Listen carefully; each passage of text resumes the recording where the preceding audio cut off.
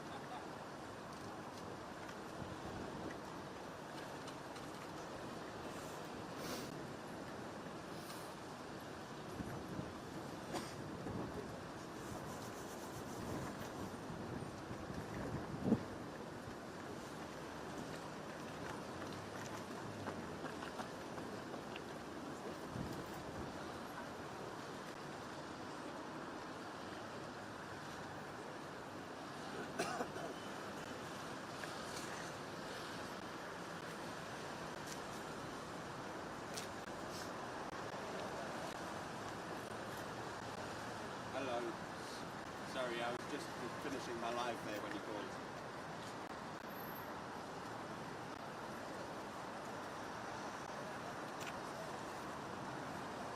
Thanks.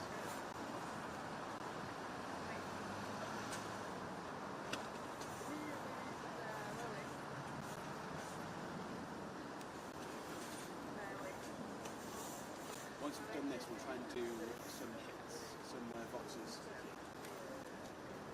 Just do them off the shoulder. You got a top. You got a top line.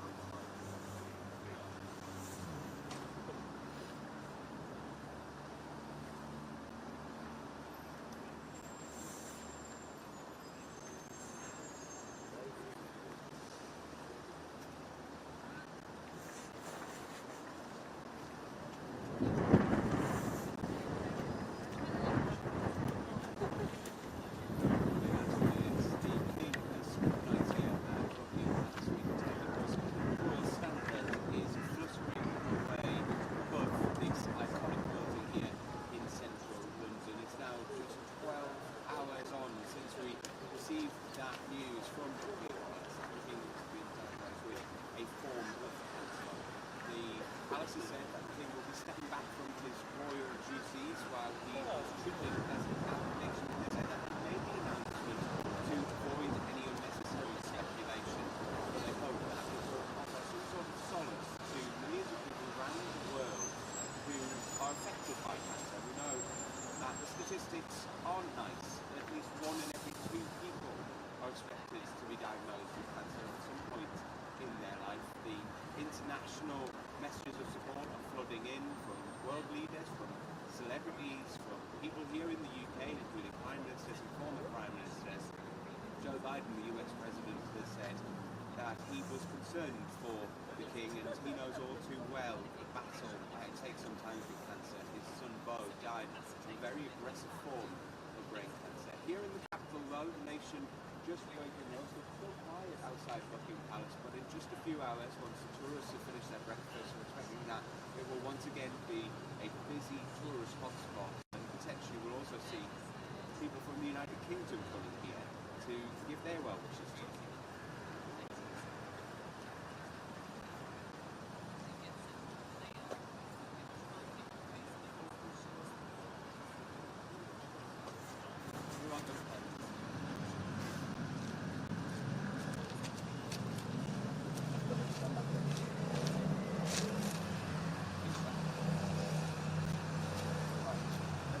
Yes, there he is. Good old Rupert. So how long do you want it to take? Top of the 8. So if we can do these in 10, we'll have them. Yeah, touch them.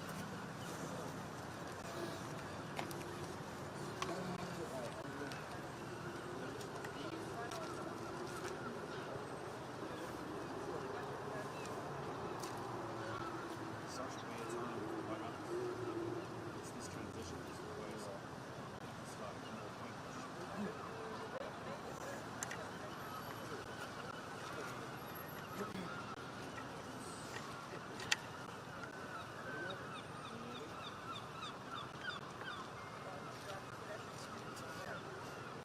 mind washing our things while we just go and get these boxes? Yeah, yeah, sure. Perfect, thank you.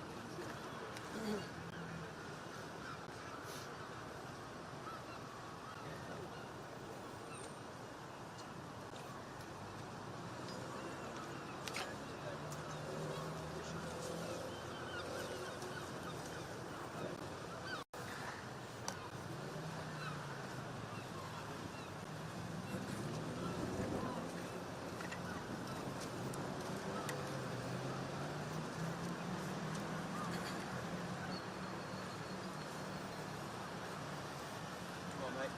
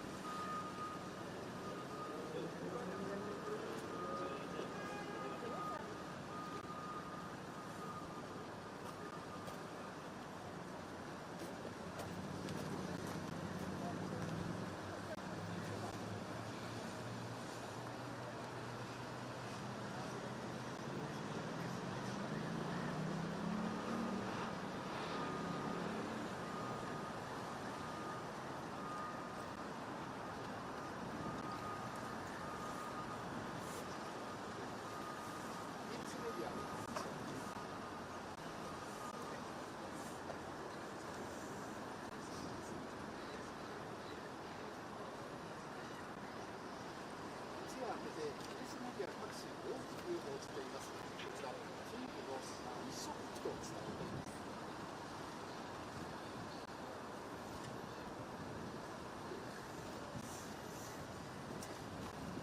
じゃあ雑貨でいいですか。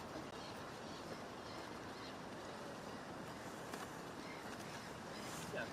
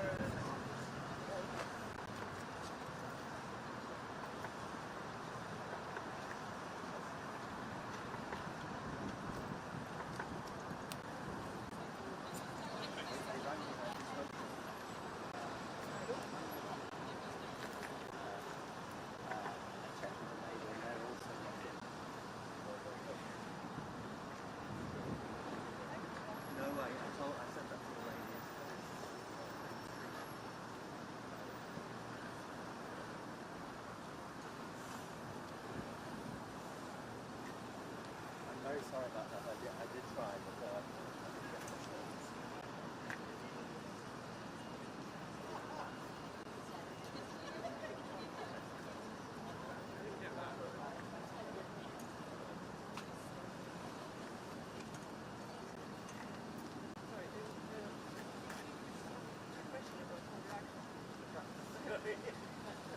Where are you from?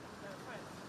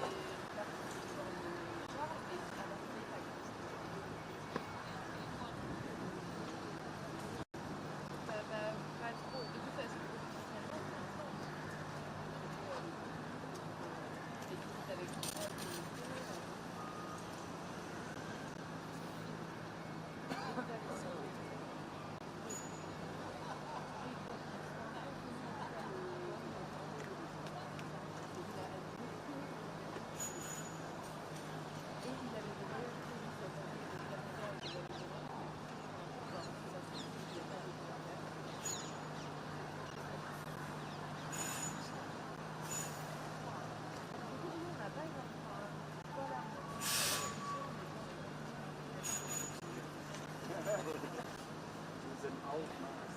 We've got my friend yesterday. Exactly like me and mine.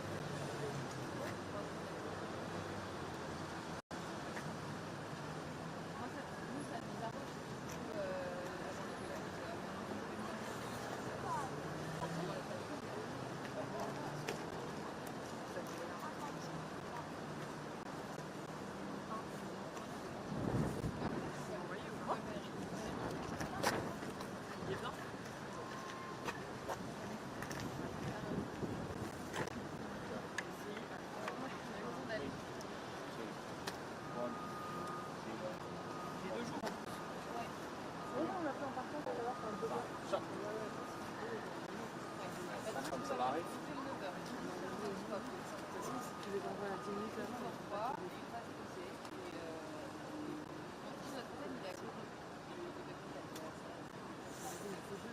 C'est pour ça qu'il faut garder le même.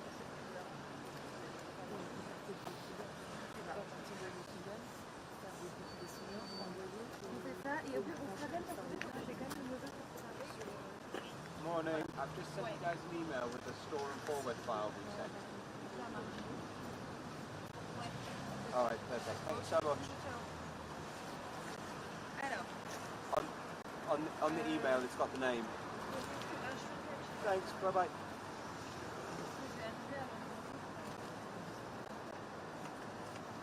Il disait quoi votre mec? Qu'il est triste. Il est triste mais qu'il est confiant et qu'il est rassuré parce que ça a été diagnostiqué tôt.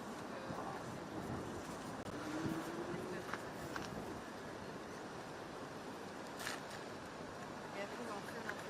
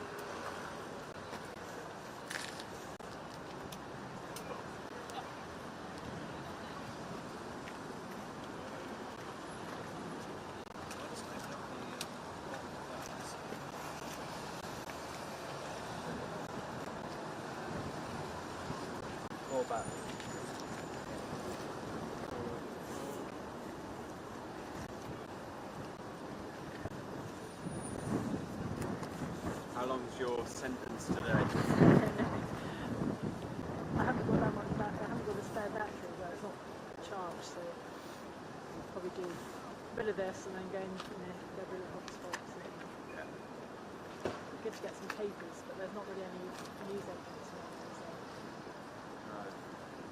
I'm trying to think Tesco at the top of the mall Right. might be a Yeah. closest bet, or along there near Victoria. Kind of good to have them like displayed, you know. So. Yeah. But Sloane Square is probably because now the Westminster one as well. There used to be one. Yeah.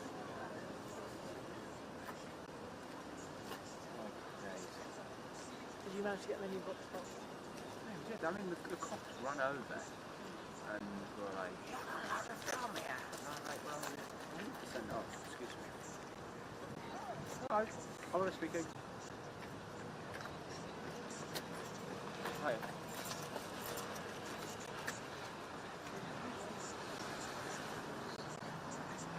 The media managers are ingesting them now, so we sent them back through a different way. But if you go and speak to the media managers, they'll know what they're going on the server as. Thanks.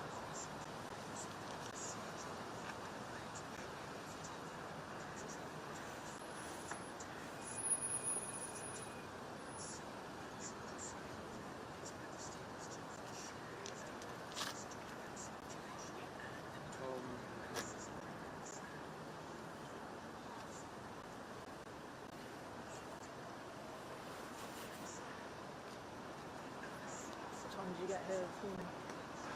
4:30. We're hit at 6. And then I'll probably be on till 2, and then hopefully the next correspondent comes. Right. Normally I do late, so yesterday I was out on the hunt for that mad alkaline attacker. Really? You know, the guy that sprayed the alkaline substance. So I was doing hits from 6 yesterday, and then they were like, you might as well just stay on earlies now. Because I was great. When we got like 40 minutes prior notification that was all going to kick off. And I was like, please do not call me back in. After I've been up for 13 hours by that point.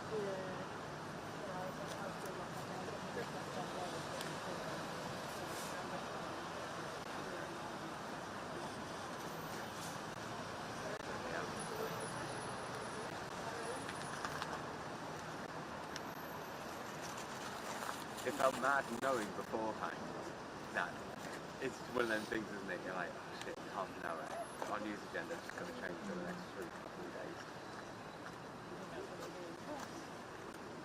Today will be like wall to wall, and then it'll be Harry will come back. If the family had any sway, they should make it so Harry comes back today. But I imagine Harry will probably do it tomorrow, so it keeps him in the headlines when we're there. And then that's Thursday, and then they won't be able to help themselves because Friday will be next. So tomorrow's Wednesday, isn't it? And there'll be a day of coverage Thursday, and they'll be well, we might as well do a bit on Friday, and then hopefully. I mean, yes, like, I guess it's sort of ongoing, but can't have it.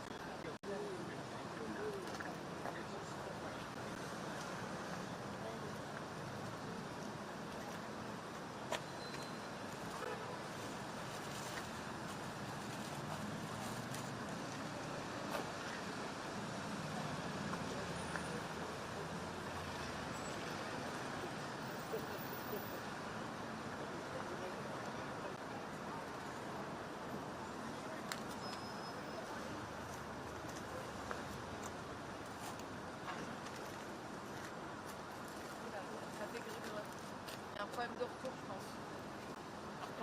Ah.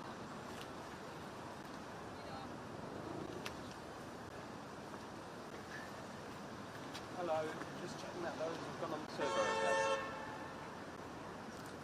Can you just email me the name, the full file name, so that I can pass it on to the editor? Thanks, mate. Bye-bye.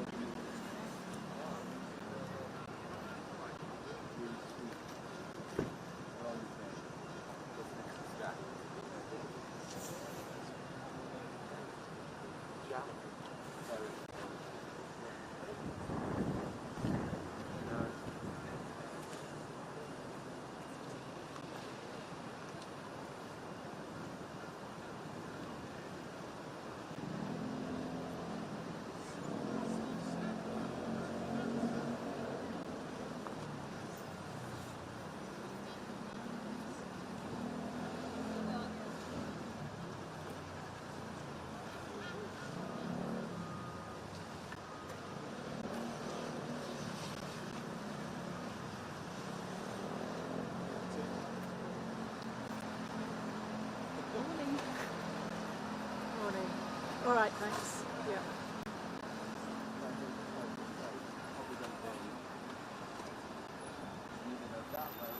Yeah.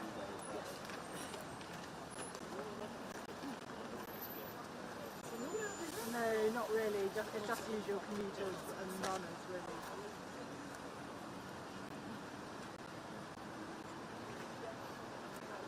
Yes.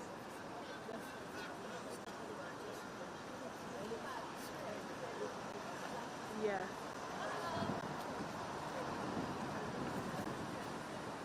Yes, yeah.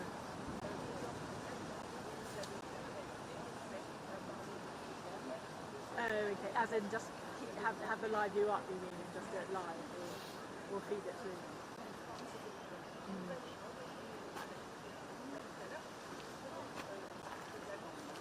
Yeah.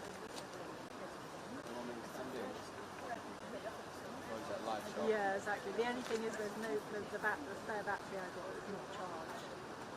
Then, yeah.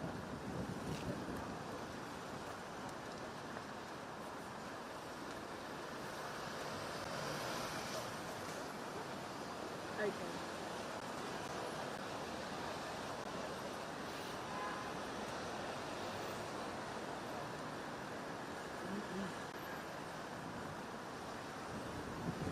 I know. I was thinking that as well. Yeah. Because I will. It's on all the papers. So the only place really to get a decent newspaper kiosk is Sloane Square. Yeah. Now, at this point, you just look down at all of the international cameras. Yeah?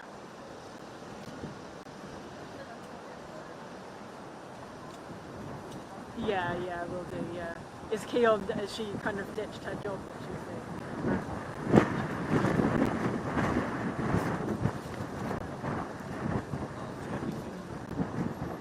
Okay. Yeah. Okay.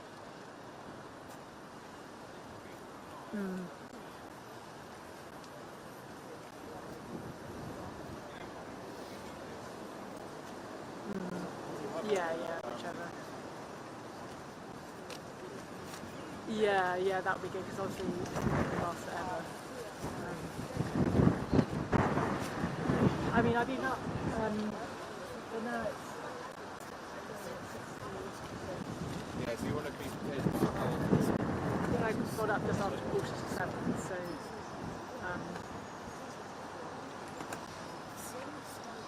Yeah. Yes.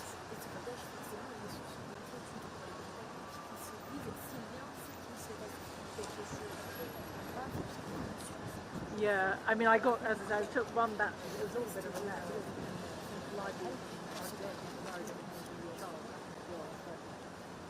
It's all tangled up and everything. So I just don't know if there was another battery there at the back or something, but at the ends. But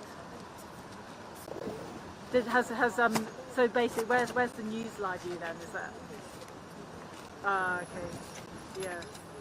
Okay.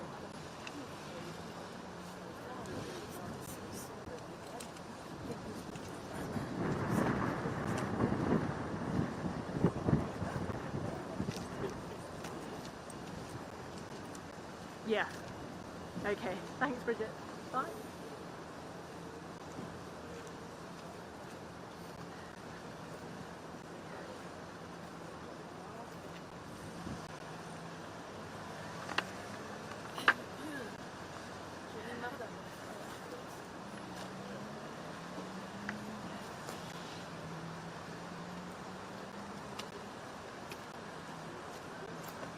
Là, on peut commencer à essayer de faire des photos stylées, mais peut-être j'essaierai d'enlever sinon pourri.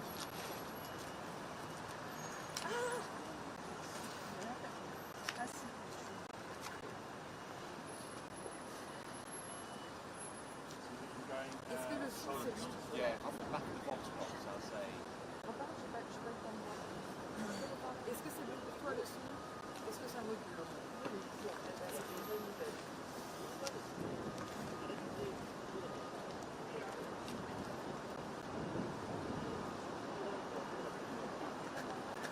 là, j'étais acculée à l'adrénaline.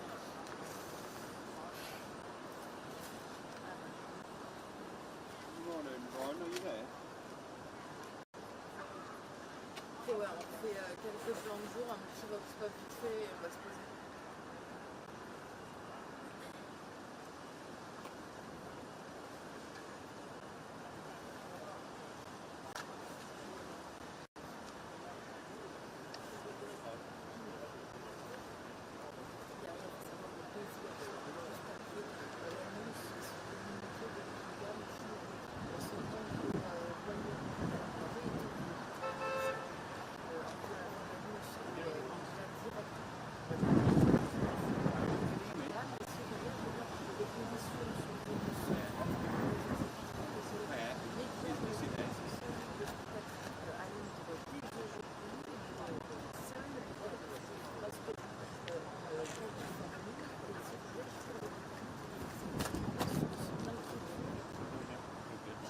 Can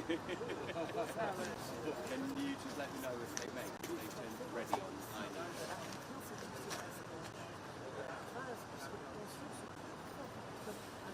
Shall I?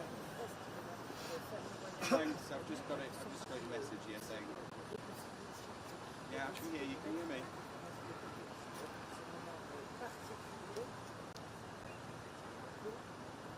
Ah, that's absolutely fine. Yeah, 2 of the boxes is fine.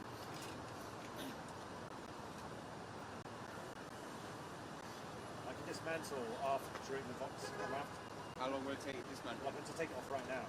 Just do it all. No, do this like this, and we'll go manual.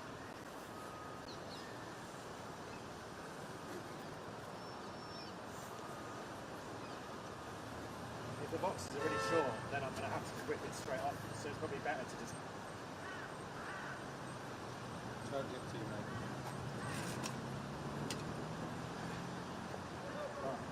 Alright.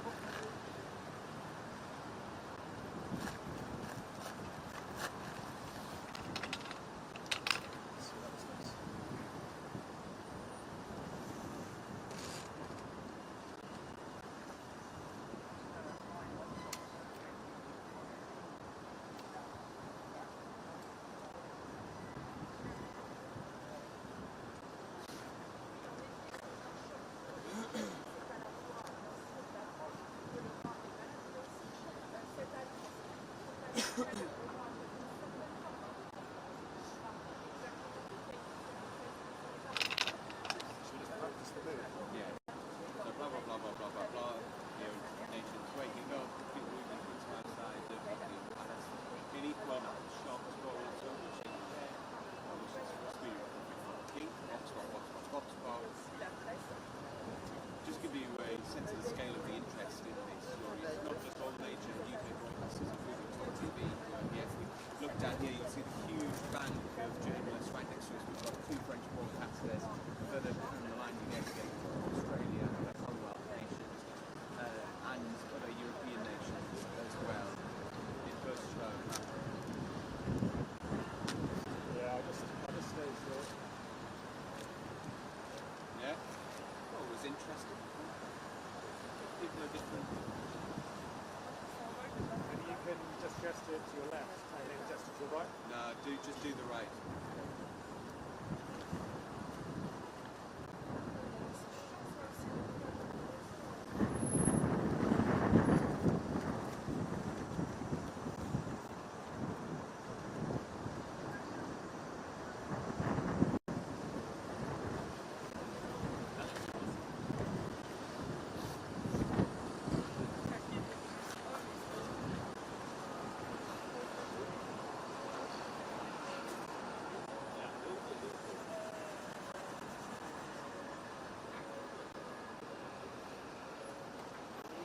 Put your right arm out and then I'll do that. I'll do that move. We're going to do a slide walk. Yeah? Yeah, just come off me. Yeah. But you can walk to like there. Yeah, okay. Mind that chair so you don't fall over. Stand by.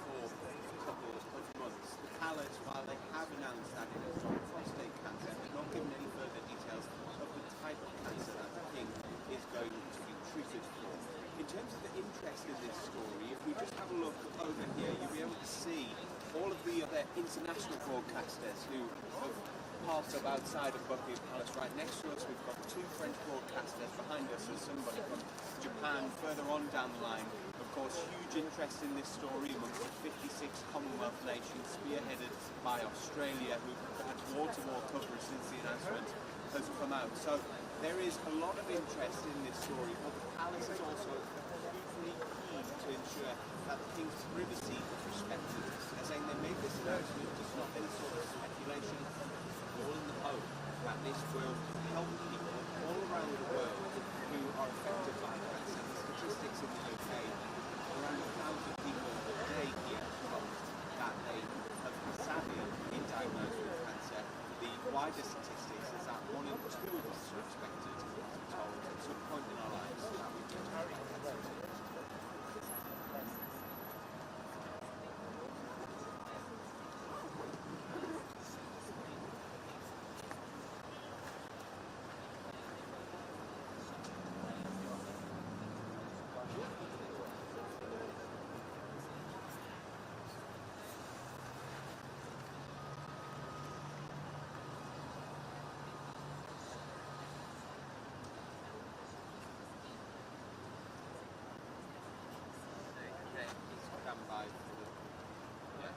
Stand by for the boxes.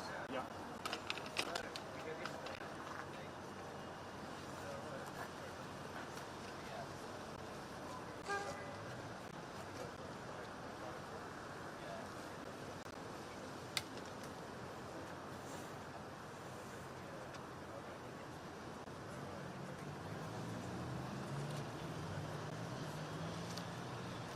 C'est la juste pas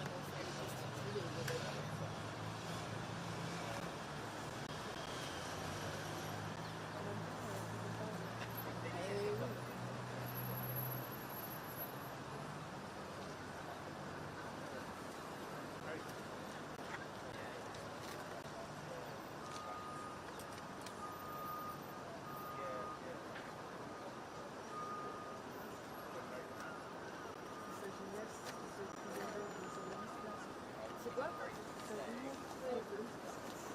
C'est tellement plus pratique. Ah mais là tu gardes les FMG et voilà. Non, c'est pas bon.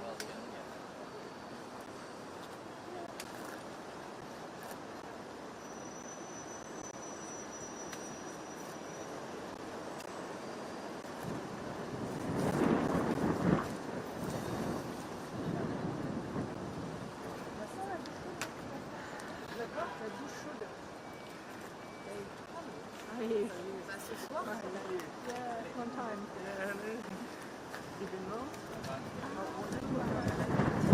quoi? Ah, j'ai pas vu. J'ai pas vu. Oh, oui, oui, oui. Non, mais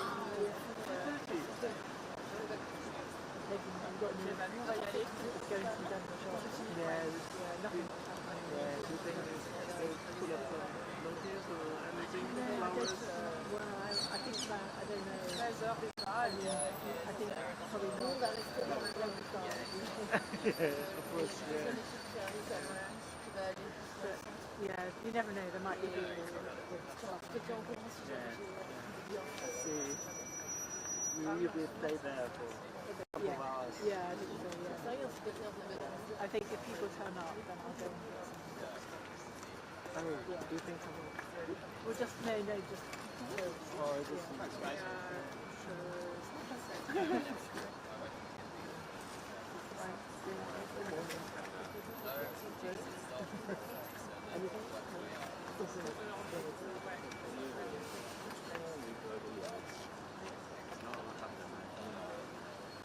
No flowers, nothing so.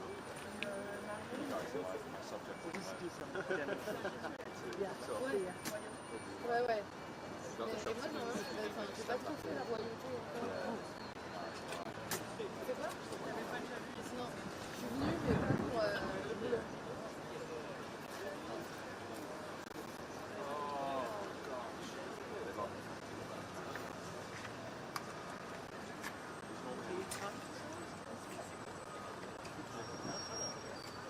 Comment on start it? Yeah, yeah. But I think so, yeah. Right, when he plays the bus. We've got someone at fucking Highgrove and he's nowhere near there. Yeah. You've got someone at high grade, haven't you? You can't really see it on the rate. I don't understand this. Highgrove, but they got really excited about it. They're like, send him there. Poor correspondent's got nothing. He's talking about fucking chickens in the last one.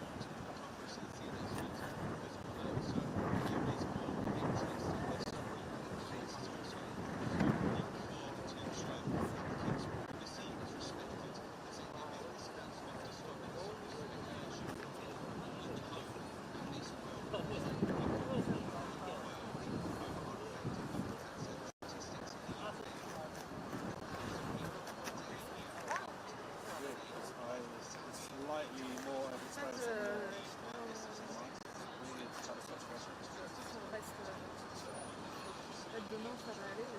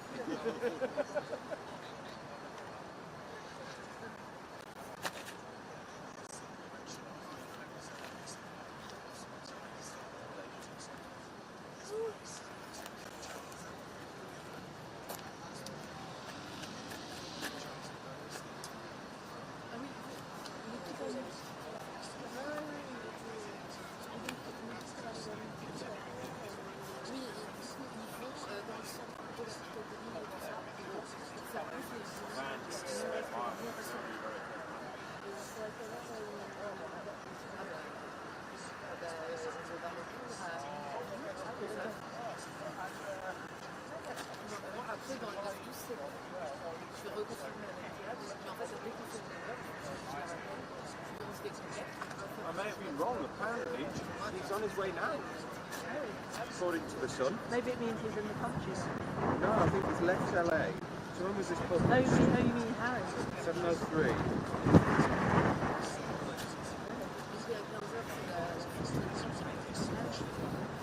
Yeah, so the Sun's got photos of him pulling up to his private terminal at LAX.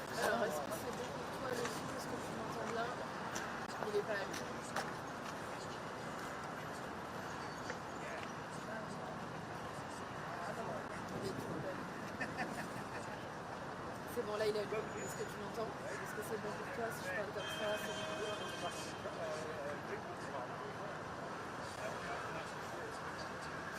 Merci de ce voir.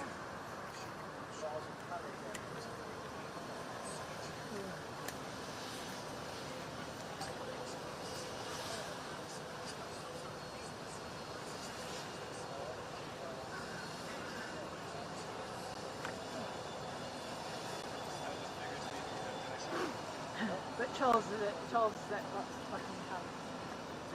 Yeah, Charles.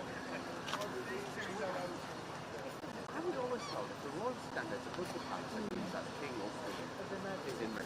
Yeah.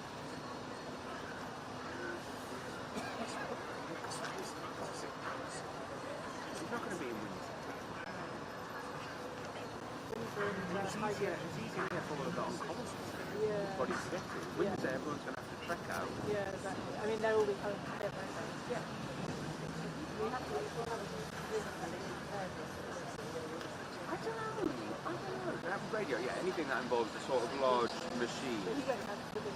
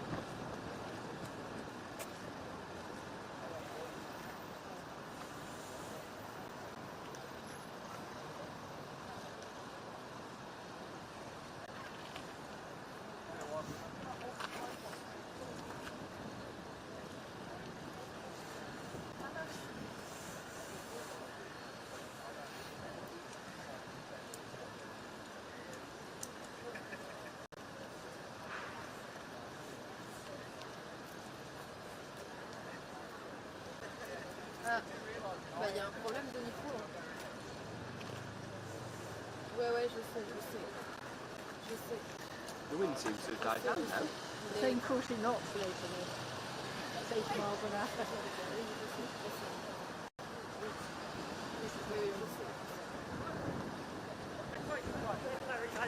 You're going to stay for your day?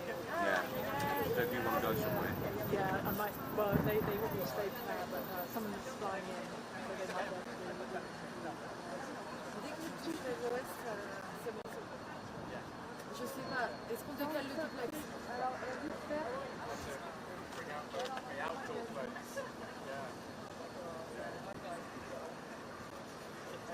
Je vais me repérer.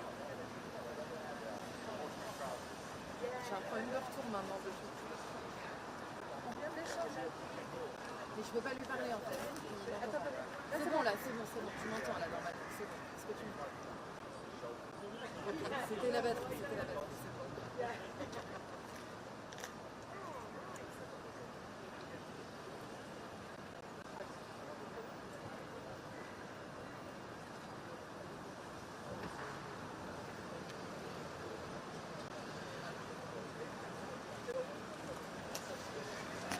Vraiment pas le retour parce que ça bouge dès que... Oh là là, c'est terrible là.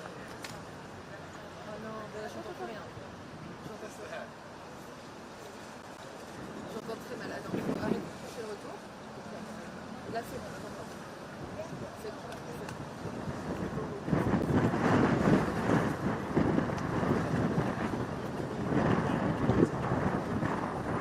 Good, I'm trying to stay on a fucking diet.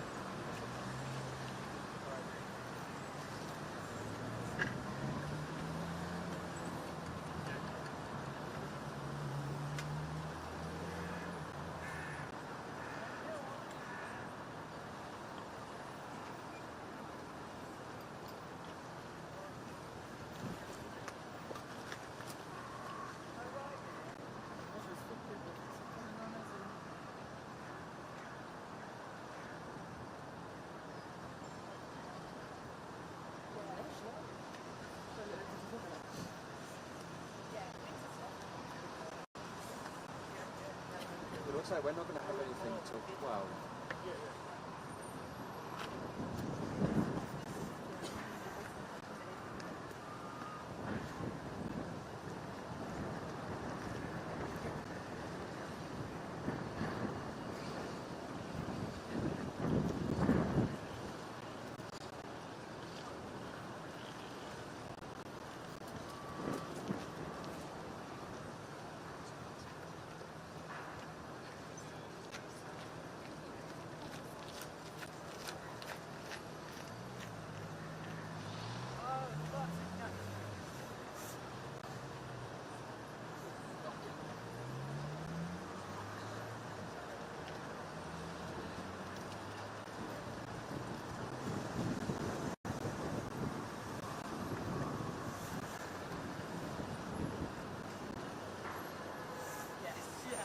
Oui, tout à fait, Elisabeth, surtout que ce voyage il a été annoncé dès hier soir, hein, juste après l'annonce de ce communiqué. Alors forcément, Harry avait été mis au courant du concert du roi par le roi lui-même avant l'annonce du cas. C'est ce qui dit le palais de Buckingham. Les conditions du voyage sont tenues secrètes encore en ce moment pour des raisons de sécurité, mais selon les médias britanniques The Sun, il devrait être allé dès aujourd'hui pour voir son père. Il devrait voyager seul. Depuis Meghan et ses enfants resteront en Californie. Et puis ce voyage, forcément, pour les Britanniques, c'est aussi une source d'inquiétude. Ce qu'ils se disent, c'est que si Harry vient, c'est qu'il se passe peut-être quelque chose de grave, puisque les tensions sont toujours fortes entre Harry, Meghan et puis le reste de la famille royale britannique. On ne peut pas parler de réconciliation, mais en tout cas, on sait qu'ils mettent leurs différences de côté pour ce moment compliqué.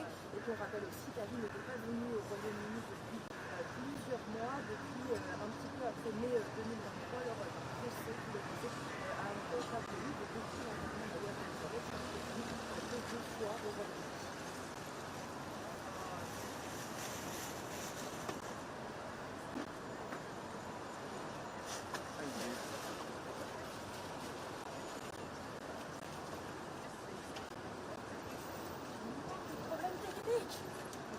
Bah, j'ai tout le début, j'avais le retour dans l'oreillette, je m'entendais. Et le tout, franchement, c'est concentré.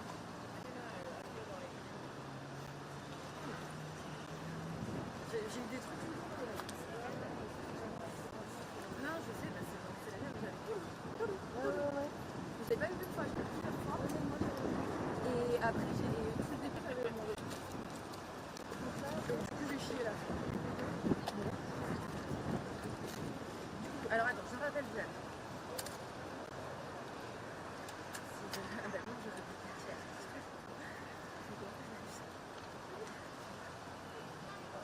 Je vais peut-être se remettre. Mais c'est tout, il y a pas moins. Et quand tu fais, il y a bien. C'est 10 minutes par heure.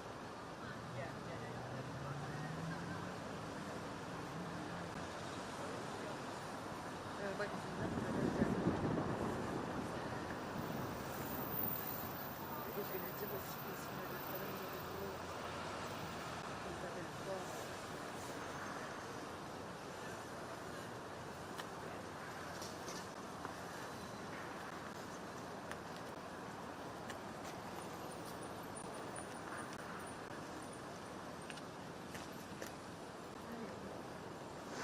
People are going to be loud and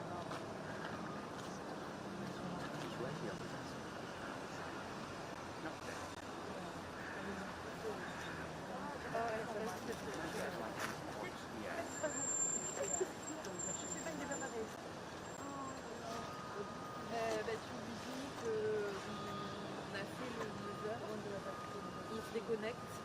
On a fait le 9h? Ouais. Ah bah oui. On a fait le 9h. On se déconnecte.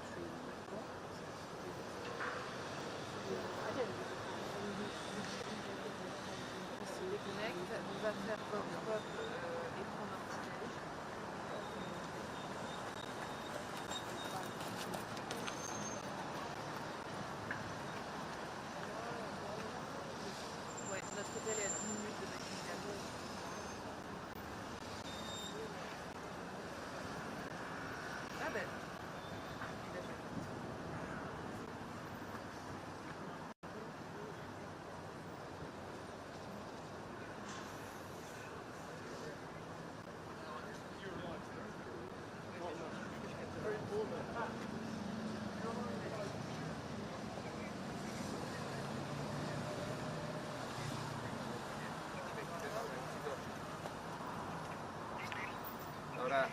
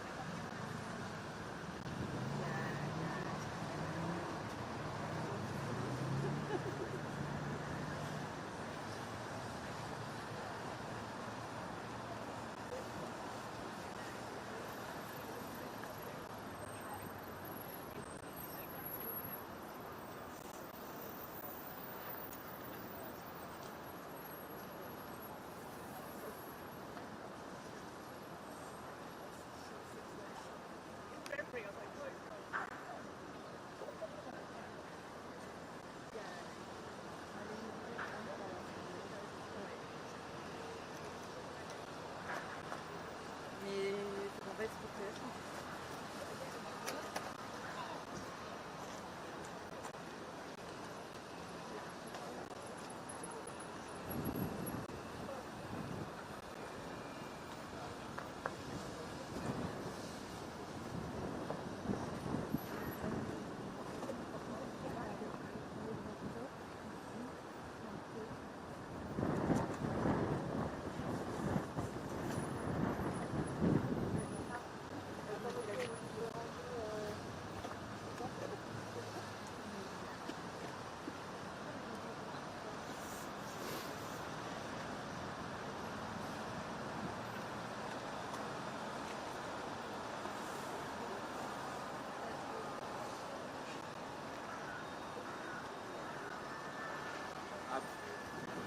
Semi-cursed us by offering to do a package.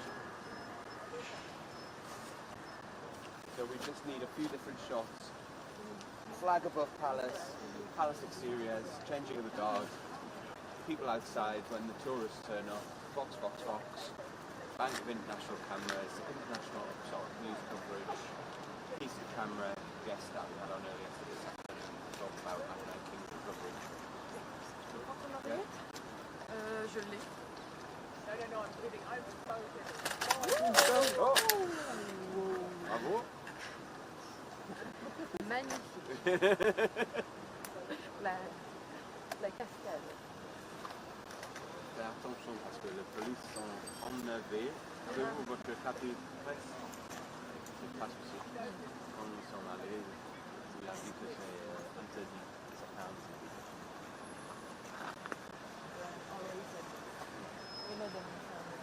Yeah. I used to be Paris correspondent, so I know. Your police are even...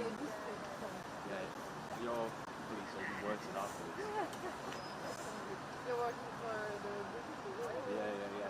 But in Paris, I worked for an American news agency called Feature Stories. And I did all of the Gilets jaunes.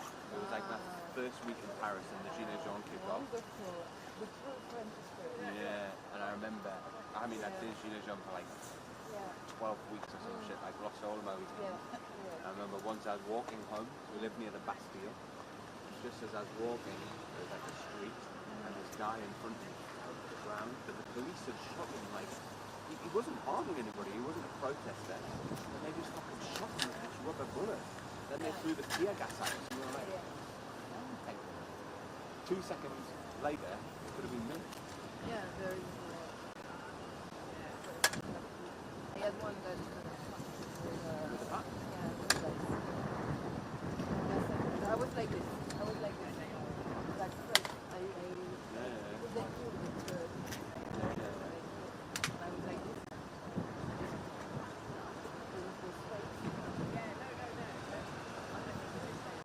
I saw them like signs. I remember the woman in Marseille, she died when they threw the gas canister into her bedroom, into the house. Yeah.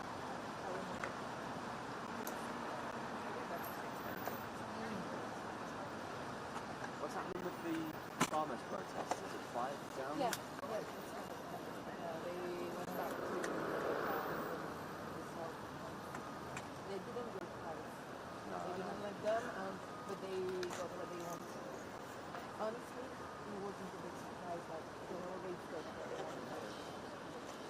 very different from the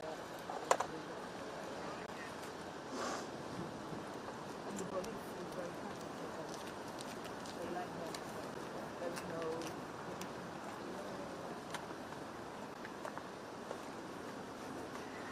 Something crazy like France, because you've got the whole, we don't believe in religion or colour, and so we don't take any statistics on colour.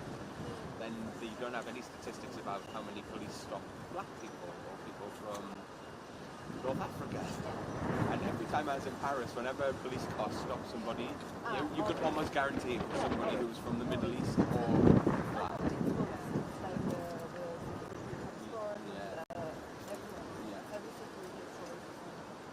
But then you can't show the true scale of the problem because you don't have the statistics to show the true scale of the problem. So the police can just go, oh no, we're fair. there is the BDF, the police. Yeah. There is a lot of complaints, but unless there is like someone say somebody down, they're gonna like investigate all the time. Yeah. And they did the police. Even look what happened after, you know, there was the black guy that was threatened by the police and they caught it all, the guy who was doing a podcast. And it was all caught on camera, a huge media storm. And then Gerald Darmanin was like, you know, we're going to stop the strangleholds. And then the police threw their fucking handcuffs on the ground, which was ridiculous. And then Darmanin was like, yeah, okay, I'm sorry. You can The latest one is Jewish woman, like 50 probably. Yeah. There is video of her using this in the police station, like, and they the way are making it for like and so they the way that they put it, she's on the ground, they Yes, I think. and everything is okay. and still nothing will happen. Yeah, and nothing will happen. Maybe again, intervention for and the guy that gets raped by the back, the other day, and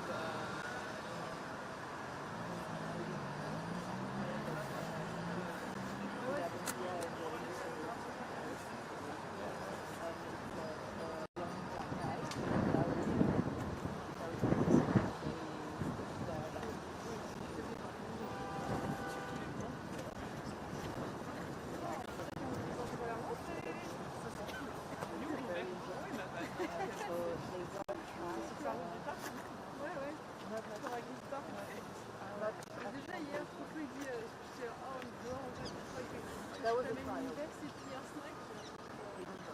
And they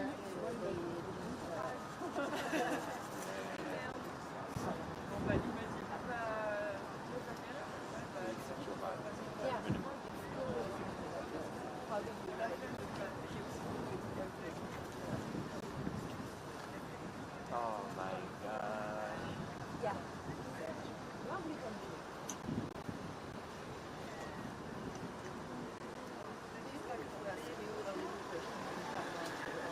Got to get them issues because we're very sensitive, and so they're really sensitive. Let me Depends on the see what the press office building says. I don't mind doing them. yeah. It's just one. It's okay.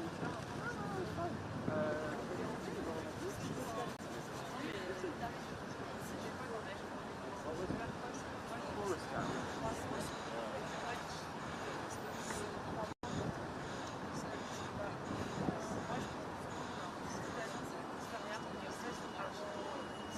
Come back to me in like 30 minutes and I'll have an answer. We're gonna ask if you can run. Yeah, yeah.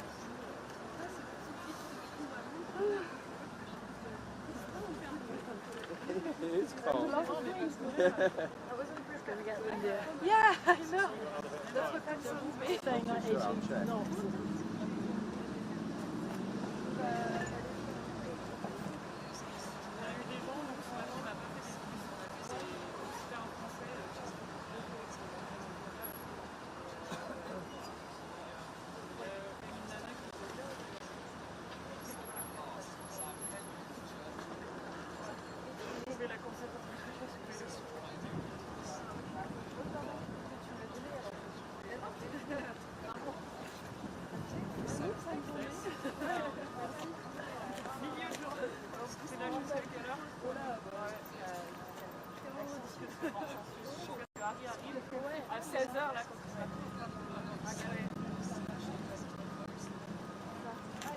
Franchement, comme ça, on le fait ici, comme ça, on va essayer d'analyser là.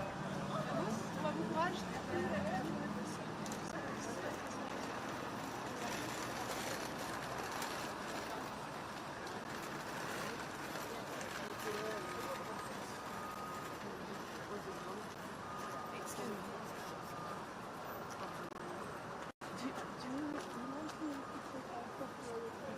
We're going to stay here. See ya. All the world's leading had different sounds. When you were there, the coronation was the same as it You're welcome.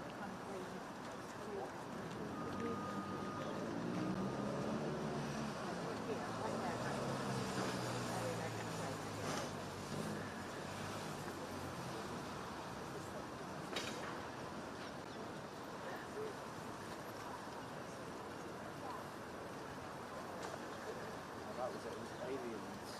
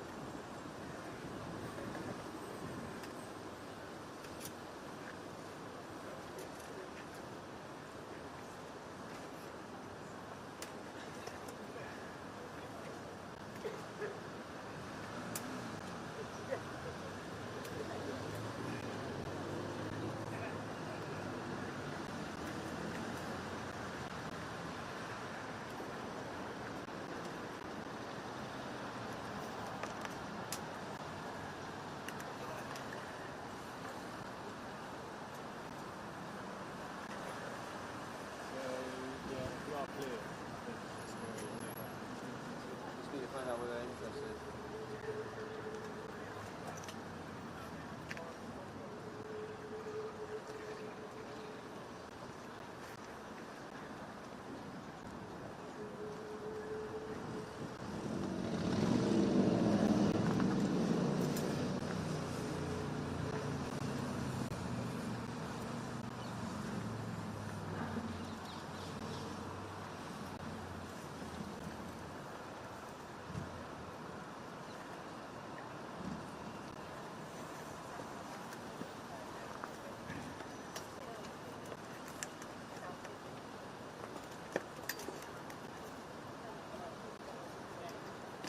Hi mate. Yeah. Outside London. Hello. It's all don't worry, it's all fine mate. Huh? No, yeah, it was a Charlie question, but it was just if who was the head of the press, it was James Palac. Did you?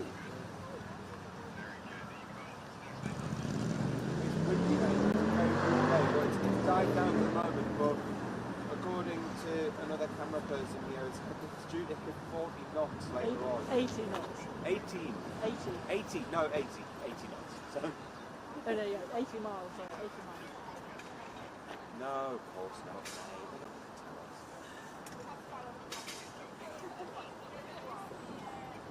I think that's kind of why they were okay. So I think you can do a blood test for cancer and So I think if they've taken his blood, then there might have been a mark there that was something wrong.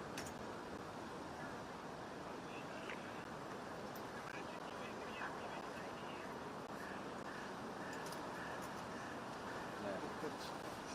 Anyway, so you're on loudspeaker. I'll speak to you in a bit.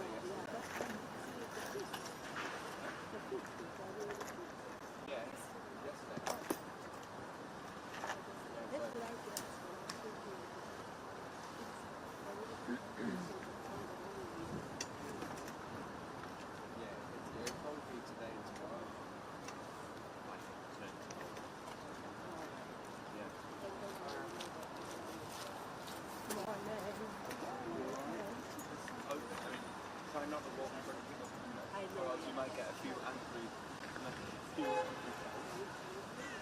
away from TV. Yeah, I know. Social stress.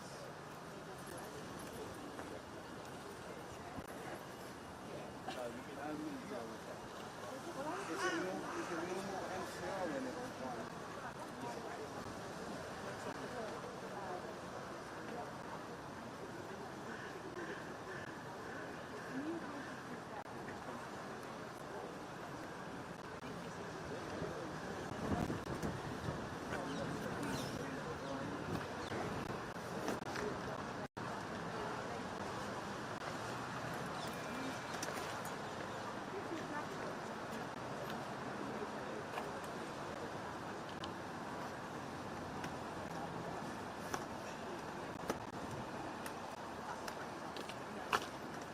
Sorry, mate. There's another crew here. There's another crew here who've just arrived to get boxes. Just telling you, if they come back and they have umbrage, there's another crew that will plan to just say. We're literally doing a hit at 9:15 and then we're leaving. Alright, cool. We're not. Either way, I was just giving you a heads up, mate. I'm just giving you the heads up. Is that their bag? Yeah.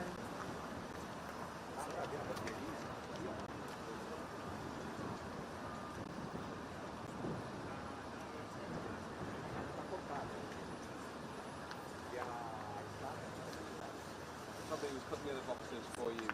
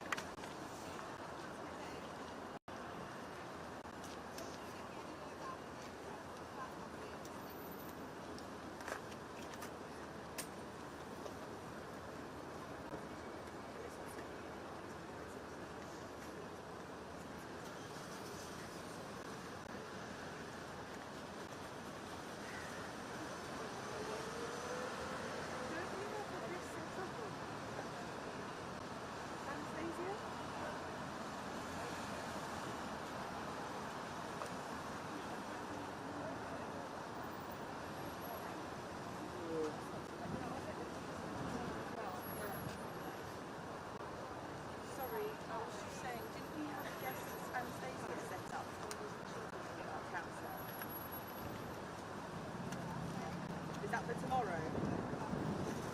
Oh. Yeah, yeah.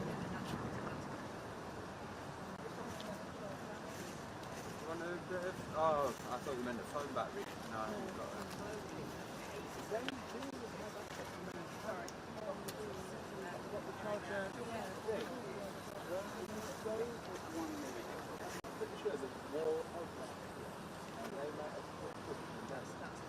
They'll either be running up their diesel jennies or the mains, and just say it's an interest and just use one of the wall plugs.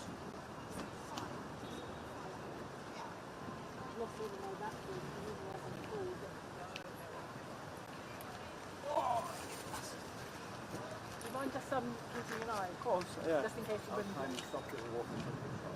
just in case the wind blows.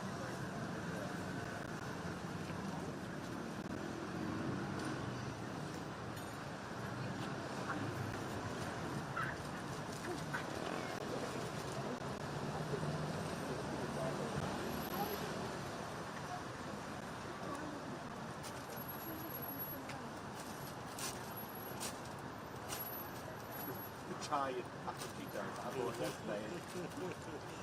Almost finished. Oh, there's when you get a whiff of that. I know, proper feet. Proper feet.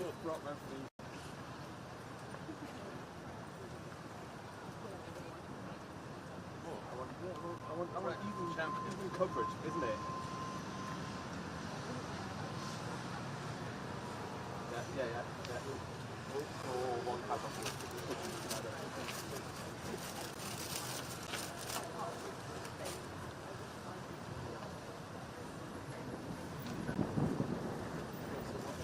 So like that. 9 o'clock.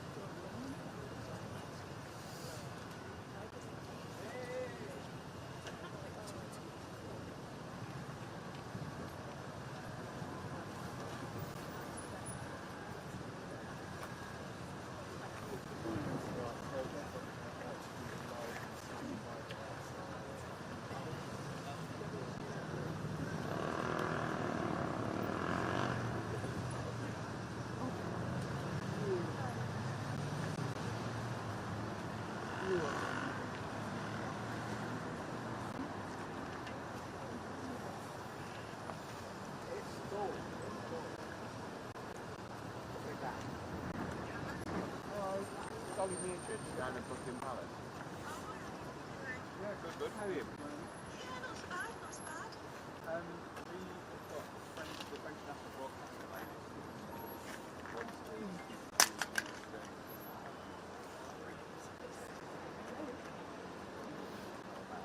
I just wanted to hear it with you. I don't know what sort of culture you've got about the broadcast there.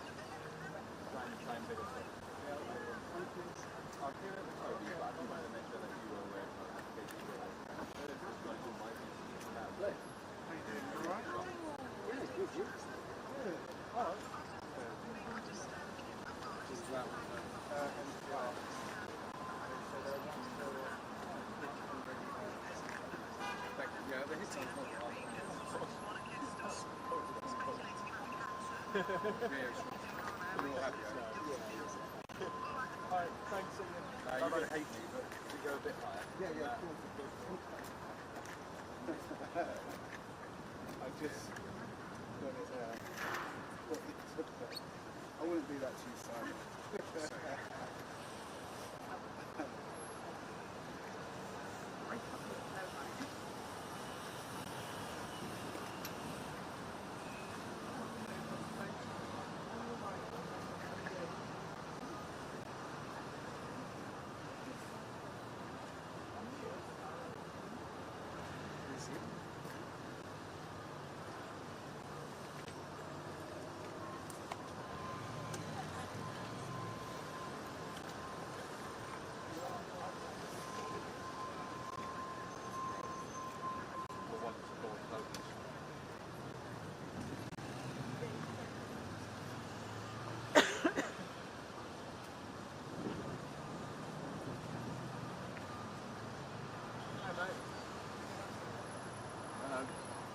I've just spoken to Sarah from our PR team.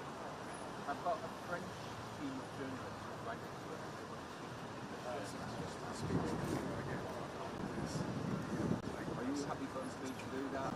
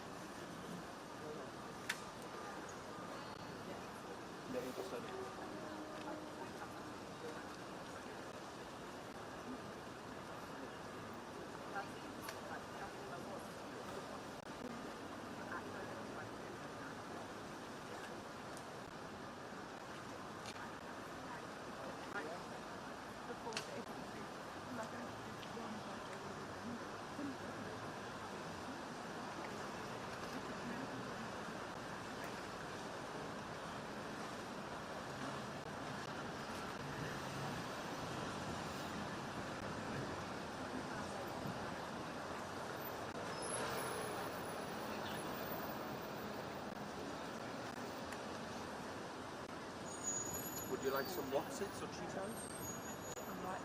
Sure. We do the hot chocolate. I do with the weed, and now there's a lot of people around.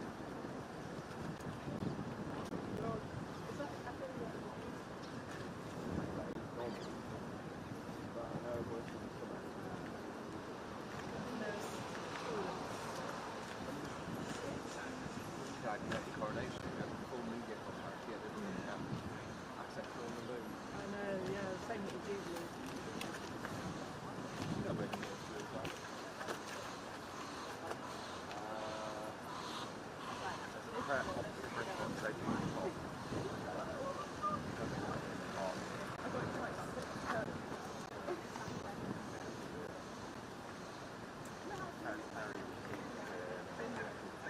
Well, the pictures show daylight.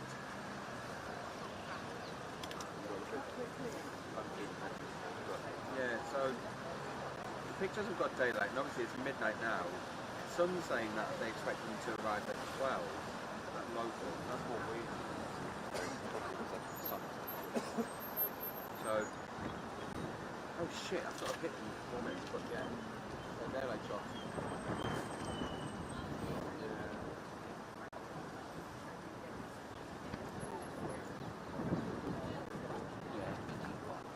You don't want to be standing at fucking Heathrow waiting for a jet. Rather be here. Sorry mate. You forgot the time.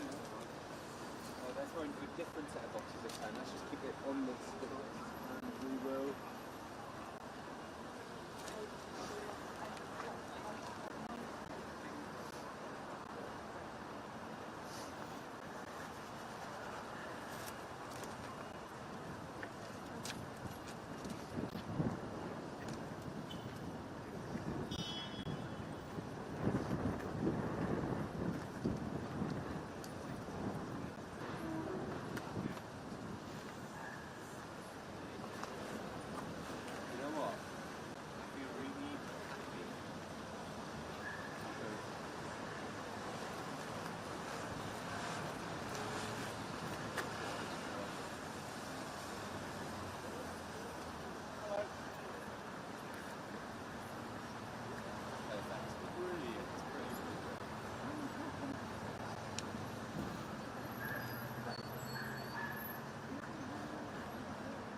So Nick first, then me. Just me. And do you want me to steer clear of these press reports that Harry's on the way? Just... Alright, cool. Okay.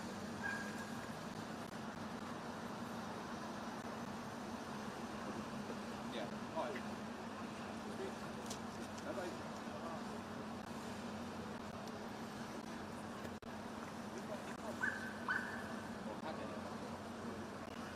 There we go. Voice of the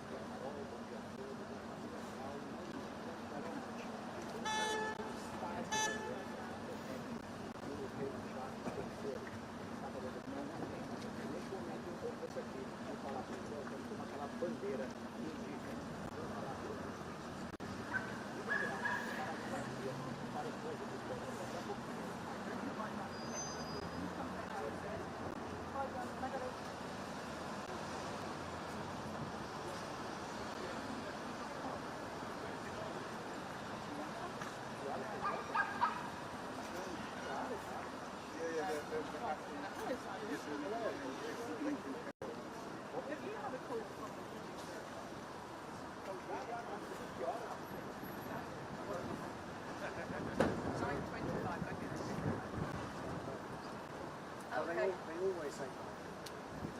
Whoa, yeah, they got us there earlier. Go on there. How you doing? Just the King's.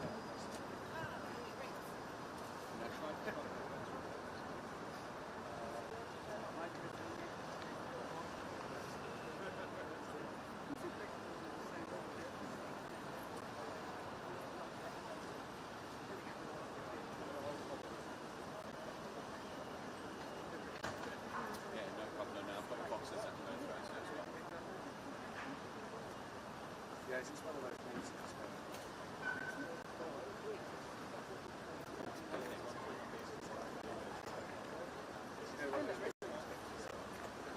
Well, I just had to cut the car for the last 10 minutes.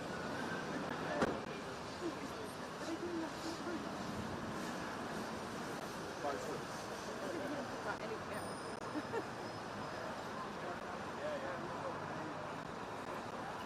We are doing a YouTube work on Sunday. Oh, okay. So I was told you were shooting down stuff. mostly it's big. I mean, I prefer that.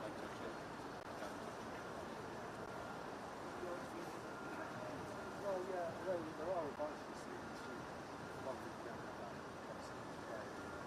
Yeah, I thought that was a really good point. At one point they were talking about bringing you in. I was like, that is not a smart move considering we had issues with they didn't think tech-wise we were nearly going to get Cathy up. How come you've got a longer word today? Oh, smart. Okay. So yesterday I had to carry the library here because we had 3 inch leak. It's not fun. And then you were like, I'd hold the light, and I was like, how do I get through you? Everyone to hold the light over there. So Dan is doing it. It's a normal day. I mean, there will be tourist periods.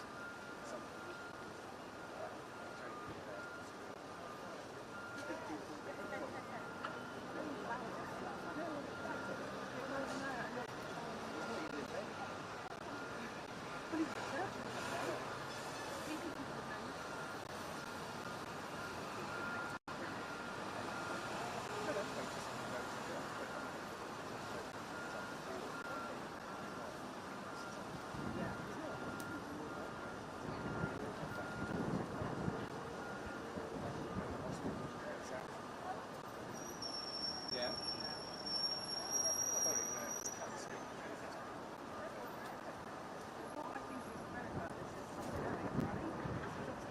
It's all right. Let's just leave it.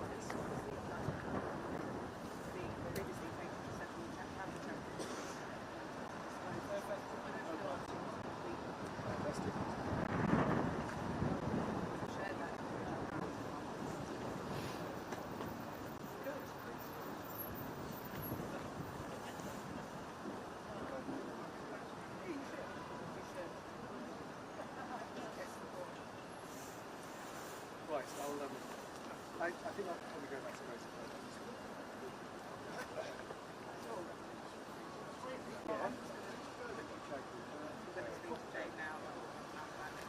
I don't know. There are they sound like Yeah, they might actually. I'll find out.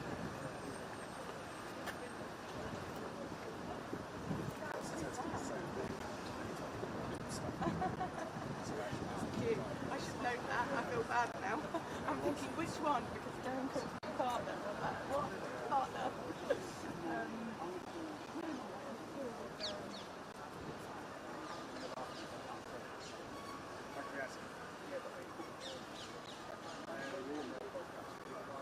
very hard one to catch. Based off of that,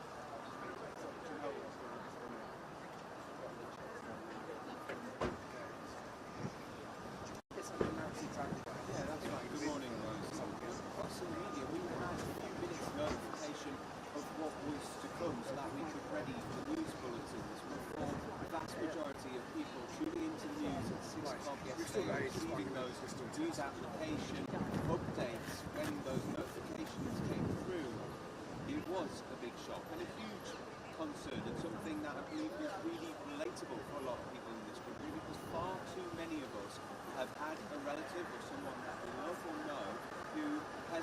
go through the battle with cancer.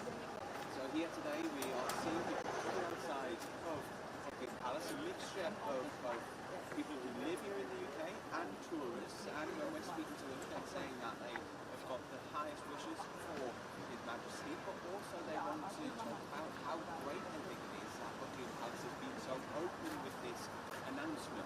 Palace revealing that the King has got a form of cancer. They aren't going into the specifics of exactly which cancer he will be trying to battle, but they say that the King as a result will be absent from his royal duties for at least the next few months as he undergoes treatment as an outpatient. He's also going to be passing over some of the responsibilities to not only his siblings but to his eldest son Prince William. Yeah, it is, yeah. He's not only going to be standing up and acting as his father, he's also going to be taking care of his wife, the Princess of Wales, because she was also undergoing treatment at the same time that the King went in for his enlarged prostate operation. We've heard as well from the head of the Macmillan Cancer Support Trust, who has said that the King has been a patron of that charity for decades, and so she says her charity will be there, standing right alongside the King, just as he has done for that charity. The statistics surrounding cancer in the UK, 1,000 people every day in this country are told that they face a battle against cancer. 1 in 2 of us over our lifetimes are told that we are touched by cancer. So this story has hit home with a lot of people here. It's hit home not only in the UK but internationally too. Huge amounts of international news attention being placed on this story. 1098 7654 321 678 910. We're at SW1A1AA.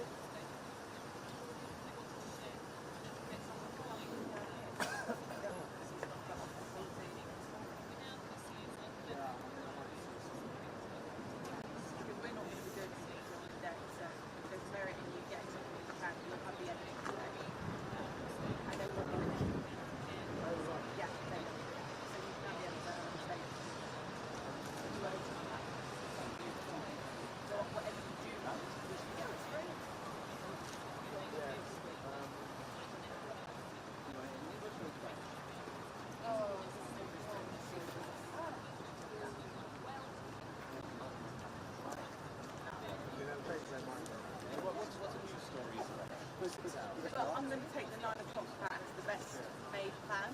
The best plan is always the first plan. Everything else you just talk yourself out of, and then you end up reverting back to square one.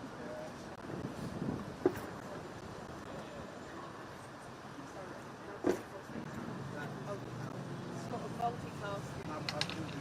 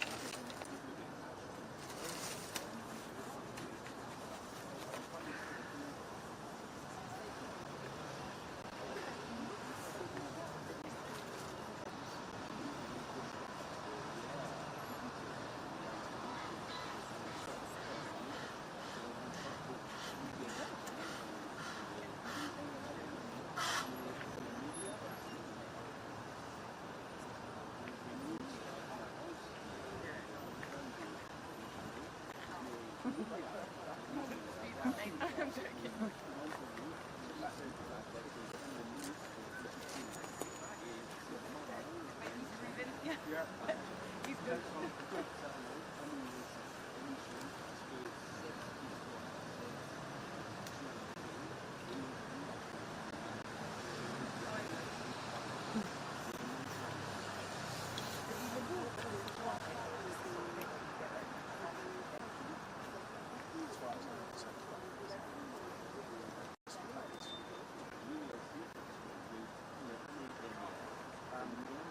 I'm going to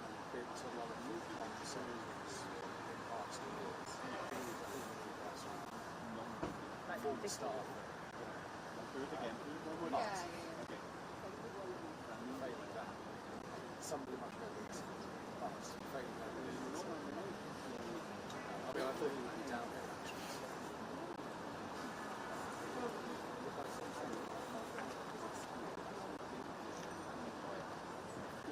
The speed you see here.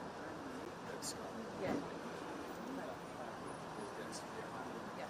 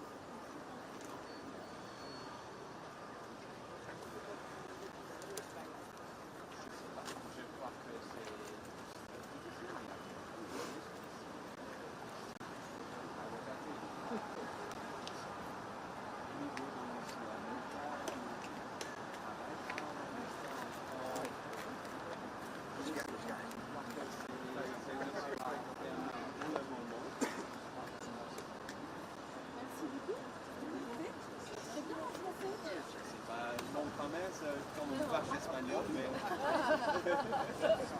My English is the same.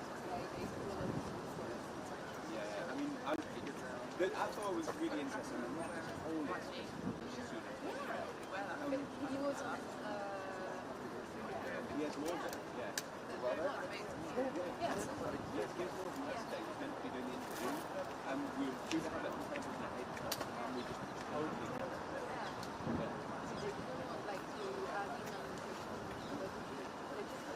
Well, we did the interview before. We did the interview last week, but we were due to have the broadcast at 8 o'clock yesterday.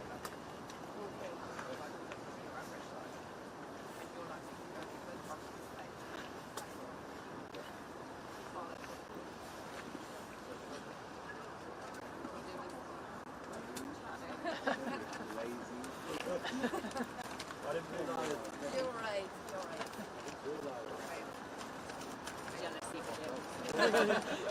What did you get? You get a coffee. You get your triple coffee.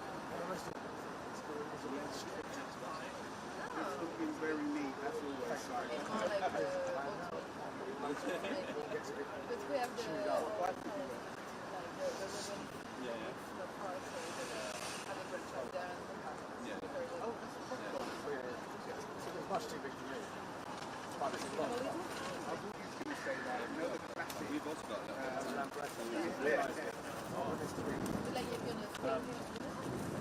Yeah, we'll stay here and then later on a different customer will come and then a different correspondent.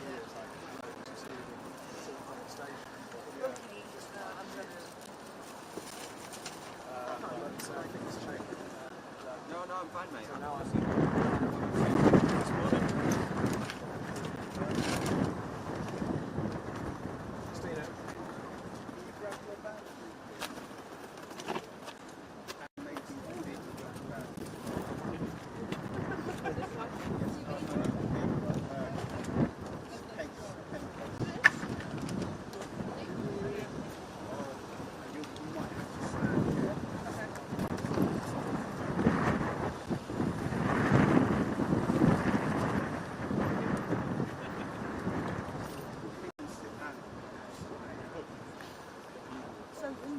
look like this as well.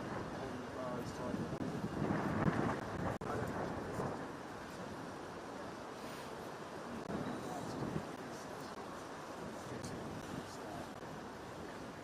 When I asked, I said to them, all you need end-wise is a lot of boiling points. They didn't specify. I assume that's what they would be chasing, but let's find out.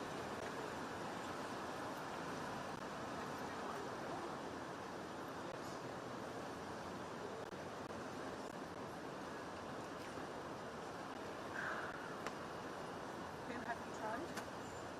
Julian Payne. He was very senior. Julian Payne.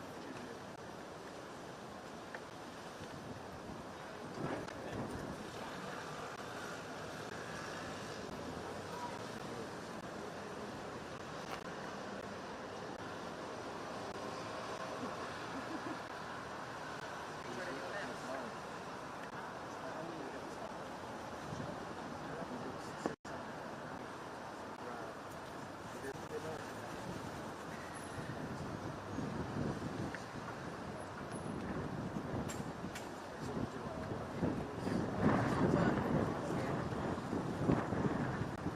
I think there's going to be a message on there saying it's a new story, but I don't think that's what it is.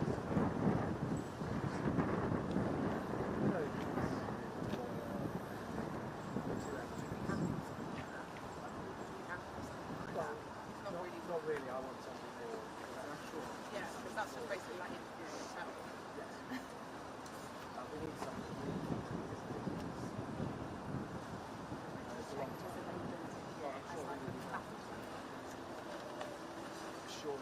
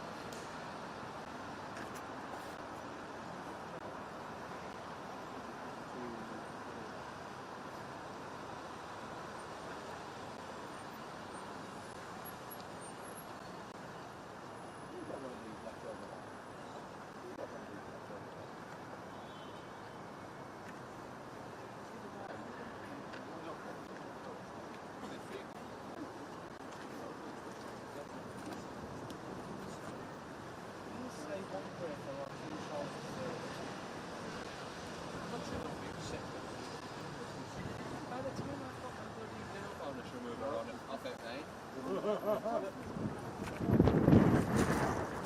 No, he came along and he placed them like every 5 meters. There was some guy, he walked in and then walked off.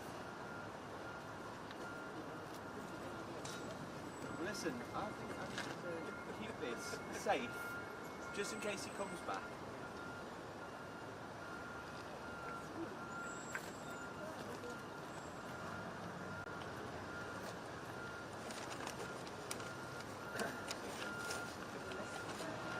Yeah,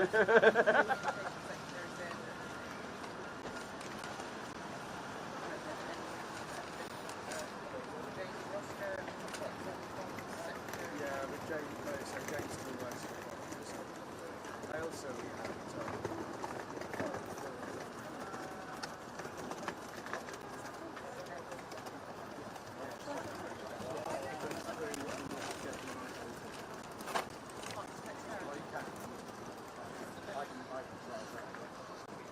we were a bit You have to tell me that, I would have just checked her number, I would have just thought, I can message her. just message her. She might say good. And if she does, I will, yeah.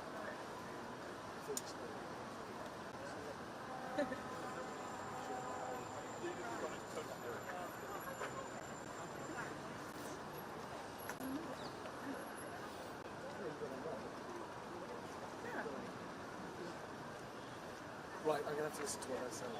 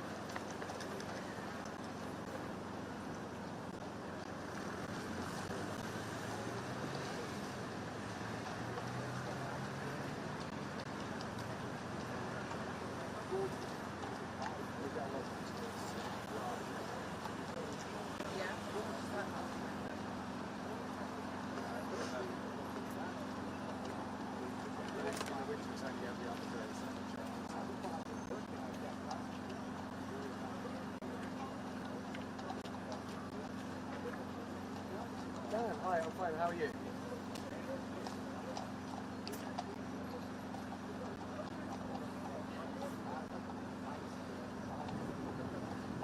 Okay. Cheers.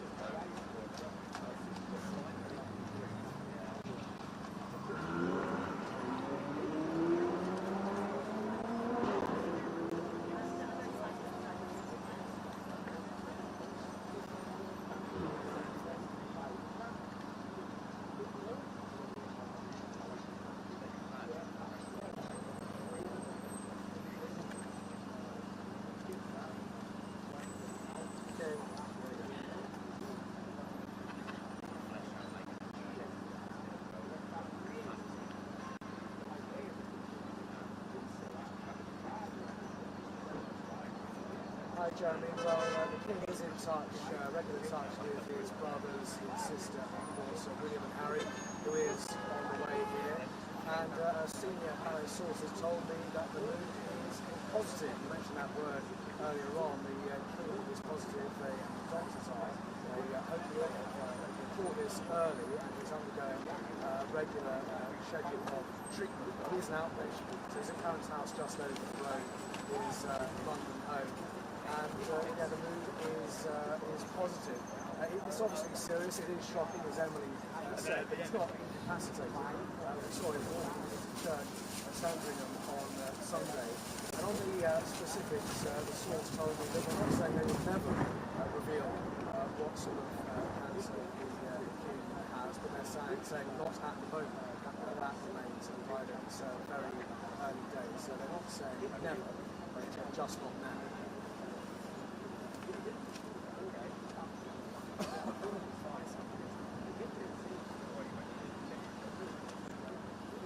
Yeah, that's right. I mean, he obviously was here, and it was literally a flying visit for the coronation in May. He took his seat in the Abbey, and then as soon as the service was over, he was back to Heathrow, and then flying back to California. There was no meeting there. He would come back here to the palace, for example. So that was very sad. They are in touch by phone. to tell him about this. But there's still a lot of preparing to go. Mainly, this is the event where that healing begins. So Harry on his way back here. In terms of engagements, Jeremy, Princess Anne has investiture at Windsor Castle later on this morning. She's in Nottingham this afternoon. William, due to return to royal engagements after his wife's stay in hospital, investiture at Windsor tomorrow. And in terms of the health side of things and the privacy, they're saying not now on the specifics, because as Albert said, this is a generational thing. The Queen and Philip didn't like to go into details. Philip was in hospital 10 years ago. We were never told exactly why he was in hospital for 7 years. And the King's father, George VI, he wasn't even told that he had cancer, even after one of his lungs was removed. So this is a very different front-foot approach from the palace. One goes back. Cheers, thank you. Not back straight away.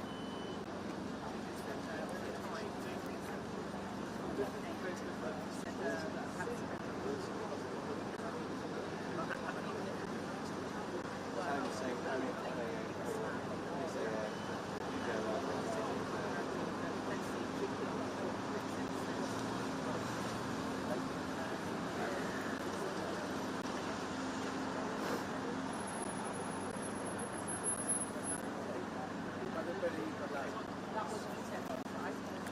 Yeah. Expect the same thing now. That's to get myself on board. That bit is how we have it. And then how it goes.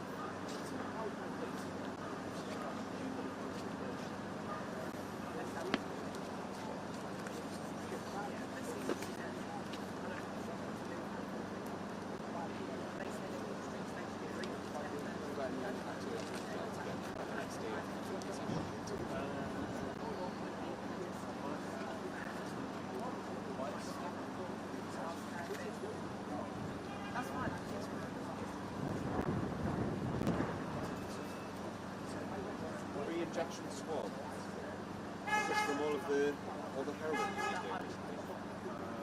Oh, I actually just wanted to be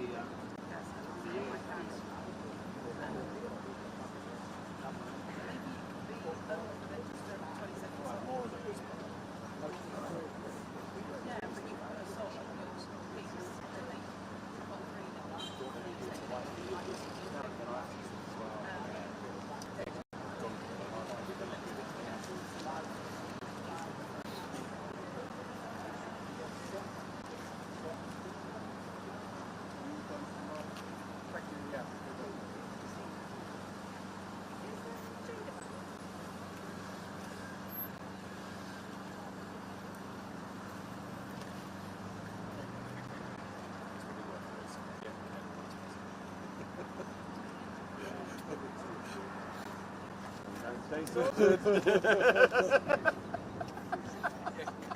can just put it in hot water, right? Come off. I think, well, it's coming off on my finger, so I imagine it's going to come off. That's the notice.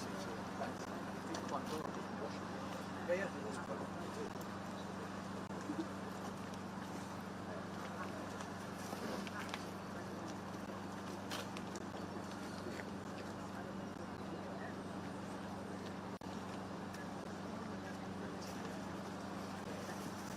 Well, there's nothing to it on the earth, but why? Why? We put at 500, which is my best.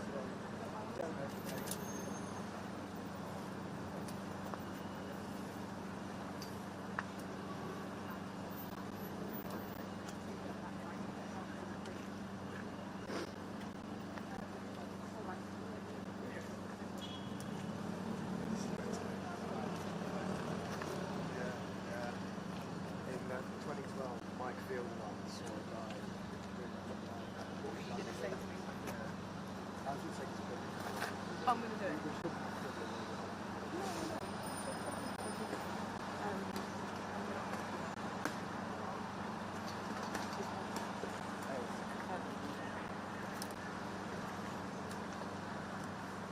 Yeah, we saw a guy doing it on the mountain. He was in the TV in 2012. It was long. Yeah, not long.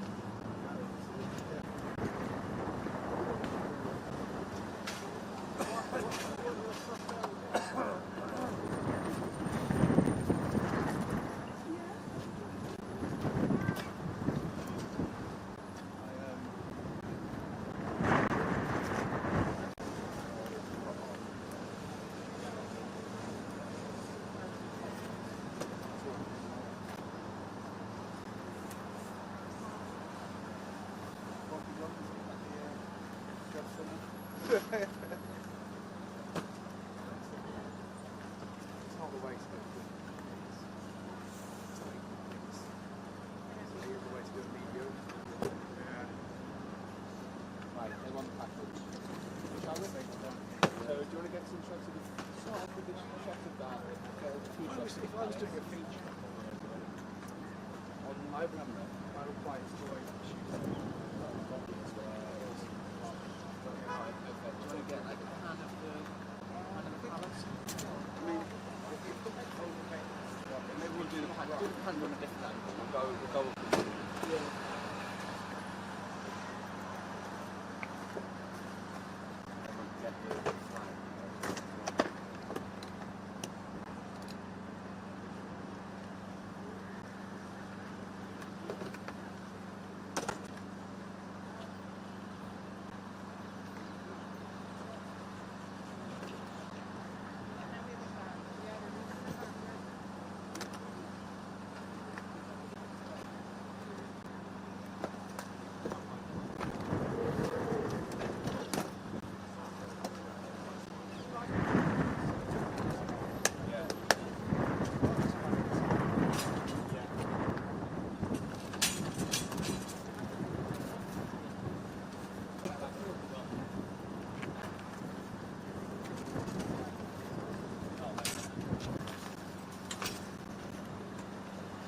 That looks like a warm jacket. Today. You can't wear it on it because it's got logos all over it. Yeah. And I think it falls foul of off. Something I'm not promoting.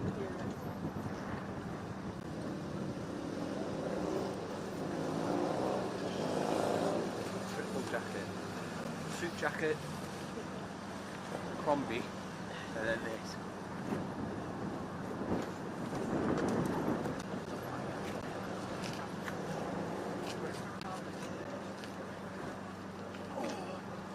Do you mind keeping an eye on it? Hello, mate. Good to see you again. Yeah.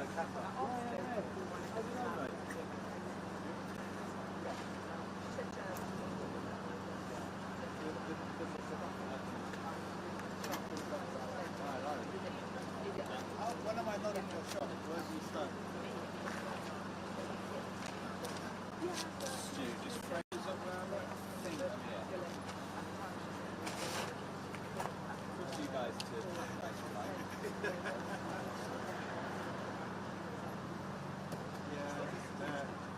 Yeah. So, from here. I'll put this to the seat.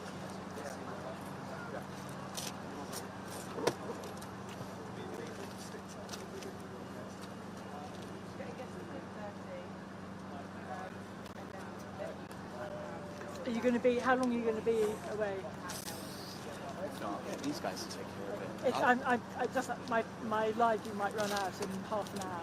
You'll have it on tourists. Just I don't know if I'll still be. Hopefully still do that. Okay. it's just Might be. Probably add a D-tag to power it up from one of mine. I've got quite a few V-logs. Yeah. And if you want to borrow it for about, Yeah, that would be great. That's No. Sadly, the battery I got was on the shop. very good state.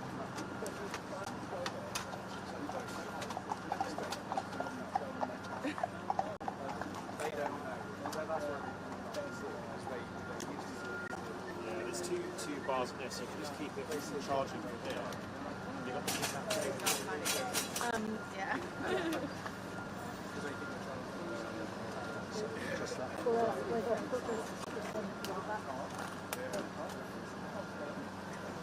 One of my friends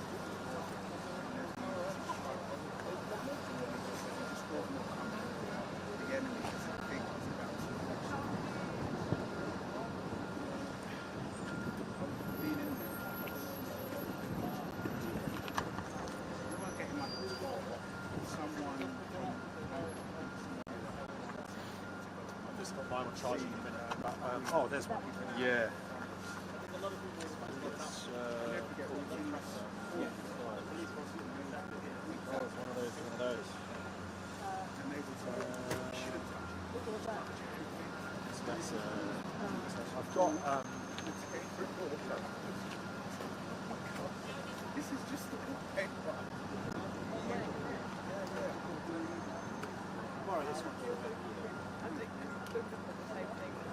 Have we got enough batteries for our needs?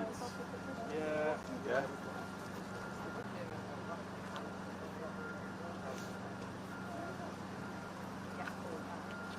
Well, I mean, we usually jump out just beyond those lights there on the Constitution Hill. So if I okay. Constitution Hill.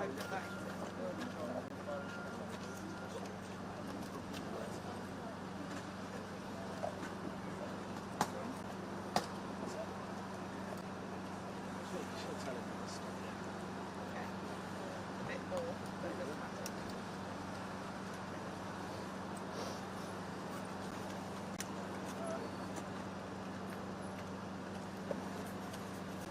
Just, Thank you very much. Helen, do you think that's a half hour or something? yeah. I think we keep it running. Probably give it about another 20%. So I don't know where it's sent out. Is it turned off? It's on. Oh, okay. Oh yeah.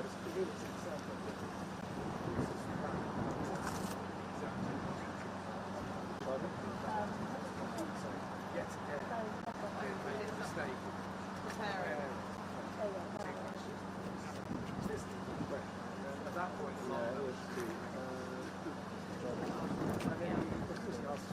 Yeah, should keep it going for at least, I would say at least 20 minutes, half an hour. Yeah, thank you. We'll just go and get some more interviews.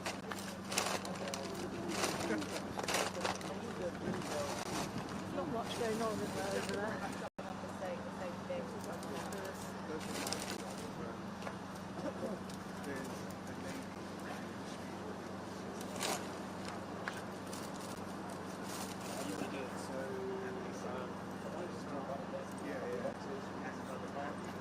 I'm alright. I think we might just use the boxes from earlier on. It's just the B-roll that we need to get. So I might get these rusters.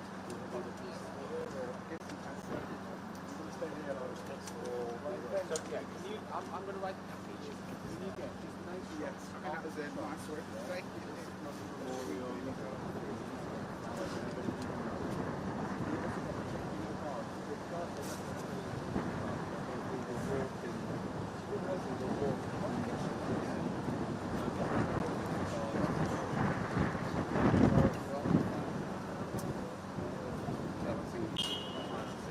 And then when you come back, shops if it's natural gas.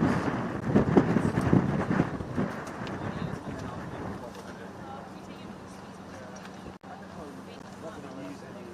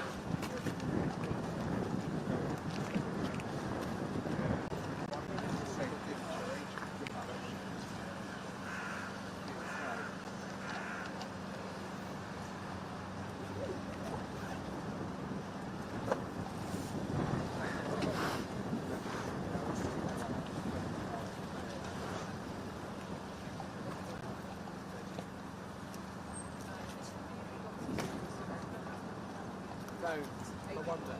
No, one day. One day. But I have more time away.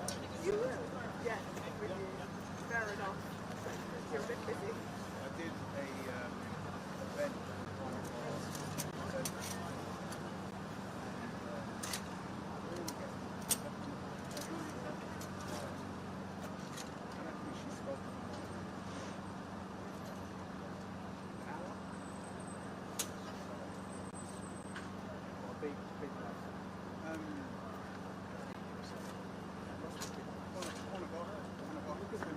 kind of gave it away. Oh, yeah, I'm the Okay. Yeah. Your colleague said I should come back. They did an interview with me yesterday. Oh, yeah. When the news broke. Yeah. So they said if I could come back this morning about 1 o'clock. She won't be on duty, but somebody else will be on duty. Okay. What, someone did an interview with you here last night? Yeah, Okay. that's What's your advice? Are you... I wrote a book Okay. on I guess it's for a university and the university charitable organization. Okay. I chair the charity. they were I worked with colleagues Right. and they were I've paid. So we knew him before the book came in. Yeah. It got to be at least 9 or 10 years of good reign since he came in late. Who did you speak to last Great night? students, they had like this amazing She science took my number, lecture around. but it was a lady who did chopping. She did a bit chopping. She was asked to come in. And then she got a call at about 8 p.m. Yeah, they do. And another one with me during the coronation. I chaired the coronation lecture. Very good. It makes you realise how important the meal gets delivered by. What's your name? Professor And they Chris also deliver some I'm just doing a live so they just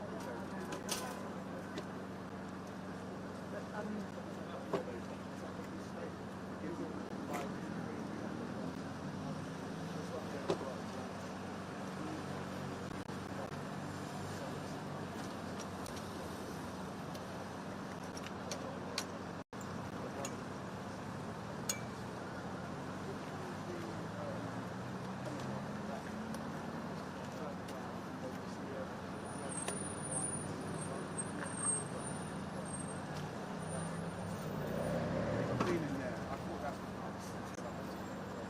so that was also well done.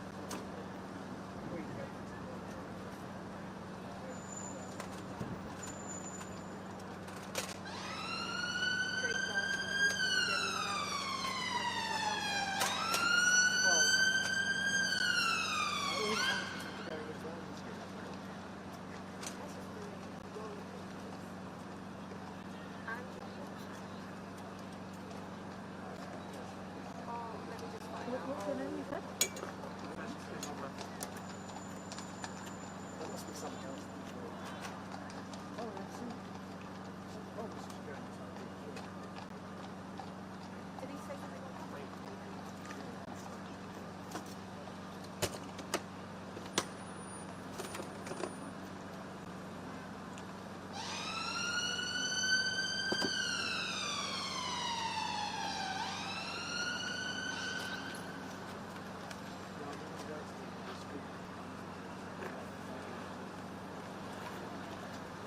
Absolutely do not do that. Put you in touch with Winchester. They're always looking for experienced lecturers coming to guest lecture. Genuinely. I've got Laura Turner to go. I'm going to get Alex Martin to go. But, I mean, they would love to have someone like you. Yes, my hometown. Yeah. I mean, it's not going to be fantastically well paid, but it's just great. You know Alistair from Star House? Yeah. He's twice as old. He lives next village. He also lives there.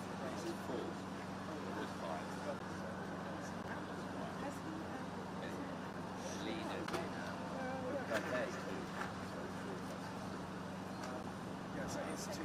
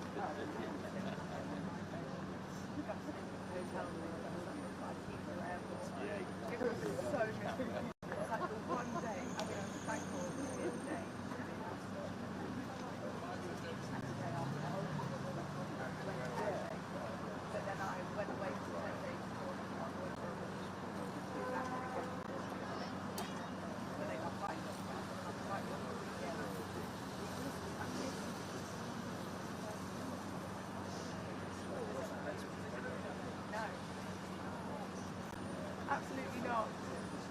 That's the right line.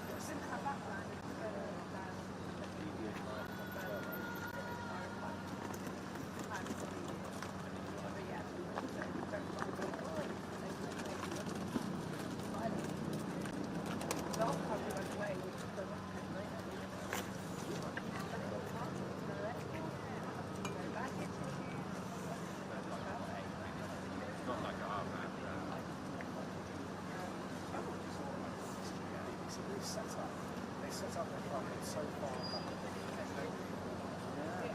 So everybody has to make a company. Yeah, and then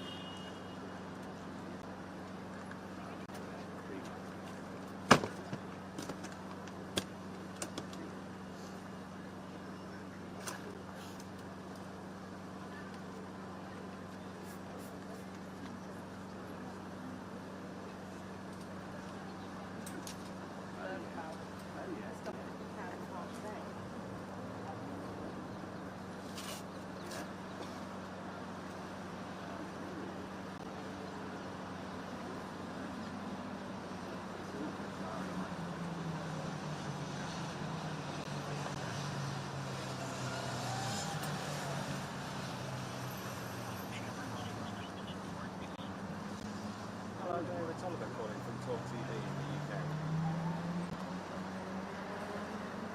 I'm currently reporting outside Buckingham Palace about King Charles, and I'm wondering, would it be possible for you guys to do a compilation of all the international news channels, how they broke the news? So I don't know, CNN, a few news channels in Australia, maybe Fox News in America, maybe Spanish or Italian.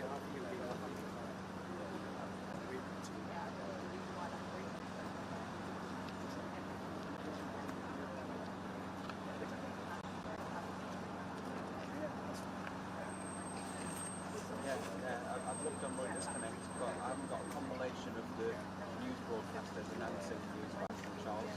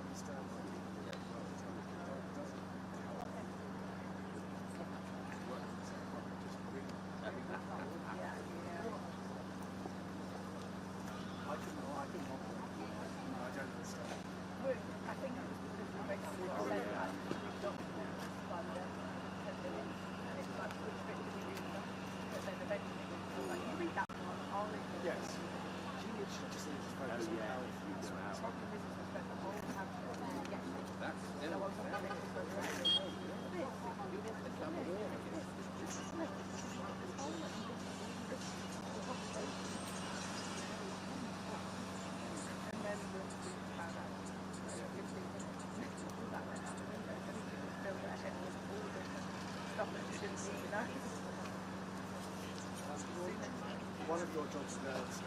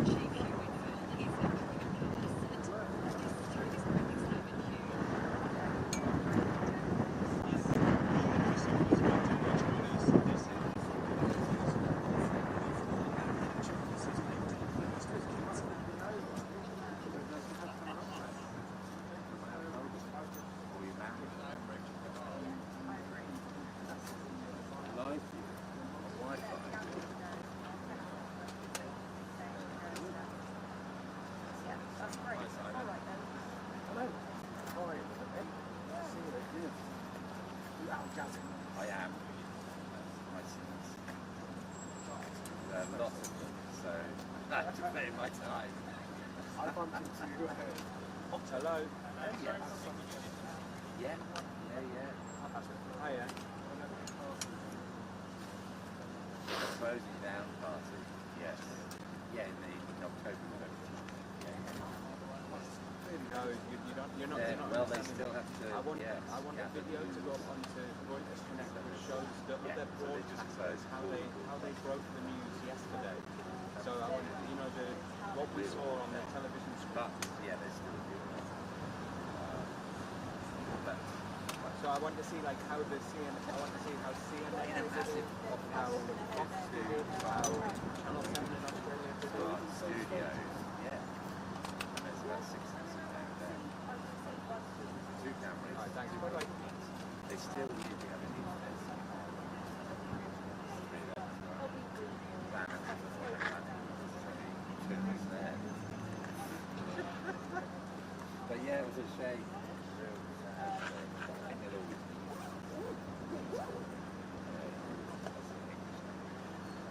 Okay, I'm good at remembering dates. This coming over. Right. Oh, Cheshire Cheese. I was there for many of the first matches. Was really nice. Super. And I didn't nick it. I never nicked it. I think the American.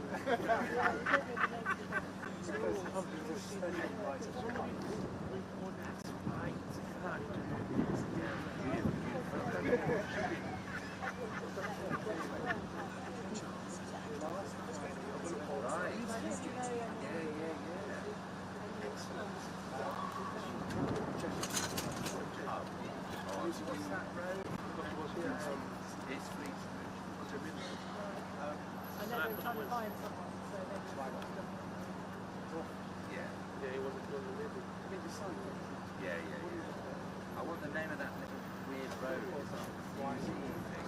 Yeah. Brilliant place. Really brilliant. So it's a bunch of places. Found as well. Yes.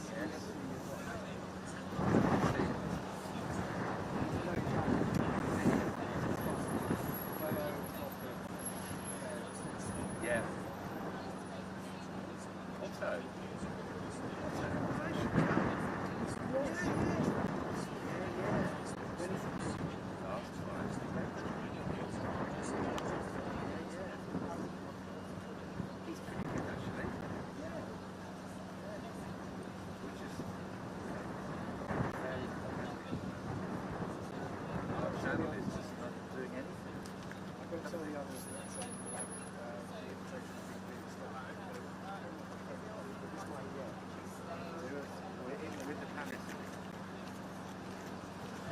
Starts jumping. And you get a shot. Is it juggling?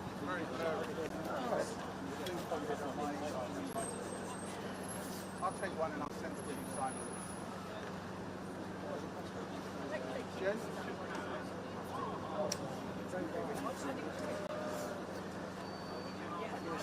I always look up to you. Always have.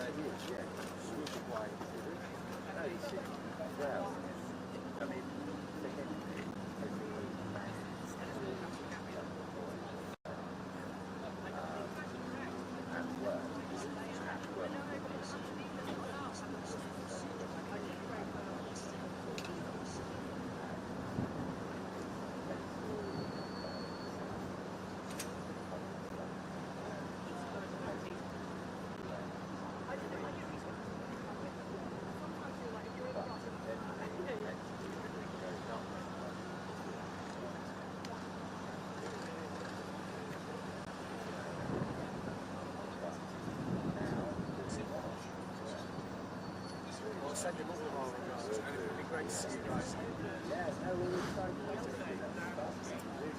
Gilbert always forgets what day it is. It's like it's the last flight in, but it's not difficult to remember.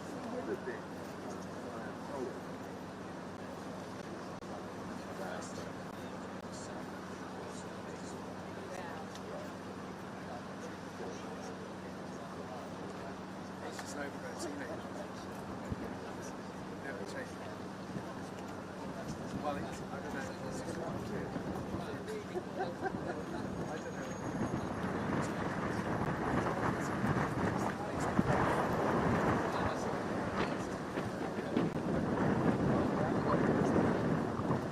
Yeah, he was serious.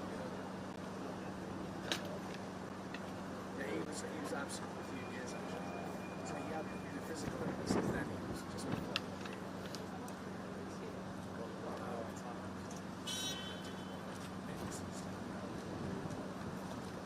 then he, I suppose after that flight,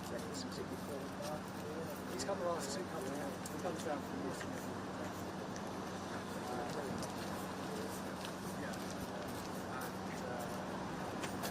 Yeah, he's here.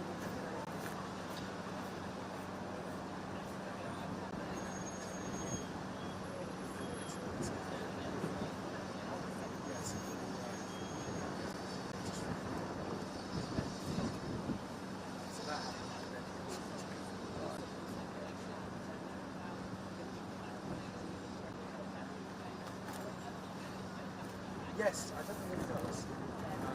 Ben's interested. Please hello. Thank you. Yeah.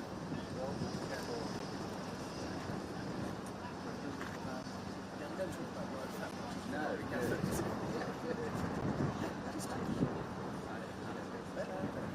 Very interesting.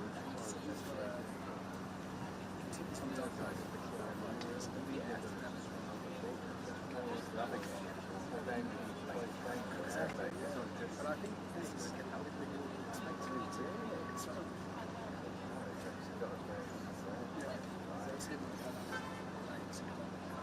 What do they do? I mean, they inform high-end. Very healthy.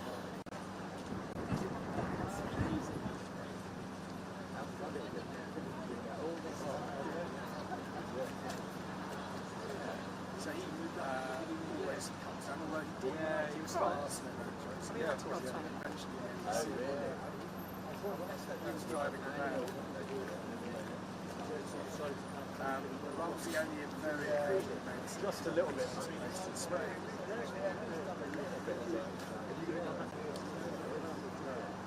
He's on our James Patrick.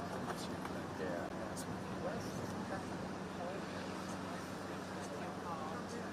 Yeah, he was working for him.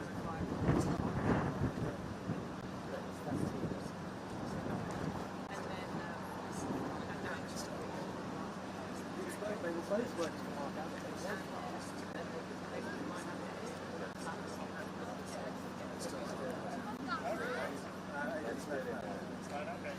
Agents are too big as well. That's right. Agents now left. Mark Allen is he's racing.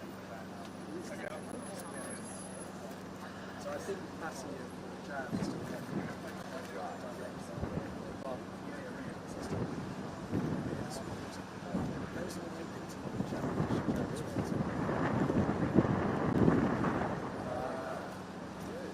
So yeah, they're occasional members. Lower. But yeah, the hardcore is coffee.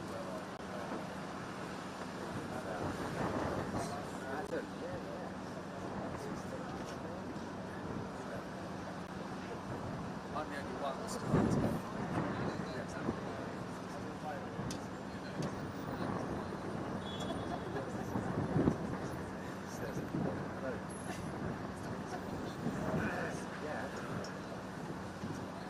So I'm the only one.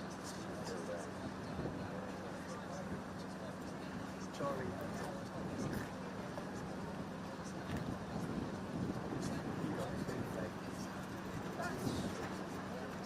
But he's through the words now.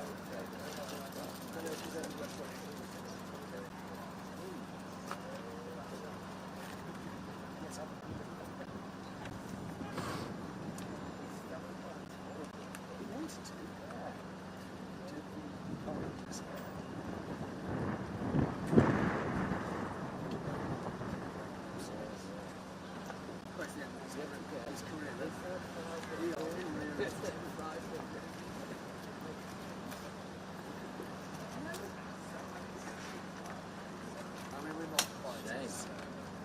Scandalous. But still, that is well, that would be fun.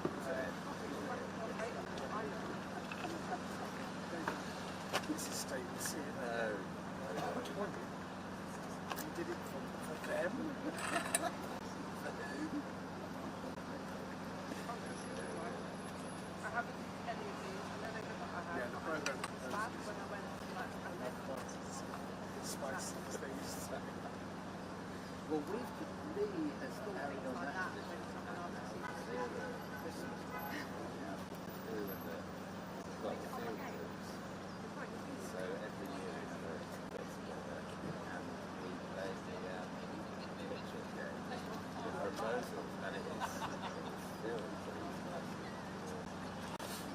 couple of years ago, which you're visiting. Oh yeah, go on then. Well, I don't think you've seen the conversation. Probably would time. But you did come. Red handbag. It's really good.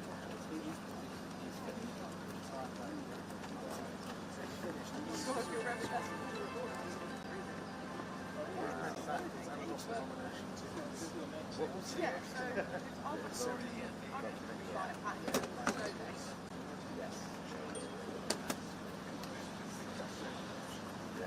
That was Channel 4, wasn't it? Sam Samo. That was good. So he's a consultant. Right, so he does feel, yeah, Mostly. he keeps Martha's busy.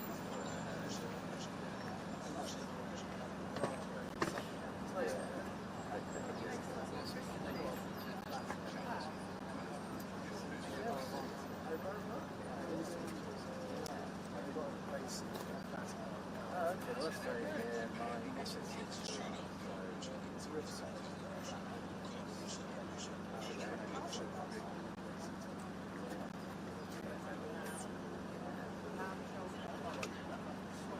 Yes. Right. Onwards. Last Friday in November. We will do that. Did you get any Today, is it? why? No. plain. And then I put it in the oven, Let's right? see what we've got. Shredded it. Added with saffron rice, peppers, Hi. and then a bit of pepper. Yeah. A bit of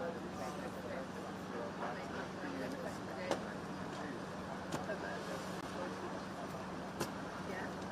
Okay. Right? Yeah, we do. Soon after we'll go to The library, but someone's kindly lent me. It might extend it by 20 minutes. before I felt like something happened. No, I can't get my own bag.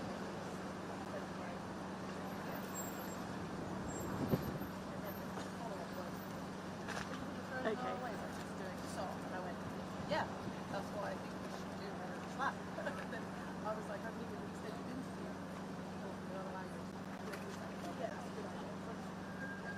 And then I said that. Oh, is there? I reckon we'll end up with a good Okay. 5 minutes now. Yeah, there seems to be more. I don't know whether it's just because of the changing of the guard or.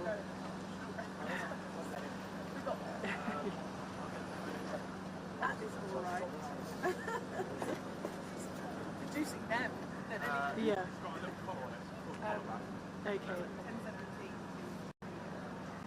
Yeah, why did you ask about TV? Do you have TV? No, not really, but I might need the loo, but Oh, but there are people that can come and look after the stuff. But it's so windy, I'm a bit worried about it. Yeah. yeah.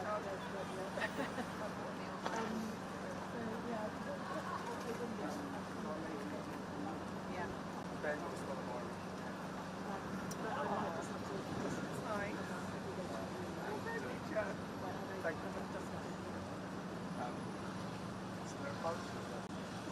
Some still have shows I've done it for the Oh, I worked for Stuart. I'm sorry, Mark. They was Ben and Luke Collinson, Mark Rising. Yeah. They're all first generation shooters.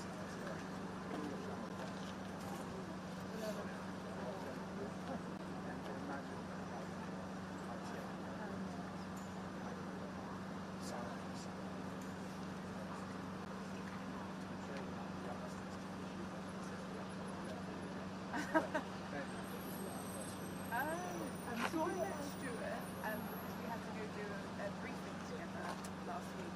And he was telling me about the good old days of the European Bureau when it was kicked off. And then he told me that he covered the North and been to London for like 3 months. Yeah, well, I've got. Maybe he did say that then. It was me and Stuart. On the So top, first I've we got- came across what was beauty group, which was Yes, he told me that, yeah.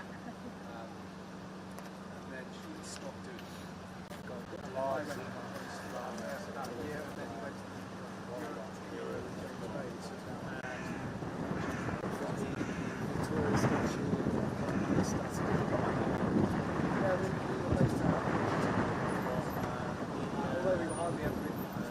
yeah.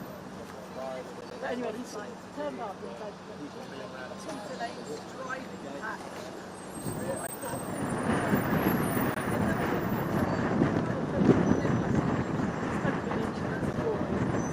to do with stuff.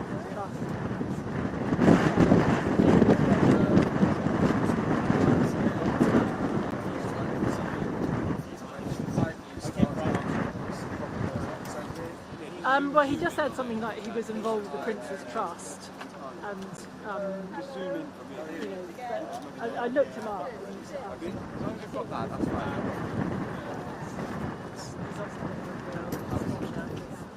So I don't think he's really that.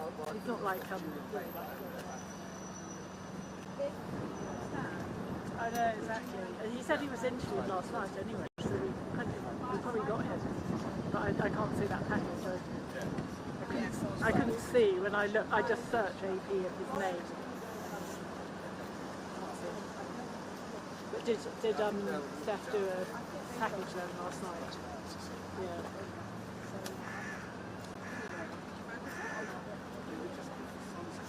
No, I mean positive. Positive. Yeah. Oh yeah. Yeah. Okay.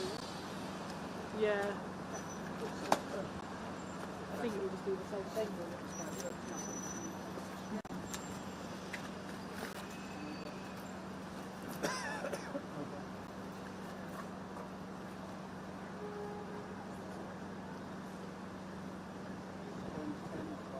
Yeah.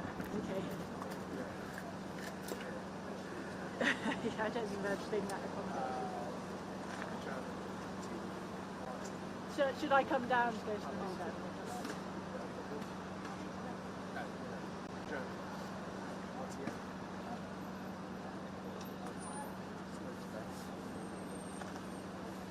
Thank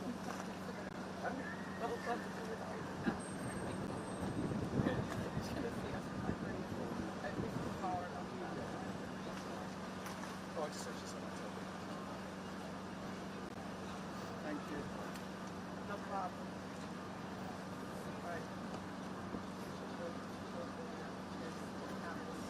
Yeah. I'll wait 5 minutes after the bottom of the hour. Yeah.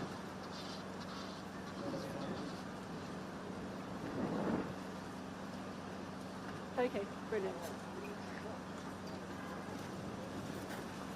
Yeah, so I don't need to tell John. I'll just come down at 25 to or something like that. Yeah. Yes, yeah. There's someone who will save it. Thanks.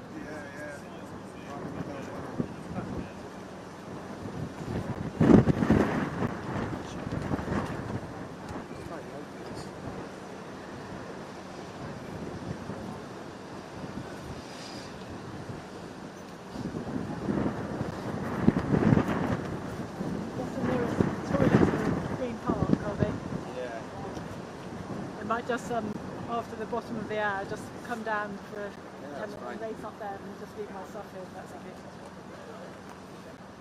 You still expect a level of privacy from the royal family. That's why I asked things stand, but not being told. Prince William, I know that's in the royal photo. Well, here she is.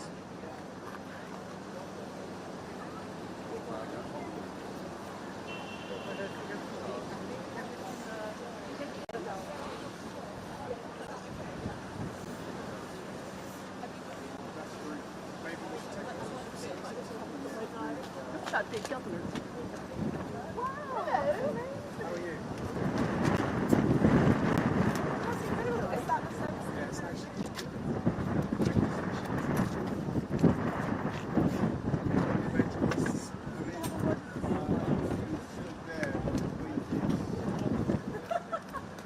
The option is to sort of have the gates at the back on the side.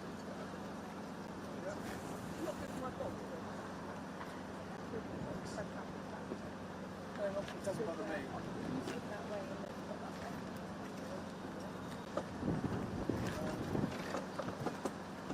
He wants to sort of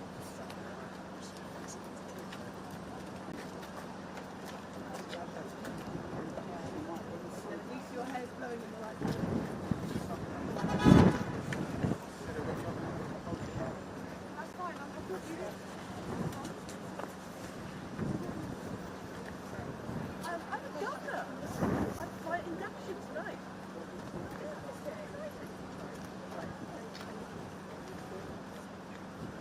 well, it's a compromise. When the gates and the flag poles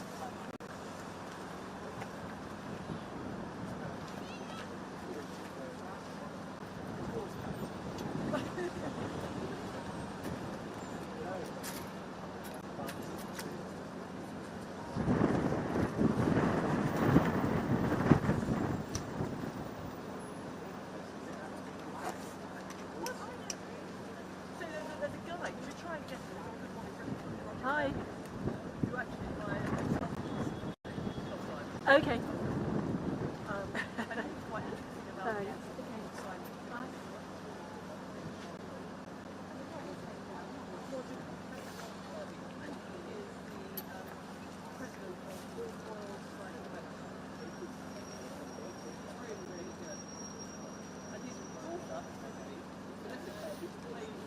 Hello. Hello, mate. Can I just share this with you?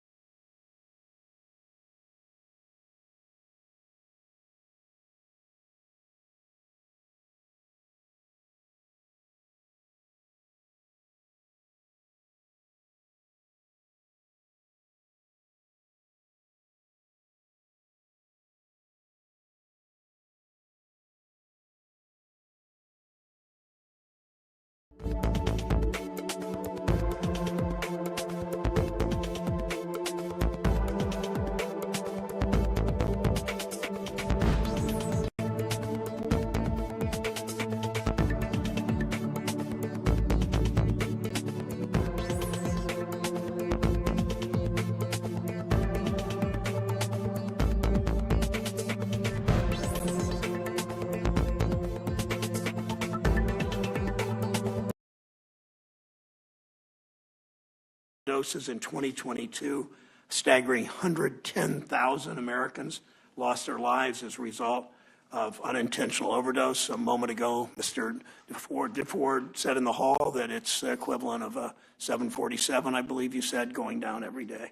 Imagine each year losing a city nearly the size of Dayton, Ohio, or North Charleston, South Carolina, or Billings, Montana, or Wilmington, North Carolina.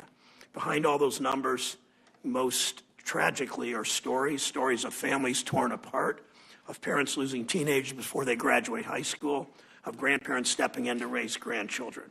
No matter where you come from, pretty much everyone has a fentanyl story. It may be your own family, it may be a neighbor, it may be a coworker. We've all lost someone or know someone who's lost someone. It's a crisis that cuts across all geographic lines. It's certainly across all partisan divides. It's why it has been and will continue to be a top priority of this committee. I thank Mr. Scott for his work on that. We've taken bipartisan action. We'll continue to. With Ranking Member Scott and the entire committee, and now 67 co-sponsors, we worked in a bipartisan way to design a new sanctions program, the Fend Off Fentanyl Act, that can help reduce the flow of fentanyl into our communities. And this committee, our purview, as you all, I think, know, is often money. We use that authority to hit the cartels and chemical suppliers directly where it hurts their bank accounts. The cartels that traffic these drugs are billion-dollar from Mexico or billion-dollar operations. Our bill goes directly, follows the money after those billions. China is the main source of precursor chemicals for illicit fentanyl, supplying the cartels in Mexico who then traffic the fentanyl into the United States. Chinese entities often help them launder the money for the Mexican cartels. The new Economic Sanctions Authority and money laundering penalties, which will be created by the Fend Off Fentanyl Act, will go after all of these components of the illicit fentanyl supply chain and will help stop more at its source before it ever reaches our communities. Now, when we talk about sanctions regimes and directing the Treasury Department to block assets, the discussion can get pretty technical and pretty sterile far too quickly. It's why the focus of today's hearings on the human toll that illicit finance takes on our families, on our friends, on our neighbors. Our focus today is why this work matters, why we must finish this job, why we need to get this bill signed into law. We're going to hear from Mr. Jason Jelly Roll DeFord to testify about his personal experience in communities that have been devastated by the addiction crisis. I'm guessing most of you didn't have Jelly Roll testifies at Senate Banking Committee on your 24 bingo card. But few speak and sing as eloquently, as openly, as, shall we say, viscerally about addiction as Mr. DeFord. There's a reason why Americans flock to his music and his concerts. He has a connection with people based on shared pain, shared challenges, shared hope. Today, we'll also hear from National President of the Fraternal Order of Police, Mr. Patrick Yose, about his members' work in the front line of the response. Mr. Yose, thank you for your work with our office on a whole host of things, from the Helper Act and so much else. Law enforcement officers live this crisis every day in their work. One of the best ways we support them is preventing fentanyl from flowing freely into and through the communities which they serve. Mr. Christopher Urban, a veteran DEA agent, will describe the trail fentanyl and its proceeds take. Thank you for joining us, too. This crisis has many dimensions, including border security and public health and demand reduction and economic stability. Everyone has a role to play, the three of you and so many others. Sadly, no single step is going to make this problem completely disappear. We know that. We aren't or shouldn't be in the business, though, of false promises. What we do is take an all-the-above approach to reduce as much pain and save as many lives as possible. Fentanyl is often mixed with other substances, including cocaine and xylazine. I'm a co-sponsor of the Combating Illicit Xylazine Act, which establishes penalty for manufacturing and distributing and dispensing xylazine for illicit use. We should also pass my Bipartisan Power Act, which would provide state and local law enforcement with high-tech, portable fentanyl screening devices. I thank President Yo's organization for their support of that legislation. I've also demanded that Treasury hold the governments of China and Mexico accountable for curbing illicit fentanyl trafficking. It's clear that the Mexican and Chinese governments are not doing enough to combat the flow of fentanyl. We need specific benchmarks for combating fentanyl trafficking in the opioid crisis and more information regarding the role of the recently announced Treasury Department counter-fentanyl strike force. It's vital we effectively monitor the administration's effort to stop fentanyl at its source. I call my colleagues to use their membership on committees to explore legislation, on other committees too, to explore legislation that will help us treat addiction, improve our public health response, stop the trafficking of illicit fentanyl into our communities. A crisis this massive, this multifaceted, demands our sustained focus. It's my pledge as chair of this committee, my pledge to the 12 million people who live in my state. It starts with getting our bill signed into law. Fentanyl, as I said, and I will close with this, passed out of our committee unanimously, written by Senator Scott and me and our staffs principally. I think my colleagues would agree we're a diverse group. There's not a lot, almost nothing this committee finds a complete unanimity on, but we're able to find common ground on an issue vital to all of our states and our country. And our colleagues in the Senate agreed, passing this with overwhelming bipartisan support as part of the Senate, as part of the, through the Senate of the NDAA bill. The House needs to finish the job, needs to get this bill to the President's desk. It's our chance to show the people we serve that we can work together, we can put partisanship aside, we can take action on things that actually matter to their lives. Families, law enforcement, and all our communities are counting on us. Let's get this done. Senator Scott.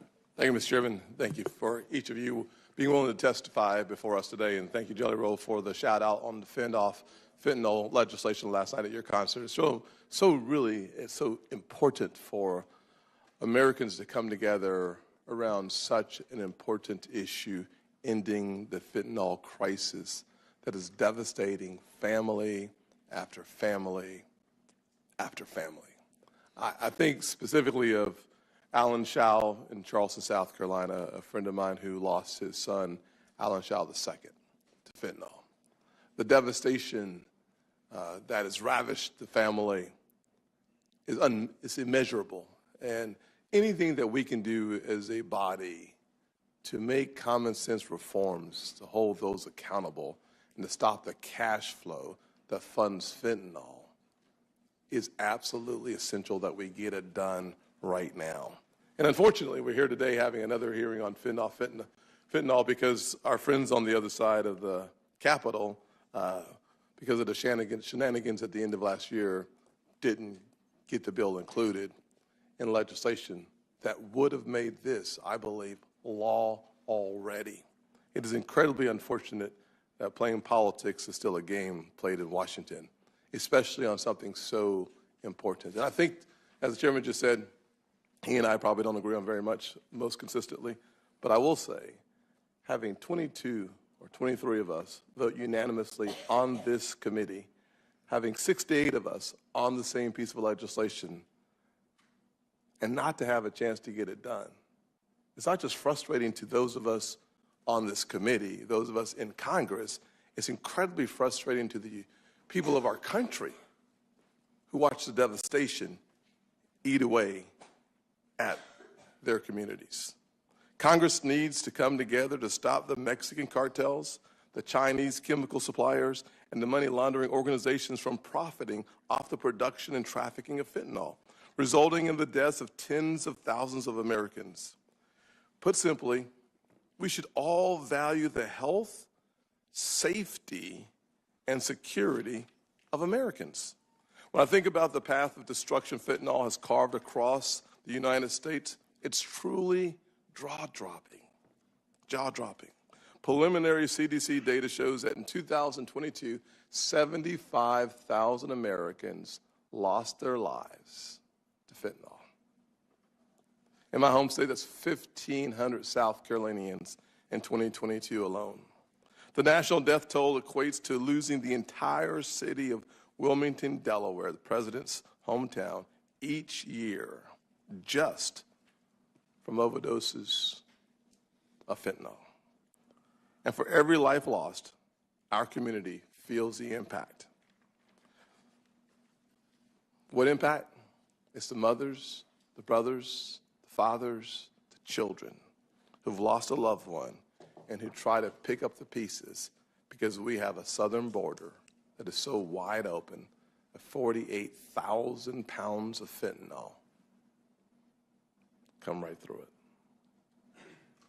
Fentanyl's destruction has impacted every single one of us personally. I would say that probably half the room knows someone whose lives have been devastated, whose families have been destroyed because of fentanyl. But let's take a step back and look at how we got to this point over the last several years. Under this current administration, America is facing the worst border crisis in our nation's history. And the president's disastrous policies have turned the fentanyl epidemic into a national crisis. The CBP reports that fentanyl seizures have soared over 860% since 2019. Our Border Patrol and DEA are working as hard as they can, seizing record amounts of fentanyl at our ports of entry and across our country. But tragically, for every amount seized, we know even more is trafficked on our streets. That's why we must take a two-pronged approach to addressing the fentanyl crisis. Number one, we must tackle the physical front by securing our border. That's why I've introduced both the Alan T. Schall II Fentanyl Public Health Emergency and Overdose Prevention Act, as well as the Secure the Border Act of 2023. These bills would expedite the processing and removal of migrants illegally entering the country and properly fund and bolster security measures along our southern border. Number two, we must attack the criminal financing of the fentanyl trade by enforcing our money laundering and sanction laws. That's where this banking committee comes into play. My bill, the Fend Off Fentanyl Act, which is bipartisan, is critical to helping stop this illicit financing. I want to once again thank the chairman and all the colleagues on this committee for working together in a bipartisan fashion for the health of this nation. FEN makes combating fentanyl a top national security priority for the United States, and once enacted, will maximize our ability to leverage sanctions and anti-money laundering tools against illicit Mexican and Chinese organizations that traffic deadly fentanyl. Follow the money is a tried and true investigative strategy that must be employed more forcefully to combat fentanyl trafficking in the United States. Cartels and criminals that profit from our devastating losses must be stopped. And to do that, we have to hit them where it hurts, and that's their wallets. The illicit money engine needs to be turned off, and it needs to be turned off now. The Fend Off Fentanyl Act makes clear what we all know too well. The fentanyl crisis facing America is a national emergency and must be treated as a national health emergency. Americans cannot afford us to wait. I am grateful we have a panel here today that is willing to share their perspectives, their personal stories, and support for our legislation. I look forward to hearing from each witness on this critically important topic. Thank you. Thank you, Senator Scott. I'll introduce today's witnesses. Again, thanks for the three of you for joining us. Mr. Jason Jelly Roll DeFord is a two-time Grammy nominee and CMT Music Awards winner. He sings about and advocates for those facing drug addiction. He consistently speaks directly with and for people struggling with addiction across the nation. Thank you for joining us, and thank you for serving your nation. Mr. Patrick Yoes is the National President for Fraternal Order of Police. President Yoes, through his local law enforcement career, has held pivotal law enforcement leadership roles at the state, local, and national levels, and thank you for serving communities in our nation. Mr. Yoes. President Yoes and Mr. Christopher Urban is currently Managing Director at Nardello & Company. Before that, he was a Special Agent in charge at DEA. He's a recognized expert on counter-threat finance and anti-money laundering investigations. Thank you for your career. Long career serving the public. Start with Mr. DeFord. Welcome. For your first committee hearing, I assume. Forgive me, I'm a little nervous. I'm used to having a rock and roll band behind me when I have a microphone in front of me.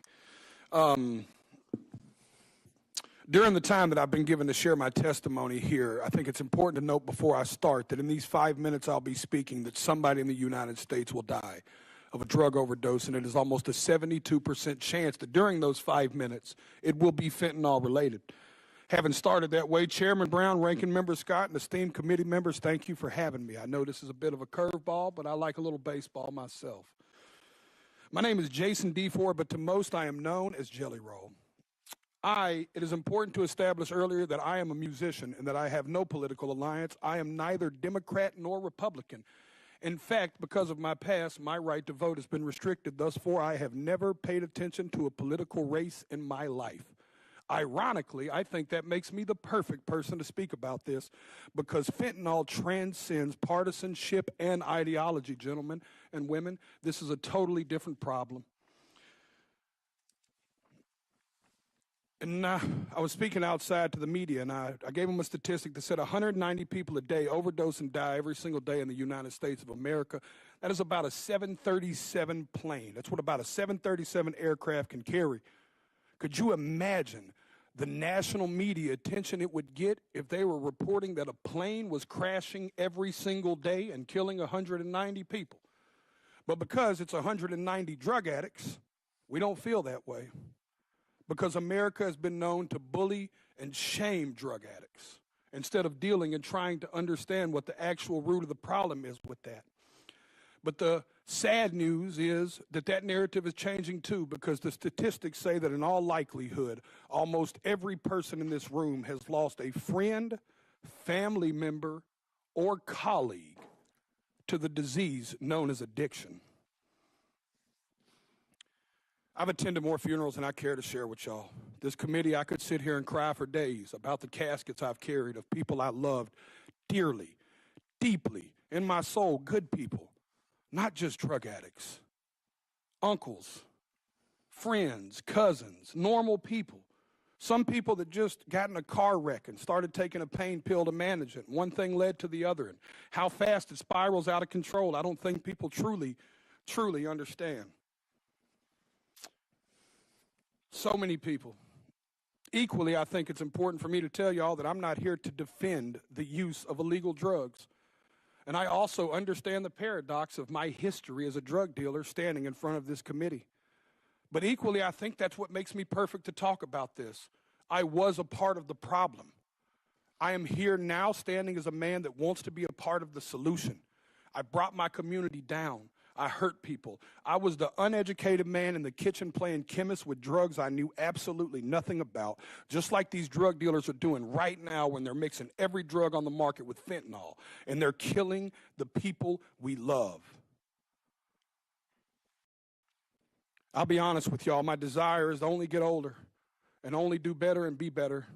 I believed when I sold drugs genuinely that selling drugs was a victimless crime. I truly believe that, y'all.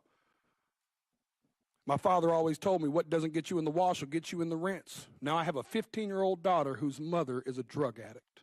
Every day I get to look in the eyes of a victim in my household of the effects of drugs. Every single day. And every single day I have to wonder, if me and my wife, if today will be the day that I have to tell my daughter that her mother became a part of the national statistics. History repeats itself, gentlemen. Even in the 1990s, crack cocaine had long made its way into my middle lower class neighborhood. And at that moment, even as a teenager, you could have never convinced me in that moment that there would be a far bigger problem on the horizon in the form of a pharmaceutical drug.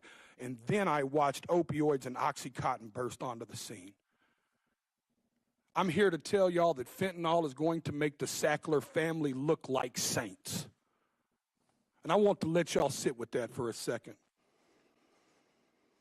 It is time for us to be proactive and not reactive. We were reactive with crack, we were reactive with opioids, and y'all are taking the first step at somebody in Senate finally being proactive. I truly believe in my heart that this bill will stop the supply and can help stop the supply of fentanyl. But in part of being proactive, gentlemen and women and ladies, I have to be frank and tell y'all that if we don't talk to the other side of Capitol Hill and stop the demand, we are going to spin our tires in the mud. Y'all are taking the first step, but I encourage you to take it outside of this room and you take it to your colleagues and your constituents and you give them the most that you can. I know I've got a few seconds here, and Senator Brown said I may or may not go over. All I want to say is that I not only encourage y'all to do this, I encourage y'all to take it a step further. At every concert I perform, I witness the heartbreaking impact of fentanyl. I see fans grappling with this tragedy in the form of music that they seek solace in music and hope that their experiences won't befall others. They crave reassurance. These are the people I'm here to speak for, y'all. These people crave reassurance that their elected officials actually care more about human life than they do about ideology and partisanship. I stand here as a regular member of society. I am a stupid songwriter, y'all, but I have firsthand witnessed this in a way most people have not. I encourage y'all to not only pass this bill, but I encourage you to bring it up where it matters, at the kitchen table. Thank you for your time. Thank you, Mr. DeFord. President Yost, welcome. Well, thank you, and good morning to Chairman Brown, Ranking Member Scott, and distinguished members of this committee. I want to thank you for the opportunity to appear before you today to provide a law enforcement perspective on how we can step up our efforts in the fentanyl epidemic that is killing Americans at an alarming rate. In 2021, more than 100,000 Americans died from drug overdoses, 65% of which have been attributed to fentanyl. According to the National Institute of Drug Abuse, overdose death rates exploded between 2015 and 2021 by nearly 750%. Fentanyl and fentanyl analogs were found to be the main driver in drug overdoses. The U.S. Drug overdose death toll in 2022 is estimated to be, or was estimated to be at 110,000, primarily from synthetic opioids like fentanyl, making them the leading cause of death of Americans aged 18 to 49.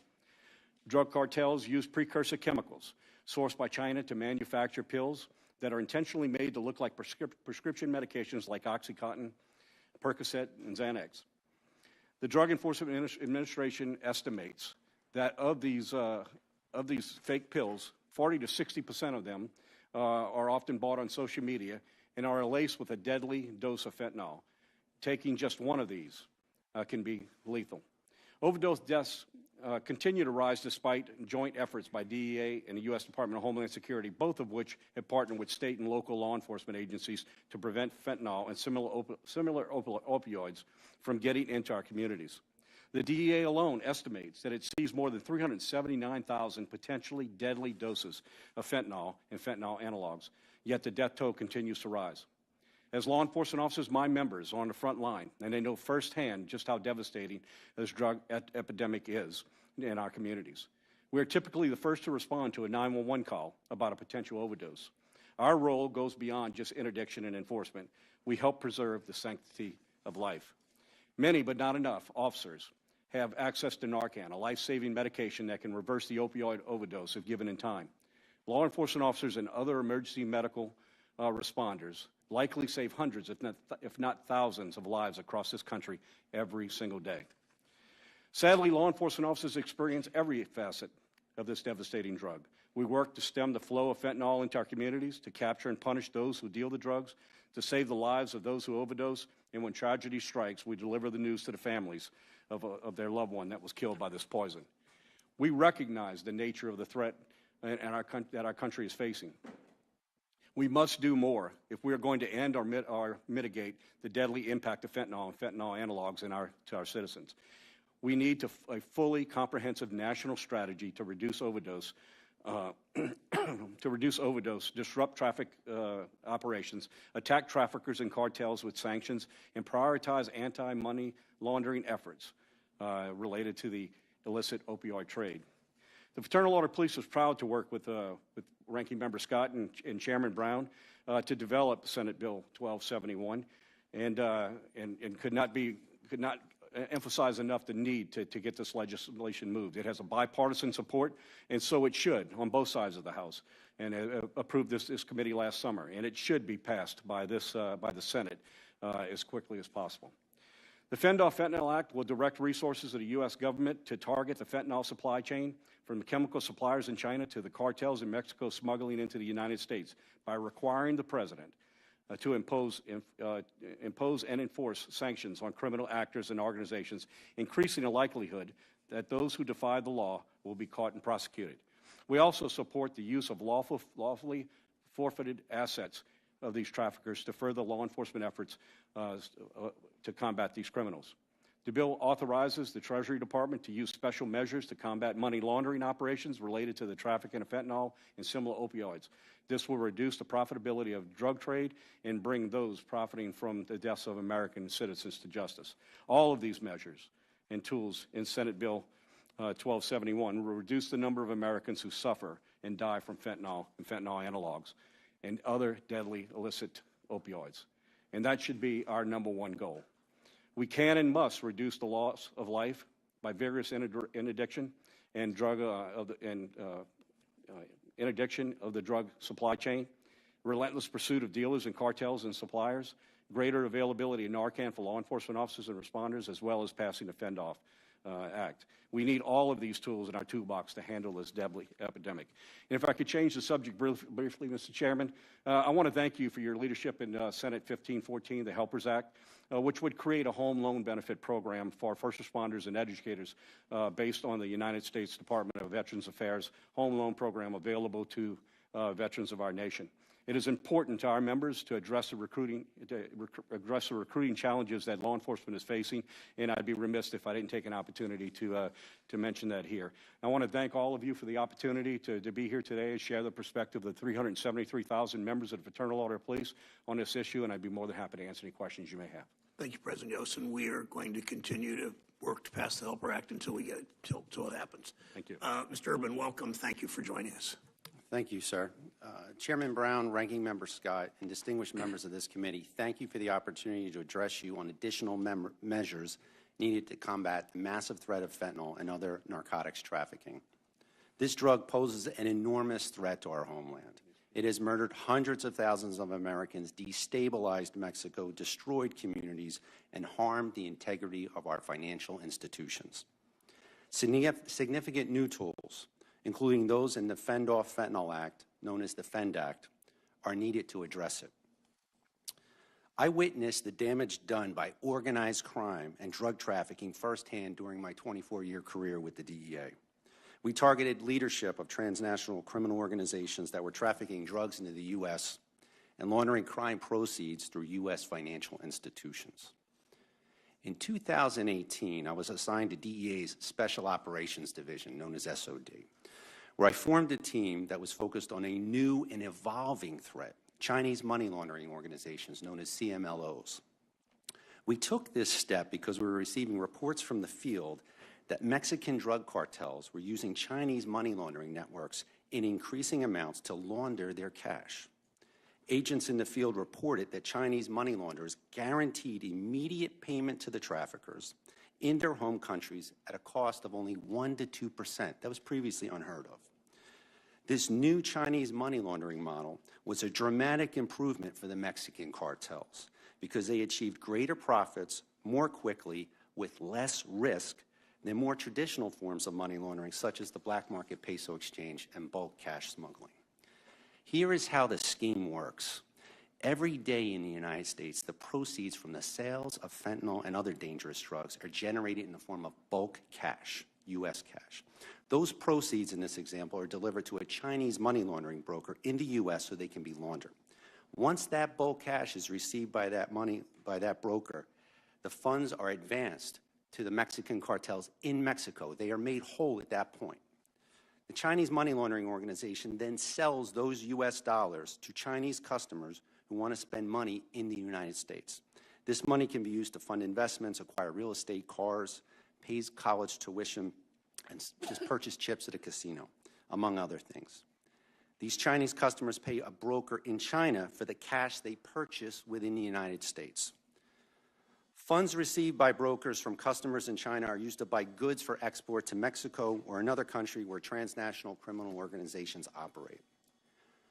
Once those goods arrive in Mexico or, again, another country used by transnational organized crime, they are sold and the proceeds are delivered to another Chinese money laundering broker, and in this example, Mexico, and it returns the money to the funds they had already advanced to the Mexican cartel. The Chinese money launderers make money at every stage of this transaction and accomplish all of this quickly and efficiently. I refer the committee to my written submission, which contains a simplified graphic depicting this scheme. What makes this scheme so effective and hard to detect? First, it minimizes the movement of funds. Dollars don't leave the U.S., pesos don't leave Mexico, and the RMB does not leave China. Second, it takes advantage of the huge and increasing volume of trade with China and the existence of capital flight controls within China. Third, it uses technology to its advantage, transacting primarily via WeChat, which is an encrypted network that is resistant to surveillance by U.S. law enforcement and that facilitates speed and trust within the Chinese money laundering network. Again, a very important component to this. Fourth, it exploits the fact that financial institutions and other domestic recipients of Chinese origin funds are unfamiliar with Chinese money laundering networks. That said, the scheme has several potential vulnerabilities that are not being fully exploited, but could be with the aid of the FEND Act and other changes. Unlike some traditional money laundering schemes, proceeds never leave the U.S. and can be frozen or seized. Financial institutions, transnational criminal organizations, and Chinese money laundering organizations maintain detailed transaction data that can be exploited by law enforcement with the aid of targeting analysts and data scientists. At my current employer, Nardello & Co., I'm helping the business community understand and combat the threat posed by the cartels and their enablers. But more federal guidance, more sanctions, more enforcement activity, and more resources are needed. The FEND Act addresses each of these needs. Thank you for your time and consideration. I look forward to answering your questions and any future discussions with the committee and its staff about this very important issue. Thank you, sir. Thank you, Mr. Urban. I'll begin with Mr. DeFord. Through your music, you've managed to make people across different communities feel heard by speaking about the challenges and struggles Americans face. When we spoke briefly before the hearing, you used the term, you're a man of service. I've heard you say that publicly. You said it privately. I appreciate that. It's part of your recovery that people recovering from addiction need to have a group of people speaking for them that look like them. We have experts who speak to numbers and stats, but from your point of view, describe the everyday struggle of addiction, if you would. I mean, it's nothing less than devastating. It is truly the biggest crisis I've seen in America. I'm sad. I'm almost 40 years old, Senator Brown and Senator Scott. I have lived long enough to see almost every form of drug that has came across since the 80s. And I grew up in a household that had multiple addicts and alcoholics in that household. I have seen drugs from an early age, and I can tell you that every alcohol I've seen and every drug I've seen, nothing has held a candle to what's happening with fentanyl in the United States of America. I'm seeing people shatter. I'm seeing families get broken. I'm seeing, like I spoke about in my speech, it's important to note that the real victims there's a quote that says, the addict isn't the only person in the family that suffers from the symptoms of the addiction. The entire family suffers with the addict. The entire family rallies around the addict and carries that. The addict is not the only victim in this. It spreads far. Thank you. Most of us up here can't sing all that well, but what we can do is legislate.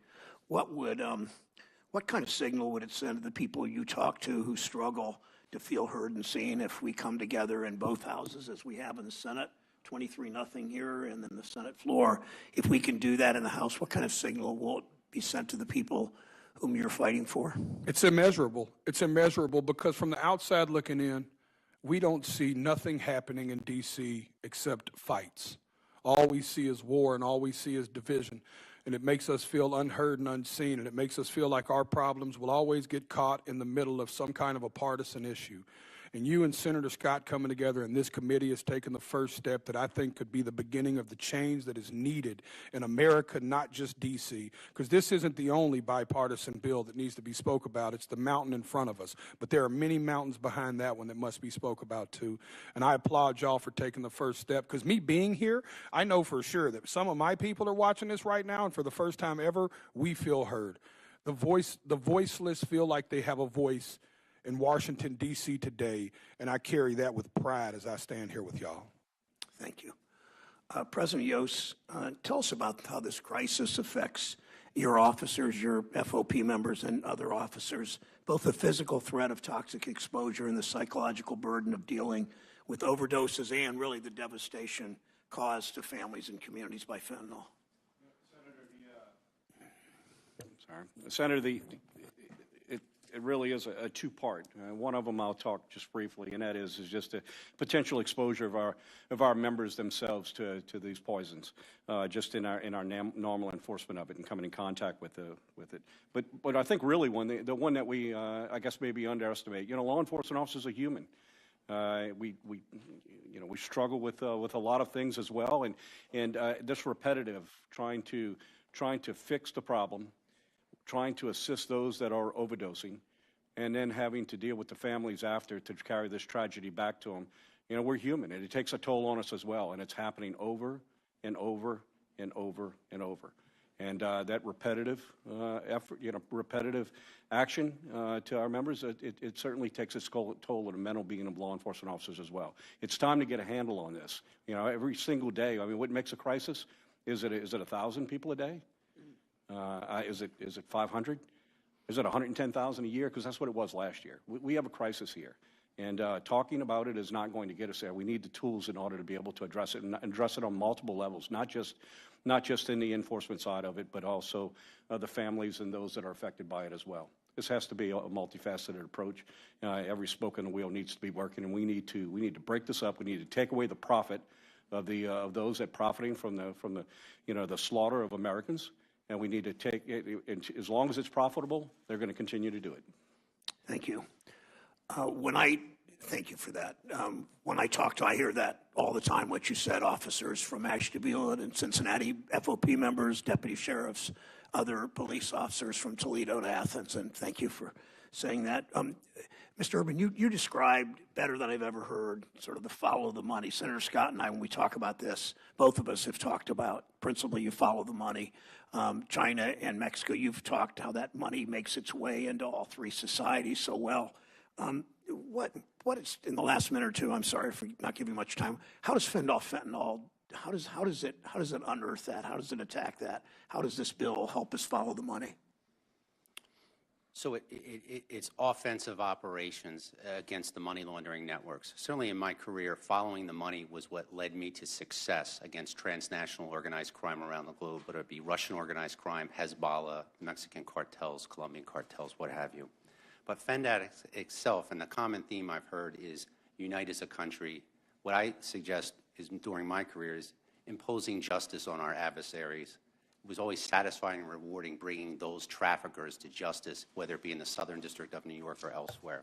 And in terms of the FENDAT itself, sanctions can impose costs on the Mexican cartels. Sanctions, aggressive sanctioning, a platform set up. Sanctions usually take historically 6 to 9 months with an indictment. The FENDAT, with the funding and the focus that I see behind it, you want to go something more like 4 to 6 weeks without an indictment. So you want to act with speed against our adversaries, whether they be the Mexican cartels, the Chinese precursor facilitators, or the chemical companies itself. The AML and compliance, the additional oversight, will allow law enforcement to connect the dots. And I can get into data targeting later, but the additional oversight that the FENDAT wants to have within AML and institutions will allow law enforcement to target these networks better. Thank you, Mr. Urban. Senator Scott. Thank you, Mr. Chairman. Start with you, Mr. Urban. You mentioned WeChat and WeChat Pay and the role that it plays in moving the money around. Can you expound upon that a little bit?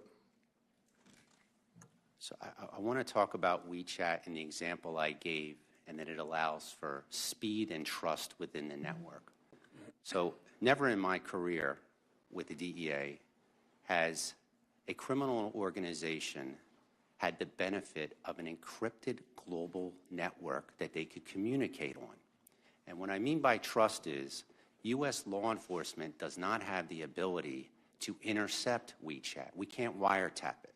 So if you compare that to 10, 15 years ago when I ran an undercover money laundering team to attack the black market peso exchange, you could wiretap the network. You can't do that with WeChat. The speed that I talk about, and an example I gave earlier in my opening remarks, these transactions or communications happen within a day. It used to take 7 to 10 days, but WeChat allows for that speed because it's trusted within the Chinese money laundering network to communicate. They can rely on the person they're speaking with is a person that they can rely on to complete that transaction, where again, the black market peso exchange was mistrusted, and they enforced the movement of money that it would flow through violence. You don't have violence. The Chinese money launderers have absorbed all the risk. But in terms of WeChat, that's an encrypted application that, whether it's additional legislation or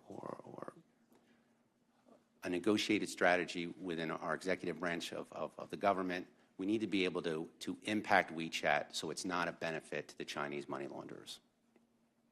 Thank you very much. That's such an important part of the conversation about how money can move around without total anonymity, total privacy, and a very rock-solid system that eludes or evades capture and law enforcement in our country. And I'd love to have a deeper dive into solutions for that as we have have an opportunity to talk later on as well. Thank you very much. Jelly Roll, quick question for you. As you know, your family in Charleston, the Probsts, are very close friends of mine. I called them just to say, tell me about Jelly Roll. The one thing they said was that he is authentic, he is sincere, and he speaks about the issues that has impacted his life. Yes, sir. And as a kid who grew up in poverty, I will say that sometimes the unseen and the unheard feel invisible. And one of the things that you're doing today is you're making visible those who still today feel like because of who they are, where they live, or what they do, they are somehow invisible. The challenge, of course, with drug addiction is it doesn't know a class or a race or a place. It's everywhere.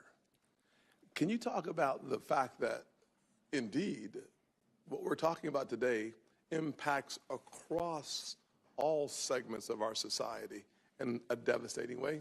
Senator Scott, thank you. I was hoping to share this, so you bringing it up means a lot. I have the opportunity to go sing at dozens of rehab facilities a year and dozens of jails and prisons. Every time we do a show in a city, we go to their local jail or their local rehab and sing songs for them to encourage people. And in rehabs across America, I can tell you with certainty, I have seen everything from governors' children's in the same rehab as kids that have been homeless since they were 12. I mean, when I tell you that this drug, it has finally reached to the point, like I said, that we used to look at addicts and shame them, but now it's hard to because the rest of the world's finally realizing that the addict is actually their nephew.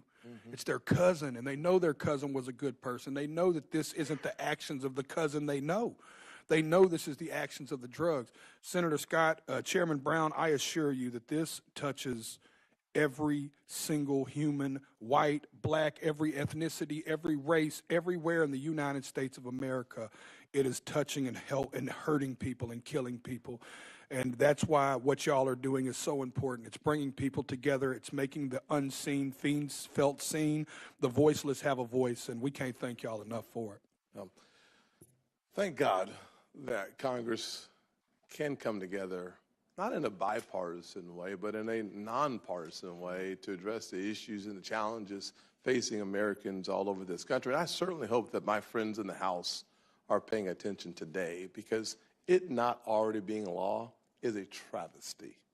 And I certainly hope my colleagues on the other side of the Capitol will take up this fend off fentanyl and get it done.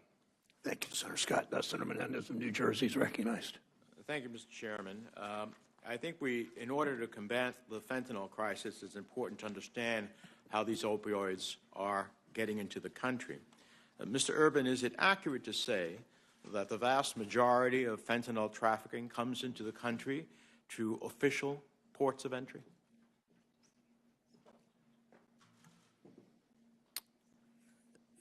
Most of the fentanyl comes through official ports. It usually comes across the Mexican border, most of the fentanyl coming into the country. But through official ports of entry? Most of it, a majority of it probably does, yes, sir. Yeah. Here's the facts. In 2021, over 90% of fentanyl seizures occurred at legal crossing points. Just 279 out of 1.8 million arrests by Border Patrol of illegal border crosses resulted in fentanyl seizure. So it seems to me that in the first place, if we are serious about it, one of the elements of this challenge is stopping fentanyl from coming into the United States, we would significantly increase resources to combat the flow of fentanyl across the border. We would think about dramatically enhancing our technology capability at those official points of entry where the vast majority, the 1.8 million arrests were taking place. And that would help us dramatically stem the flow. In order to make real progress in the fight against fentanyl, we have to hold foreign governments, such as China and Mexico, accountable to their commitments to crack down on producers and traffickers of synthetic opioids. In November at the APEC summit, China and the United States announced the resumption of bilateral cooperation on counter-narcotics, but we need more than words at this point. Mr. Urban, from your experience, what has China done to crack down on Chinese pharmaceutical companies that manufacture fentanyl and fentanyl precursors? There's been limited, action within China from my perspective since I've left government in terms of doing that. During my time in government, I did not have insight within China in terms of what they were actually doing. We had certainly an office within the embassy there for DEA, and it had limited cooperation with Chinese law enforcement. We're trying to build that relationship at the time. How about Mexico? What have they done to crack down on the drug cartels that mix fentanyl with other drugs and smuggle them into the United States? So I think they, in a very difficult situation concerning the cartel's power and reach and ability to corrupt Mexican government components, they've done to some degree what they can under the circumstances, but it's been very limited in terms of their ability to counter or negate the ability of the Mexican cartels to traffic fentanyl here. And these are two of our big challenges. The answer to both questions, in my view, is not enough. I appreciate that President Biden raised this with President Xi when they were at that summit.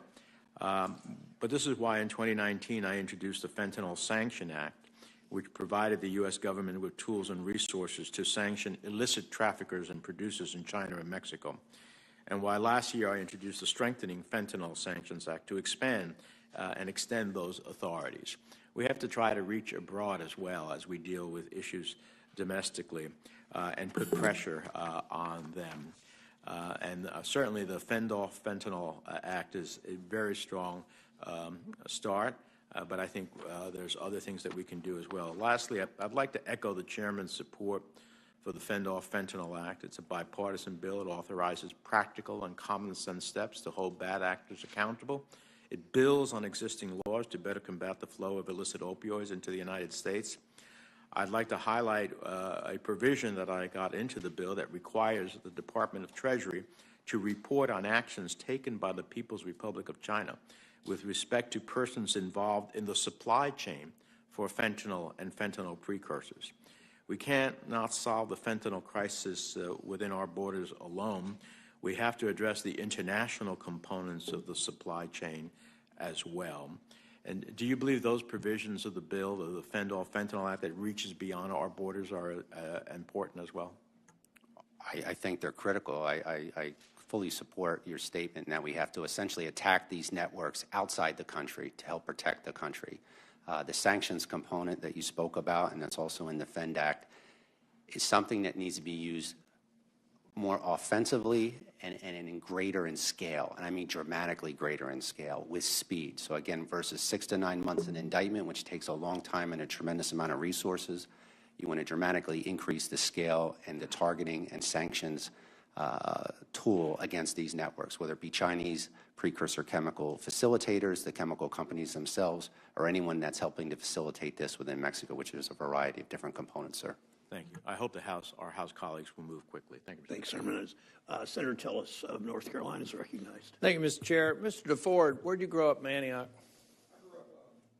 Sorry, I grew up between Priest Lake. I lived in Priest Lake for a while. Are you familiar? I grew up in Trailer Park on Richards Road, went to Antioch High School. Really? Class of 78. Yeah, we lived off, I was born in Bavaria Apartments off Haywood Lane. I think they call it Country Meadows now. Yeah, right there, I lived in Country Meadows at one point. It's right next to Apollo Apartments, right next to Pop's old car wash. Right. Yes, sir, I'm very familiar with that Apollo trailer park. Junior High School. I also had friends who got convicted for drug trafficking and had one commit suicide after substance abuse really took his life. But one thing I've noticed, one thing you said that I think is very important, you said you see a lot of fights up here, and there are, but there's some good stuff that happened. And one that I hope I can get you updated on is a bill that we passed last year called the Safer Communities Act, because I'm sure you know, if you've looked at this the way I have, a lot of the people who are in addiction are self-medicating. They get there because they have behavioral health problems, they have trauma problems, they have a lot of challenges. We passed the bill last year on a bipartisan basis. Some of the folks on this committee voted for it, others didn't, but it's working very well. And it's helping expand behavioral health access. And we need help educating states like Tennessee, where I spent a lot of time. Now I live in North Carolina, so that while we continue these fights, there's some good stuff that came out of this chamber on a bipartisan basis that will save lives. So we won't spend time educating you on this, but I'd love to have the opportunity to educate you on this so that we can make sure it gets implemented well in Tennessee. I'm doing my part in North Carolina. But thank you for being here. I'd look forward to the opportunity to speak with you separately. I'd be honored. I believe that mental health and drug addiction go hand in hand. We have this bill that in a pilot form, and one of the states that implemented about 7 years ago, we had a 50% reduction in mental health incarcerations. 50% reduction statewide. That says a lot about folks getting vectored into care that really makes a difference. So I'd like your help on promoting that and look forward to meeting with you. I also think we have to talk about the border talk. There is a fight going on right now on border security, and this is why you should be concerned with it. It looks like a fight, but we have cartels making about $1 billion a year, charging people a fare to get across the border, anywhere from $5,000 to $55,000 to come across the border illegally. They are making, according to the DEA, somewhere on the order of $1 billion a year now, and they are plowing that money right into poisoning our country. They have these things called the Sinaloa Air Force, where they're taking ultralights and landing, coming across the southern border, landing, dropping off drugs. Senator Menendez is right. The majority of them are coming through legal ports of entry. Part of that can be fixed by technology, but a part of it can be fixed by actually having Border Patrol patrol the border and legal ports of entry versus being engaged in the millions of people coming across the border illegally.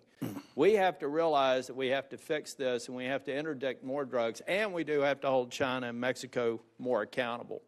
Mr. Urban, the China, we have to continue to pound the drum that China is poisoning over 100,000 people a year, and as Mr. DeFord said, about 70% of them are likely dying from fentanyl.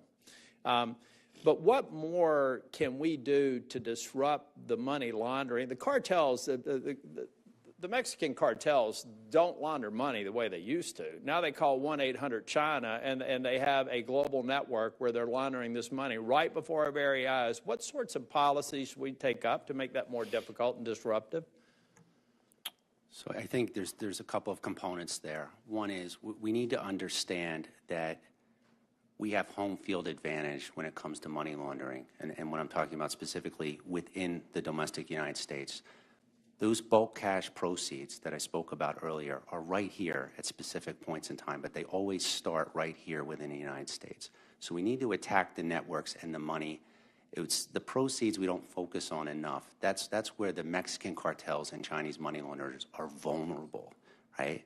That's where they're vulnerable. So in terms of attacking those networks, we need additional AML compliance and oversight. Because my time's limited, Mr. Yost, I'll submit some questions for the record for you, because there's also a public safety issue with law enforcement I'd like to get to. We're not going to have time. But isn't it also going to require, I'm not necessarily big on regulations, but if we don't start figuring out the use of crypto and digital assets as a way of of really masking the laundering activities, I think we're going to miss a lot of what's going on. Do you agree with that? So I certainly agree that crypto needs additional oversight and AML compliance. It's one component of the money laundering cycle that I spoke about. Okay. Well, thank you all. Mr. DeFord, I am sincere when I say well, it looks like we lived in the same trailer park. But we also have a common background, and I'm very, very serious. I need help educating people, not once and done. What we do here is excuse me, you pass a bill, and then you hope something happens. I want to make damn sure what happened in the 5 states that implemented, implemented the Safer Communities Act happened in Tennessee and across the country. Yes, sir. You have a friend in me. I'd love to talk. Thank you. Mr. Ford, though it's not obvious, he graduated a few years before you did. Yeah. It's also obvious he might be the only person in here as Southern as I am. I don't think so, actually. Yes, the guy sitting to your left and a few people up here, John Tester isn't one of them, Senator Tester from Montana. Yeah, thank you, Chairman Brown, Ranking Member Scott. And yeah, you haven't heard from Senator Kennedy yet. That's coming. I want to first of all thank the chairman and ranking member for their leadership, not only in having this hearing, but also in the bill, the Fend Off Fentanyl Act. It is long past time that this bill get passed. I think that ranking member Scott said it right. The shenanigans in the House need to stop, and we need to get some stuff done. I had a bill on China buying farmland. They stopped that. Wrong thing to do, but for probably political reasons they did it. But why they would stop this makes no sense to me. We need to categorize fentanyl as a national emergency that it is. We do need to hold China accountable for its role in this crisis. And we need to give law enforcement, border agents, the tools that they need to be successful. And in that regard, I want to thank each and every one of our witnesses for being here today and for your testimony. I think it's really important. I want to follow up a little bit on what Senator Tillis was talking about on the cash. Okay, the Fend Off Fentanyl Act is a bill that we passed here, bipartisan, nonpartisan, big numbers, and the House screwed it up, which is what they tend to do most of the time anyway. But the cash issue is not something that we've talked a lot about, and the money laundering issue isn't something we've talked a lot about. You started to answer his question. I want you to finish that answer on what we need to do on this side of the dais to have some impacts on the money laundering aspects. Thank you, sir. So I was touching upon additional AML compliance at financial institutions. They need additional oversight, and they need to better track with suspicious activity reports what's transpiring with Chinese money laundering. In addition to that, I think there's a tremendous opportunity with data. Right? You can pull the data that I'm talking about that's on WeChat. So we go out, DEA goes out and does 10 arrests on a Chinese money laundering cell. If you pull all that data in from search warrants, judicial process on laptops, phones, and elsewhere, you can normalize that data and kick out targeting packages immediately to the field, right? So we're missing that opportunity with speed. We need to impact these organizations with speed. So in terms of funding and approach, there's an opportunity with data to go after the Chinese money laundering networks. The last one is the encrypted app that I talked about with WeChat. We have to be able to surveil and intercept that. Let's go back to the AML. You're saying this money laundering, a fair portion of it, is going through our banking system right now, our regulated banking system? That's correct. When the Chinese money laundering organization sells the dollars back to a Chinese customer that wants to invest or spend money in the States, the day before, those were the proceeds of the narcotics trafficking that we're talking about. So it is going into the system, yes. Okay, thank you. Mr. Yos, I want to thank you for your support of not only the Fend Off Fentanyl Act, but the Anti-Drugs Act that I have. You talked in your testimony about the impact it has on your fellow police officers handling this poison. And I have two questions. Number one, from an on-the-street standpoint, talk to me about how the Fend Off Fentanyl Act will make a difference. Well, Senator, I think the age-old problem that we will all have and will have after we leave, and it'll be on our next crisis, is that criminal enterprises are operating at a pace that is much further than we can make decisions and fix these problems. I think the Fentanyl Act is so very important because it gives us extra tools in order to be able to combat this. But the reality is this is just going to be the first step. Yeah. This is an evolution, and in order for us to have any meaningful impact, we need to do two things. And it was spoken here earlier. We got to operate at a faster pace. There's no reason whatsoever there's anyone here in Washington should be against finding ways to save and protect Americans from something that is clearly a crisis. And we need to stop. It needs to move at a much faster pace if we're going to keep up with those people that we're trying to combat. The other side of it is that it's frustrating to one, being overloaded, trying to deal with this crisis, trying to manage it with the manpower that exists, adding all of the other challenges that we have in law enforcement associated with it, and that is something that's always going to be a challenge. It's always going to be outpace what our resources are, and something that we need to give some attention to. But I think this bill is a huge step in bringing us in a direction, give us some tools in order to be able to take as long as we have, it's profitable to do this, we're always going to be behind the, behind. We got to find a way to be able to break it up, and I think when it comes down to really following the money, regardless, it's always going to evolution. It's always going to evolve. There's always going to be new challenges for us, but I think we have to find a way to, at a much faster pace, be ahead of it. And this bill certainly puts us in that right direction. Mr. Ford, I'm out of time, but I just want to say thank you very much. Your testimony was incredibly powerful, and what you do every day to impact lives for the better in this country is something we need to take notice of. And I don't know if you've ever been to Montana, but anytime, any place, you're welcome to come up, because I think your message needs to be heard all over this country, including rural America. So Yes, thank sir. you. I'd love to see you there. Thank you. It's a pretty state where you live. It's a pretty state where you live. Oh, man, it's heaven. Senator Kennedy of Louisiana is recognized.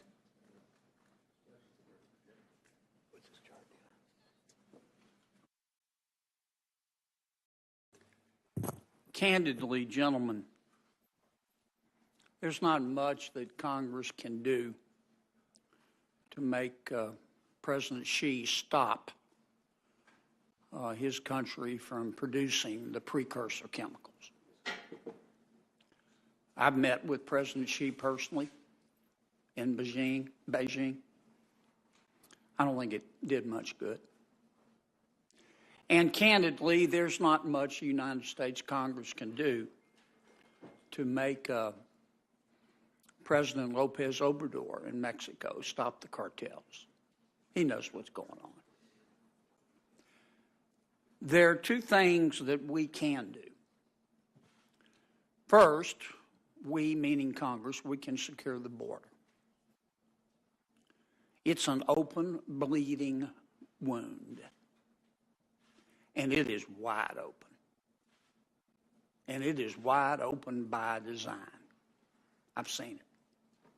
Most of the members of this committee have. That's not what I want to talk about. The other thing that Congress can do is crack down on the dealers, not the addicts, Mr. DeFord, the dealers. Now, Mr. Urban, see this pencil? Yes, sir. This pencil tip, the amount of fentanyl just in a pencil tip, as represented by a pencil tip, will kill you dead. Dead as fried chicken, Mr. DeFord. I hope that's Southern enough for you. You see this? 40 grams? Yes, sir. This will kill every man, woman, and child in Culpeper, Virginia. Not far from here. If you have this much fentanyl, you're a dealer. This is 400 grams. This will kill every man, woman, and child in Knoxville, Tennessee. Now, you're a dealer. You're not holding this much fentanyl. You're not dealing. Now, 40 grams. This will get you, if you get caught, a minimum of 5 years. Okay?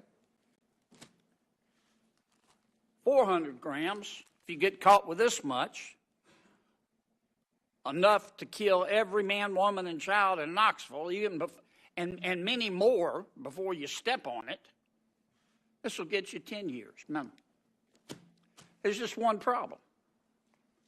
We punish other drugs less severely than we do the most powerful drug, fentanyl. I mean, just look at it. 40 grams, 5 years. 400 grams for fentanyl, 10 years. Methamphetamines, 5 grams will get you 5 years. 50 grams will get you 10 years. Much less severely than fentanyl. We do the same thing for PCP. We do the same thing for crack cocaine. What you allow, gentlemen, is what will continue. Now, I support the Fentanyl Eradication Act that we've talked about today, but I also support something else. I support another bill, the Fairness in Fentanyl Sentencing Act. And it would lower the 5-year mandatory minimum threshold from 40 grams of fentanyl to 2 grams. And it would lower the 10-year mandatory minimum for 400 grams to 20 grams. And we ought to pass it too. What you allow is what will continue. I'm going to yield back, Chairman Brown, my 14 seconds to make up for my past transgressions. It doesn't, but that's fine. Senator Warner of Virginia. Thank you, Mr. Chairman. I got to tell you, I think my friend from Louisiana makes a very powerful point, and I agree with him. Was a little concerned that you cited examples of how many folks dying in Virginia and Tennessee, and you made no analogies to Louisiana communities. But it is we see this on the intel side. It's not exactly like they got great quality control, and a few literally the equivalent of grams of sugar misplaced can make the difference between a drug experience and a death. And I know other colleagues have raised, not going to be the direction I'm going to go today, but I see, as chairman of the Intelligence Committee, how often, and I don't start with a huge bias against crypto, and I think there are distributed ledger opportunities, but boy, oh boy, the amount of times that crypto is used as a way to have these illicit payments made is something we've got to grapple with. So I thank my friend from Louisiana. I'm going to start with a slightly, maybe a little bit lighter note, because I want to acknowledge Mr. DeFord and personally thank him. I know you were in Bristol, Virginia recently for a concert, and that you actually went next door to Abingdon and saw the softball team and kind of cheered them on. I'm grateful for that. And I know you recently as well were closer to Richmond and visited a prison in Chesterfield. Yes, sir. I'd love to, if you could share briefly with some of the experiences you felt, particularly with some of that prison community in Chesterfield. The HEART program, sir, is what it's called, and that sheriff down there has really got his hand on what he's doing. There's another sheriff in Flint doing great things that are similar. He is focused on rehabbing drug addicts in jail. It's actually the only jail in the United States of America that will allow you to come in without a crime. If you are just a drug addict that wants to get off the streets and no rehab will take you and you are indigent, they will allow you to come into that jail and join the HEART program to get sober. And I think that's incredible. But, sir, I do that as often as I can, and rehabs all across America. And the saddest part is you just see the same thing. You just see heartbreak and despair. But, yes, sir, that was incredible. And I appreciate you bringing that up, because that guy in Chesterfield really has that sheriff really has his hand on the pulse of what's happening in America. Well, thank you for being willing to share your story. Respectfully, not for a pat on the back, but we also donated our proceeds from the show that night to them. We cut the Chesterfield County Jail, the HEART program, I think a $30,000 check. Well, so kudos to you. Thank you. And I'm also for maybe less prevalent, but visiting the softball team in Abington. I was cheering for him, man. I paid for him to go to the championship. I'm always going to be a cheering for him. Well, grateful for that. Thank you. On a more serious, well, it's all within a serious note. I want to turn to your colleagues up here, and I'm chairman of the Intelligence Committee, and one of the most important tools we have in the intelligence community is part of FISA called Section 702.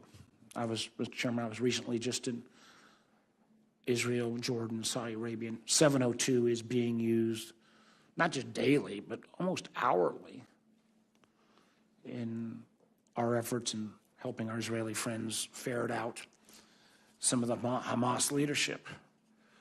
But 702 has also been critically important in exposing the role that the Mexican drug cartels play, and frankly, in exposing the active engagement of the Chinese government. I know my clock's ticking here.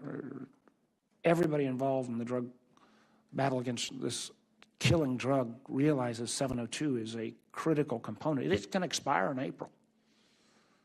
Senator Rubio and I have put forward a broad bipartisan reform bill that protects Americans' privacy, eliminates the ability to use any of this information to pursue any kind of criminal charge, changes the, and remember 702 is one foreigner talking to another foreigner abroad. There may be inadvertent contact with Americans. My clock's ticking down, but gentlemen, Mr. Urban, if we were to lose that 702 capacity, what would that do in terms of our ability to give you the kind of enforcement tools you need against the bad guys? Senator, the short answer is it takes a very important tool out of our toolbox in order to be able to combat this crisis. Mr. Urban? Yeah, I second that. We're already at a disadvantage targeting the cartels in terms of gaining intelligence, so that would put us at a greater disadvantage. You need that tool. And I can just assure you, we are open for reform, but the idea that you have to have a search warrant before you act on any of this information, when frankly, the vast majority of inadvertent American contact comes in the form of victim notification who've been victim of cyber attack and others from foreign entities. So again, those of our colleagues that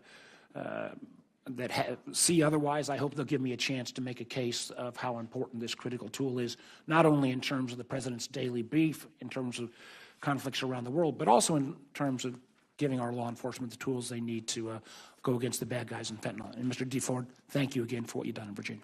Thank you, Mr. Thank you. Senator Haggerty of Tennessee. Thank you, Chairman Brown, and welcome to all of you today. I'd like to start with you, Mr. DeFord. First, I'd like to congratulate you on being named CMA's New Artist of the Year. That's quite an award, and it's great to see another Tennessean here at the Capitol, so welcome to you. I'd like to stay on our state for a minute. Yes, sir. Our state is facing a grave threat from drug overdoses. In fact, we have the #2 mortality rate in the nation in Tennessee. And according to the Tennessee Department of Health, the majority of these overdoses are linked to illicit fentanyl. Yes, sir. Every time I talk to Tennessee sheriffs, they tell me that each month is worse than the month before it in terms of drug overdose and drug trafficking.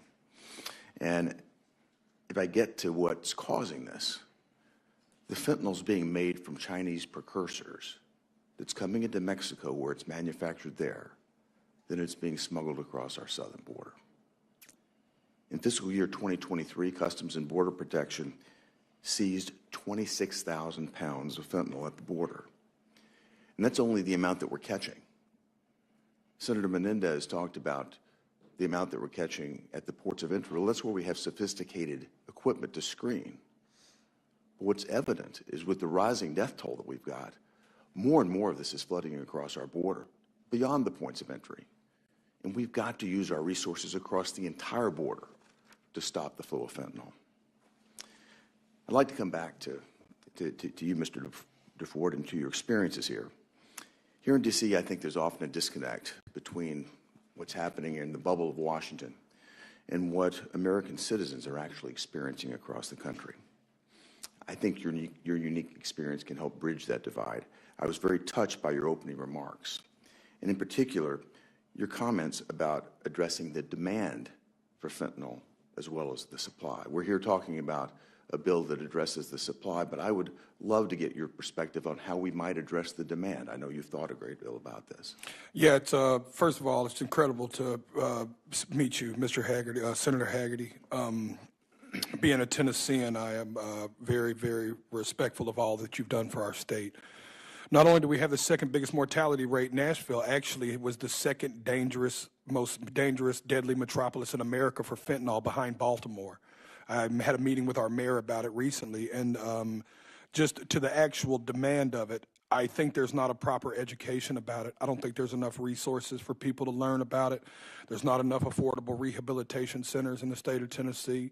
These are all things I'd love to talk about. I think we're scheduled to hang out with each other soon anyways, and I would love to discuss with you. But I live in a very juxtaposition here where I understand the drug dealer and the addict because I have played the position of both. And unrelated, but to Mr. Kennedy's point, I agree with you, Senator Kennedy. I believe that chart is about as ass backwards as it could be, excuse my language. But Mr. Haggerty, I thank you for asking, and I only said that I see this bill as truly helping stop the supply. But as always, the problem with Capitol Hill is that's a bunch of y'all in here fighting to fix half the problem, and we do have a whole problem here, Senator Haggerty. Well, I look forward to continuing our discussion about that when we meet together later today. Thank you. Thank you. I'm excited. Next, I'd like to talk about the way we deal with the sort of violations that take place with respect to fentanyl. On December 16th of 2022, Attorney General Garland released a new DOJ policy that restricts the charging of crimes with mandatory minimum sentences and discourages prosecutors from charging the most serious, readily provable offense. The DOJ soft on crime policy states that, quote, it applies with particular force in drug cases, which include fentanyl traffickers. So my question, Mr. Joseph, to you is, what happens to law enforcement morale when prosecutors either refuse to prosecute or they minimize penalties that are sought for drug crimes, including fentanyl crimes? Well, I think there's a bigger picture here, and that is that, you know, the majority of violent crime in every community is committed by a small percentage of people. And certainly the drug trade. That's certainly what the sheriff and the chief of police of Memphis told me too. They know exactly who they are. So when we're able to apply pressure and take people off the street who prey on the people within our communities, we have an impact on the quality of life in the community. When we're unable to do so, then we see the problems that we see in a lot of cities across this country. It is a challenge for law enforcement to put our efforts into trying to make our community safe, only to see a revolving door of the criminal justice system. It's something we've been speaking of for quite some time. At some point, we need to recognize that what we're doing is not working. You apply enough pressure, it eliminates some of this criminal activity, and the quality of life goes up. I'd like to just make one very simple point very quickly here. Does the failure to strictly enforce drug crime laws tend to increase or decrease drug overdose deaths? I think it's connected to every part of crime within a community, quality of life within a community. To somehow suggest that recognizing the damage that's being done by the drug trade within our areas and view it as a nonviolent crime is not accurate. No, it's clearly leading to more deaths on our streets. Thank you very much, Mr. Chairman. Thanks, Senator Haggard. Senator Warren of Massachusetts is recognized. Thank you, Mr. Chairman, and thank you for holding this hearing. So fentanyl killed more than 78,000 Americans last year, including more than 2,300 people in Massachusetts, and crypto helps fund that death toll. Crypto plays a role at every stage in the illicit fentanyl trade. Chinese companies sell the chemical ingredients used to make fentanyl to drug cartels, and they get paid in crypto. The drug cartels and the traffickers sell their deadly drugs in the darkest marketplaces, and they get paid in crypto to the tune of about $1.5 billion in 2022. And drug kingpins buy weapons and cars and make payoffs, again, using crypto. Now, the Trump administration's DEA spotted this problem 5 years ago. In their 2018 threat assessment, they said that cryptocurrencies, quote, offer traffickers a relatively secure method for moving illicit proceeds around the world with much less risk compared to traditional methods. And since then, the problem has only gotten worse. Take one case. Last year, the Department of Justice indicted a Sinaloa cartel member who laundered nearly $900,000 in crypto by directing their U.S.-based drug couriers to deposit cash straight into the cartel's crypto accounts. And what did they then turn around and use that crypto for? They reinvested in the cartel's fentanyl factory so that they could pump more fentanyl into the United States. Now, Mr. Yos, thank you for your work and for the work of hundreds of thousands of police officers in the United States who are on the front lines in the opioid crisis. You've seen the various tricks that drug traffickers use to move their drug money around. So if I can, let me ask you, why do you think cartel members find crypto such an attractive option? Well, Senator, thank you. Thank you for those comments. And I don't portray myself to be an expert on crypto. Fair enough. But I will say that I think what we see is an evolution. That evolution is crypto today. It's going to be something later. I think it's just the next thing that we have not. It's in law enforcement, we follow the money. It just makes it harder to follow the money. So I think the fact that it's a emerging. There's a lot of things that we still need to figure out about this, and I think that's what the appeal is to it. We're a little behind in truly understanding how to use it in a way that helps us combat crime. All right. So, Mr. Urban, you have decades of experience at DEA following illicit fentanyl funds. Why do you think crypto has become so attractive? It allows for speed. So you can move it fast. Yes. Unlike cash, which you've actually got to physically carry. It's larger. You physically got to carry it. It's much more difficult to conceal. Okay. So there's speed. There's to some degree anonymity, and then they can hold that asset and transfer and move that asset easily. So they're exploiting the organized crime, the Mexican cartels, the lack of compliance and oversight within the crypto industry. Just a lot easier to hide it? Is that basically what you're saying here? It's easier to hide. Yeah. Correct. Yeah. So, make no mistake, drug traffickers are also still moving cash the old-fashioned way. But crypto has changed the game by allowing criminals to move boatloads of money instantaneously and nearly anonymously. No need to try to stuff $900,000 in cold hard cash into a suitcase and worry about whether some customs agent will spot it. Now cartel members can move as much money as they want using a handful of crypto wallets. Holes in our anti-money laundering laws have given drug dealers a back door to move their dirty fentanyl money around, and that back door is wide open, and it's helping fuel the opioid crisis at home. Mr. Yoes, if cartels and drug dealers and Chinese chemical companies can keep exploiting the holes in our anti-money laundering rules and keep funding the fentanyl business with crypto, what's that going to mean both for law enforcement and for families across this country?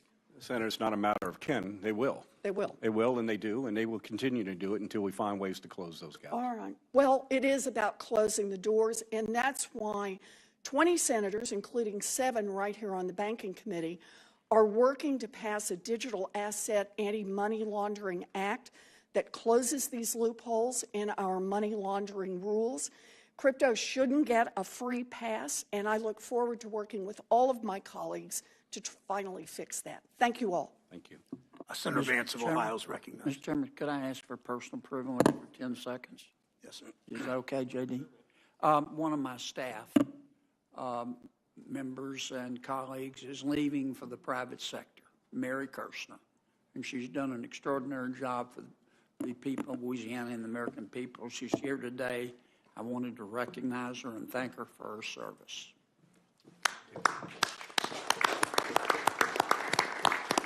Thank you, Senator Kennedy. Senator Vance of Ohio is recognized. Thank you, Senator Vance. Yeah, of course, and congrats, Mary, and best wishes to you. Thank you for your service. Thanks to the chairman and the ranking member for having this important hearing, and thanks to the 3 witnesses for being with us today. I wanted to focus a little bit on this question. When we talk about fentanyl trafficking in particular, I worry a lot that we're always in this body a few years behind what's actually going on in our country. And I think back to my own very personal experience with opioid addiction in my family, and 10 years ago, what everyone was talking about was prescription painkillers. But of course, 10 years ago, prescription painkillers were sort of giving way to street heroin. And then 5 years ago, everyone was talking about street heroin, but heroin was kind of giving way to fentanyl. And now, we're all talking about fentanyl, and we should, of course. It's extremely dangerous. It kills a lot of our fellow citizens and orphans a lot of our kids.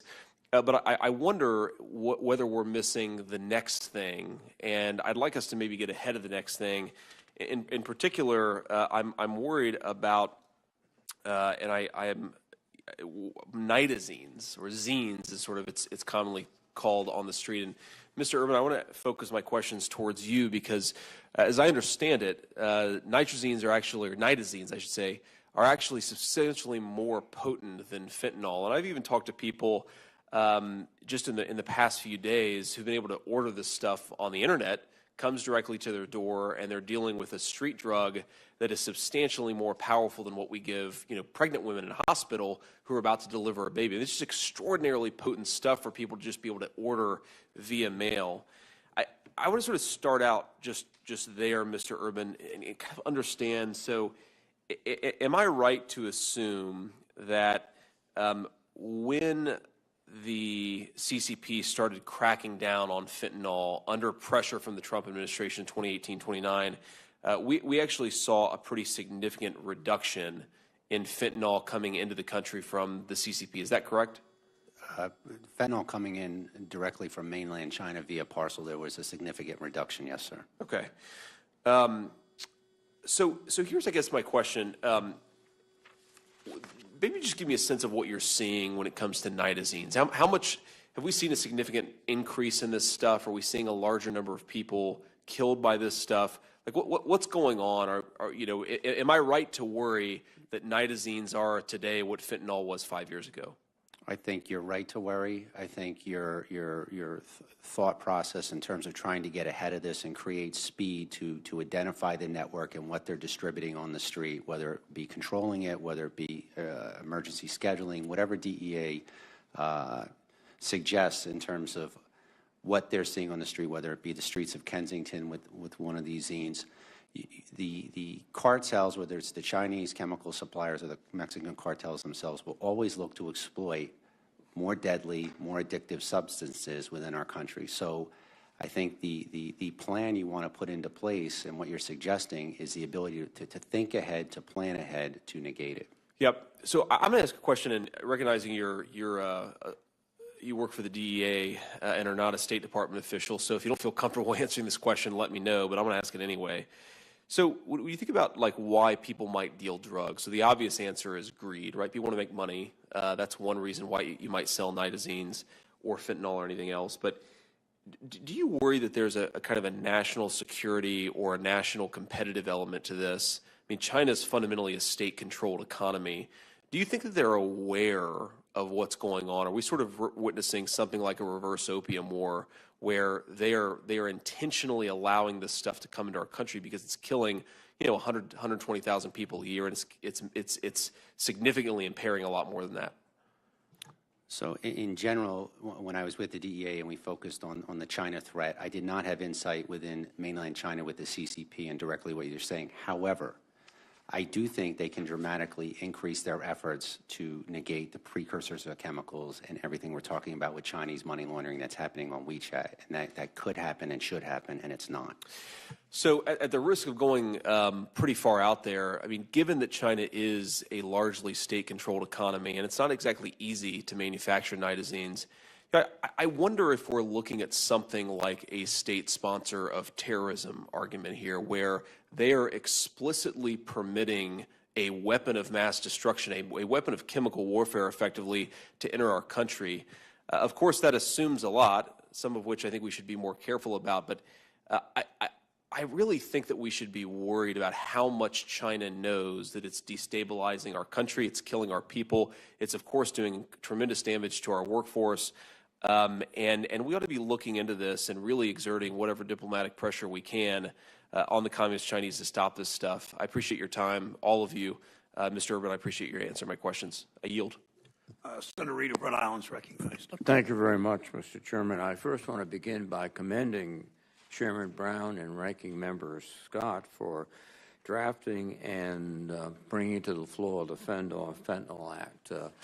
There were 60 of us that supported it, and as chairman of the Senate Armed Services Committee, I tried my best to get it included on the National Defense Authorization Act.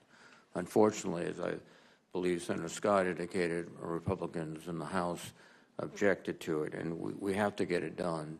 I would ask, beginning with Mr.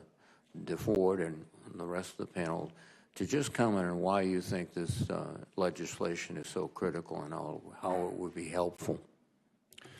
I think, first of all, I think that this piece of legislation is extremely helpful because it's stopping the core of the supply. It's stopping the supply chain and doing everything we can to put a kink in that. But equally, I think any bill that is bringing attention to what I think the most brilliant thing said up here today is when my friend next to me said that, what does it take to make it a crisis? Are we going to wait until it's 500,000 people a year? Because I tell you what, we are really close. Thank you. Mr. Yost? Sir, I think, I mean, the end result is obviously we're seeing what's happening. There's no question. It's here in front of us. And no matter, you know, every minute we take to discuss and argue about what's the proper path to go, we're losing lives and we're losing this war. And the reality is we truly need to pull together and recognize that this transcends political parties and political beliefs. Now, from the perspective of the police on the street, you see that dimension, but there's another possible dimension, that China's interest is not just to make money, but really to undermine our social fabric in their competition with us. Do you get a sense from this? Look, you know, my view is a little different. You know, I guess we look at a global perspective here. You know, mine's, you know, our members are more focused on how it's affecting our communities. But let's just be honest. There's no way in the world that China doesn't know the damage they're doing that's being done in this country. So you're either you're either fixing the problem or you're part of the problem. So their knowledge of the damage that's done and not taking any action is in fact their action. Thank you very much. And Mr. Urban, please. Yes, sir. So the Act itself allows for more offensive sanctions and AML compliance. Now it will benefit law enforcement as it targets the money laundering networks. Two, it takes forfeited Mexican cartel property, Chinese money laundering property, and puts it back into law enforcement investigative operations. There additional funding is needed for opportunities, investigative opportunities that exist right now in terms of taking that data in and networking that data and pushing target packages out to identify the networks and engage them. And it would help the coordination between federal authorities and local authorities in terms of targeting fentanyl, right? Absolutely. We want to map the network. It takes a network to defeat this network, right? So these are networked, organized crime activities where you need communication, transportation, and financial transactions for it to work efficiently. And it is working efficiently, unfortunately, and you need to attack all three components to that. And Mr. Yost, again, from the perspective of the street officer, you could, I think, concur that, you know, they might not know where all the information is coming from, but they need the information. No doubt, no question. Information is key. Right. Well, thank you all very much. This is a critical problem in my home state of Rhode Island. I think we lost, unfortunately, 434 Rhode Islanders, and for the smallest state in the country, that's a lot of people. Thank you. Thank you, Senator Reid. Senator Lummis is recognized. Well, thank you, Mr. Chairman. I want to thank our witnesses for being here today. Every state is a border state right now when it comes to fentanyl, including my home state of Wyoming, which one has to pass through both New Mexico and Colorado to get north to Wyoming. But we know that fentanyl, the precursor chemicals, and many of the traffickers themselves are bringing this poison into our country via the southern border. So it's the crisis at the border and the failed policies at the border that are the chief contributor to the deaths of more than 73,000 Americans in 2022. Fentanyl deaths in Wyoming have gone up significantly in recent years. In 2019, there were 11 due to fentanyl overdose. By 2022, that number has risen to 53. And my state has the smallest population of any state in the nation. So this trend across the country is terrifying. Laramie County, which is Cheyenne, is right along I-80, which is a major corridor east to west in the U.S. Last June, police seized more than 9,000 fentanyl pills in a single bust.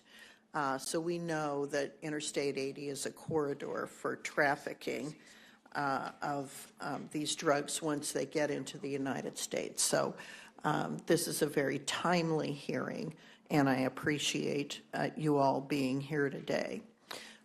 We also know that when there's a surge in migrants at the southern border, that personnel are focused on processing them, and that takes attention away from the trafficking of drugs. So it has coincided that when there's a surge in illegal migrants crossing the border, there is also a surge in the transport of illegal drugs, fentanyl first and foremost among them. So we've got to get our southern border under control for the sake of Americans who are dying because of our open border policies that will not receive the attention from the current administration that it needs. That said, a couple of questions. Mr. Urban and Mr. Yos, how well do federal law enforcement agencies, whether it's CBP or ICE, communicate and cooperate with state and local law enforcement when it comes to cases in which seized fentanyl has been traced back to cartels? So in a general sense, they cooperate well, but in terms of the threat and what we now face, they need to cooperate better. There needs to be more communication. There needs to be the advantage of taking advantage of the data that I talked about earlier. So the individual that was stopped with 9,000 pills, that should be immediately downloaded, taken back to a larger data tank to determine who else that individual was connected with within the network. So whether it's at the border, we can leverage that for interdiction in a moment's notice, or the other individuals that he is connected to within, again, the Mexican cartel network with speed. I'll just add to that the working relationship between DEA and Homeland Security on this issue, the task force, play a pivotal role in our investigation, and we do have a good, strong working relationship and sharing information. Unfortunately, the demand is outpacing what the bandwidth is. Yeah. So, Mr. Urban, how do we build and use technology so we can understand how cartels are operating and build a map of their activities? So again, compared to when I targeted them with undercover money laundering activities, with undercovers and wiretaps, right now the opportunity exists to intake that data, right? So whether we have large data tanks that we talked about, whether it's FBI, DEA, HSI, and the individual enforcement that happens out on the street, whether it's a car stop or the arrest, we want to pull that data in, and it'll do two things. One, it maps out the network, because like I talked about earlier, they are connected through transportation, communication, and financial movements of money. Two, with speed, because if you had this platform set up within the federal law enforcement agencies here, you could kick out target packages to the field where they would be enabled to go effect arrests or enforcement. I want to thank you, gentlemen, for being here. My time is up, but I also want to thank you, Mr. DeFord, for using your platform as a celebrity to call attention to this issue. We're grateful for your attendance today. Mr. Chairman, I yield back. Senator Van Hollen of Maryland is recognized. Thank you, Mr. Chairman. Let me thank you and the ranking member for your leadership and your legislation, and thank all of you for being here and for your efforts to address this crisis that we're facing. We know that drug cartels manufacture fake pills resembling prescription medications that are laced with lethal doses of fentanyl, and how they cunningly conceal fentanyl within other illicit drugs, knowingly poisoning Americans for their own profit.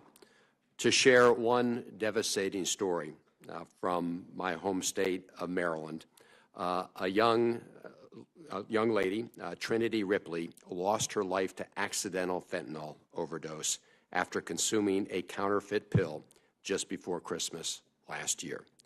Trinity was only 18 years old, the daughter of Christine and Vaughn Ripley, who's a council member in the town of Brunswick in Frederick County in western Maryland. Trinity died the first time she took an illicit pill of any kind. People like Trinity without an opioid tolerance face even greater risks of succumbing to a fentanyl overdose. Her father had spoken to her about these safety issues and the challenge with peer pressure. In his advocacy on this issue, Mr. Ripley has said, quote, "The thing that drives me nuts is that one pill can kill." And now he worries about Trinity's younger brother, Xander, potentially facing the same threat. Mr. Yos, in 2021, the DEA launched the One Pill Can Kill enforcement effort and public awareness campaign. Can you talk about what specific strategies that state and local law enforcement agencies are using that are, in your view, most effective? And unfortunately, there are a whole lot of Trinities out there. And you're right, one pill can kill, and we're seeing it over and over and over. On a law enforcement standpoint, we're putting Band-Aids on problems because there's just so much activity taking place.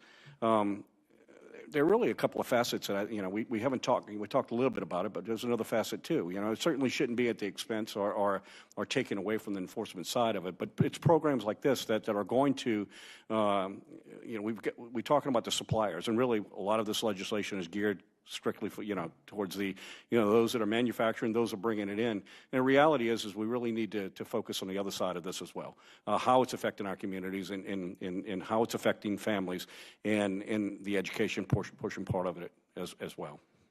Thank you. And Mr. DeFord, I've been listening to your testimony from my office and all the testimony. Thank you for the powerful voice you bring to this crisis. Your experience, your voice, your music, not cut across party lines. They bring people together rather than divide them. And as all of us know, nobody cares whether someone who's overdosed from fentanyl is a Democrat, Republican, or anything else. So thank you for your unifying force in addressing this crisis. You mentioned Baltimore City being one of the epicenters of the fentanyl crisis, and that's our state of Maryland, like others, has not escaped this scourge. If you could just say, based on your experience, whether there are any misconceptions that others have about the group of people who end up using or dying from fentanyl, misconceptions that people have that could help us better address this crisis. Thank you, sir. I want the record to reflect I'm an Orioles fan. All right. I think Trinity's story is the main story that we can reference right now about the misunderstanding about drugs in America and about what fentanyl is doing, is that the drug addict is shifting, right? Is that it's not always the drug addicts now. Sometimes it's just the young lady who took a pill the night before Christmas to maybe get sleep, maybe get the anxiety of Christmas off. I don't know Trinity's story, but I'm sure within my spirit, she didn't take that pill to lose her life. And I think that this, excuse my language, but I speak very bluntly, the days of doing cocaine in the bathroom with a stranger are long behind us. My wife and I don't even trust Tylenols that have been opened now. That's how scary of a place we live in. And I think that the biggest misconception about this is that if it hasn't already ended up in your home and you're listening to this thinking it never will, you are wrong. It is on its way to your living room, and I suggest that we stand up and do more as fast as we possibly can. Thank you for that important message to everybody. Thank you, Mr. Chairman. Senator Daines of Montana is recognized. Chairman, thank you. Just on behalf of a bunch of folks in Montana who listen to Jelly Roll a lot, including myself, welcome to the swamp here in D.C. We're glad to have you here. But I prefer listening to you on my pickup back in Montana, Jelly Roll. But I'm very proud of what you are doing as a role model and the message you have right now. People will listen to you, they won't listen to people who wear ties. Thank you. Over the past year, I've had the opportunity to meet with folks across Montana, everywhere else, to discuss the ongoing fentanyl crisis that is wreaking havoc in our communities. I've met with law enforcement, public health officials, tribal leaders, Border Patrol agents, others. They're all saying the same thing. This fentanyl that's flooding across our southern border is reaching our communities in record time and killing Americans at a horrific rate. We don't have the numbers yet for 2023 for Montana finalized, but our Montana drug task forces were on track to seize nearly 500,000 dosage units of fentanyl. That's double last year's record-shattering seizures. This is not just about urban areas. It's not just about states that are close to the southern border. Montana is a northern border state. We border Canada, but we have a southern border crisis. As we've seen the CBP numbers in fiscal 23, they seized enough fentanyl at the southern border to kill the entire population of the United States. These are sobering numbers, and with Jelly Roll's public advocacy and help, just letting people know you don't die from an overdose, you die from poisoning on fentanyl, the smallest amounts. And you take a little packet of Sweet and Low and think of, if that were fentanyl, it's enough to kill 500 people. One of these Montanans whose life was tragically cut short was Riley Schraps, Butte, Montana. It's one more of the tragic stories. He passed away after taking a pill that was laced with fentanyl. Last year, I had the honor of bringing Riley's dad. I brought him, Riley's dad's name's Tom, to be my guest to the President's State of the Union address. Tragically, Riley's story is becoming more and more common as fentanyl continues to infiltrate every corner of every community in America. I'll continue to work with my colleagues in the Senate to clean up this, in many ways, it's a man-made crisis. It's a crisis that starts at the southern border. It starts in Mexico. It starts with the precursors in China as well, and stem the flow of fentanyl in this country so that no more families, no more Montana families have to grieve the loss of a loved one to this drug. Mr. Yos, in your opinion, has the crisis of the southern border made the job of law enforcement officers harder as it relates to illicit drugs and crime? I think anytime you have a system where the demand is outpacing the resources, it's always going to be a challenge. And I think we're there. We clearly are. I know that there is some really strong discussion here in the Senate about a solution to the border, and I'm really looking forward to being part of that and learning more of it and being part of that solution. Something we need to recognize that there is damage being done here. Thank you. Mr. Urban, have Mexican drug cartels taken advantage of the crisis of the southern border to elicit and traffic these illicit drugs in the United States? Sure, the Mexican cartels are exploiting our border right now. They're trafficking drugs across the border every day, as we talked about. I think, in a general sense, we need to turn the border into an asset, into a choke point as it pertains to the transportation of fentanyl. And it takes, like I said it before, a network to defeat a network. So we need to understand how it's getting across, how they're bringing it across, and be able to effectively increase interdiction at the border. Do you think the administration is doing enough with its current sanctions authority to target the Chinese entities that profit off the sale of fentanyl precursors?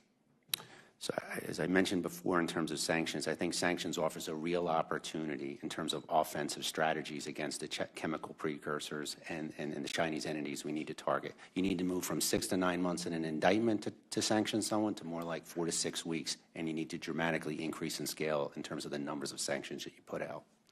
Jelly Roll, in terms of cartels operating around the United States, what are your thoughts there and what role they're playing right now to get the fentanyl distributed?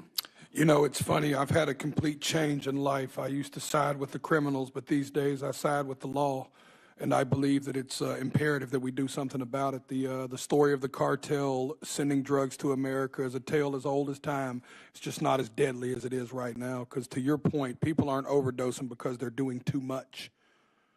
People are overdosing because they're doing a little. Thank you. Thanks, Mr. Chairman. Senator Warnock of Georgia is recognized. Thank you so very much, Mr. Chair, and thanks to all of our witnesses for being here. I'd like to say to Mr. DeFord, Jelly Roll, I heard your sermon on the CMA, and I was wondering what you're doing on Sunday. You know well from your experience that the war on drugs began in 1971, ushering in federal and state policies that resulted in an explosion of drug-related arrests. Your family's been impacted by this. You've been impacted from 1975 to 2019. The United States prison population ballooned from under 250,000 people to more than 1.4 million. A number that Dr. King, whose birthday we will celebrate in a few days, could not imagine. I often call it the new Jim Crow. The consequences of incarceration can be lasting. In many states, those who have been convicted of drug-related crimes face significant obstacles in finding a job, securing a place to live, even voting. And so the very forms of discrimination against which Dr. King and others fought have been reinscribed within the context of America's criminal justice system. And as I've said before in this committee, my fear is that if we treat addiction simply as a law enforcement problem, we will continue to hollow out entire communities, to fill our overcrowded and in some cases privatized prison systems, while leaving communities no safer. And so I'd like to ask you, as you've told the story of your past, when you were a teenager, you were arrested and served time in prison for drug-related offenses, including violent ones.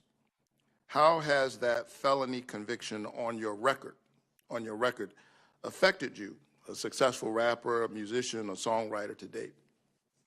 Yeah, I mean, I carry it in every way you can carry it, Senator. Thanks for asking. There's so many countries I'm not allowed into, which I never thought would matter until I start having hit records in Canada and Germany, and I'm not allowed to go. I'm not allowed to vote. Any core right has been restricted for me. I struggled to buy a home because homeowner insurances were trying to charge me premiums because of my felony. I mean, this thing has hit me in ways that we couldn't describe. I wasn't allowed. I've had neighborhoods where HOAs just flat wouldn't let me live there because of my felony. I have seen the effects of carrying this thing with me. And my state has a violent offender policy where it does zero forgiveness for violent offenses. A crime I committed when I was 15, I'll never be able to get expunged. And I carry that still today. So you in a real sense are the embodiment of a story of redemption.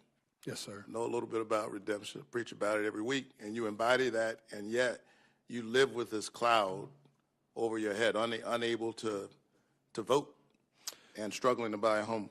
It's hard to move forward when your past is always in your back pocket. So thank you for that.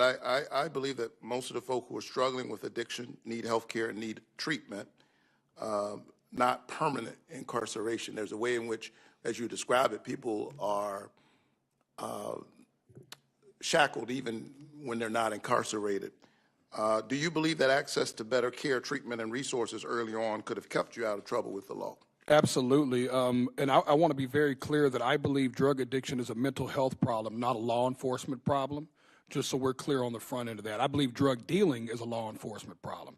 I believe drug addiction is a mental health problem, sir. But I believe if I would have had resources in my juvenile years or more opportunities, or if we focused more on education and loving and less on discipline, especially with our youth, we could get mountains moved. Well, thank you for your voice on this and the ways in which you're using your music and your platform to help people who are dealing with addiction issues. But we need you to help us to get it right in terms of policy. Last year, I pushed for the Fend Off Fentanyl Act to allow for some of the illicit finances reclaimed by the government to go to the Federal Substance Abuse and Mental Health Services Administration to provide funds for substance use disorder treatment and recovery and diversion programs. The chairman committed to working with me to get my provision in the bill before it goes to the floor. And I look forward to working with Chairman Brown to ensure that this important provision is included before this bill passes Congress. Again, thank you so much, sir, for your voice on such. I'm not educated enough to speak on this, sir, but I will say I have a feeling there's going to be more than enough money to go around. Thank you so very much. Thank you, sir. Thanks, Senator Warnock. Senator Britt from Alabama is recognized. Thank you, Mr. Chairman. And thank you to all of our witnesses for taking your time to be here with us today, particularly to talk about such an important issue. I want to echo what several of my colleagues have said. The United States is facing a devastating fentanyl crisis, which is only growing worse the daily by the crisis we see at our southern border. Now, we know what we need to do when it comes to our southern border. We need to secure it with personnel, more personnel, physical barriers, technological barriers. We got to fix the broken asylum process. We have got to stop the abuse of parole, bolster interior enforcement, execute final orders of removal and catch and release, put back in, remain in Mexico. We owe it to the citizens of our great nation to secure it and to help stop the flow of fentanyl. And make no mistake, this is a national security crisis, an economic crisis, and a humanitarian crisis. The cost on humans is actually heartbreaking and gut-wrenching. The massive influx of fentanyl into the United States has left no community untouched. The day after Christmas, law enforcement in the state of Alabama seized enough fentanyl from 2 individuals in North Alabama to kill every single person in our state's largest 2 cities. And you start to think about that and think about the impact of that just in one seizure. We've heard many stats today. Over 379 million doses of fentanyl were seized across America in 2022, enough to kill every single American or every single Alabamian 75 times over. The results of this poison, it's flooding our country, and we see what's happening. It's clear. There were more than 100,000 overdoses, 112,000 to be exact, in 2023, and fentanyl is now the leading cause of death between the ages of 18 and 45. I think it's critically important that we think about this crisis beyond simple statistics, though. These numbers represent real people. They represent pain. They represent tragedy. They represent loss. They all have faces and stories that are touching every corner of our society. Mr. DeFord, congratulations on your tremendous success. We appreciate you being here today and you sharing your personal story. I want to say, your story is one of salvation, and I am so grateful for your willingness. I think a lot of times people in life just share their peaks. That's all they want you to see. And your willingness to show valleys, and then to show and talk about your relationship with our Lord and Savior, Jesus Christ, to talk about climbing out of those valleys, that is going to give somebody else the courage to climb too. And so thank you. Please keep telling your story, and thank you for your willingness to do it here in such a public way today. As we sit here, though, not every family has a story of success like that. There are families that tonight, when they sit down for dinner in Alabama or wherever they may be across the nation, there is going to be a chair where someone should be sitting, where they're not, because of fentanyl poisoning and because of the effects of this drug. And we saw this last year when a 2-year-old, a beautiful little 2-year-old, was found dead in Alabama with fentanyl in her system. And as I've traveled our state and our nation, I routinely hear these stories of heartbreak and tragedy that just are gut-wrenching. And when I was at the border last year, I went to San Diego, and a DEA officer was sitting there talking to us, and they told us the story of a mom who had 2 boys. She had 2. And they broke apart and shared a Percocet, and you'll know this story. And it was laced with fentanyl, and both of those boys died. As a parent, no one should ever go through that. No parent should have to deal with that heartbreak. And so as a mama, I am ready for us to do something now, not tomorrow, today.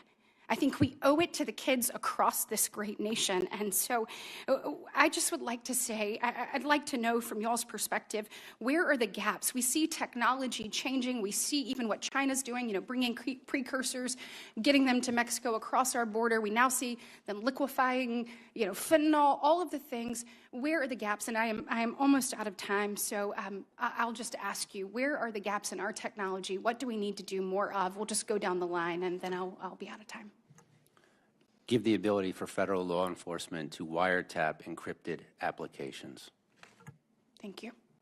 Yeah, we need those extra tools to map the organizations and hold them accountable. And Mr. DeFord, do you have anything to add?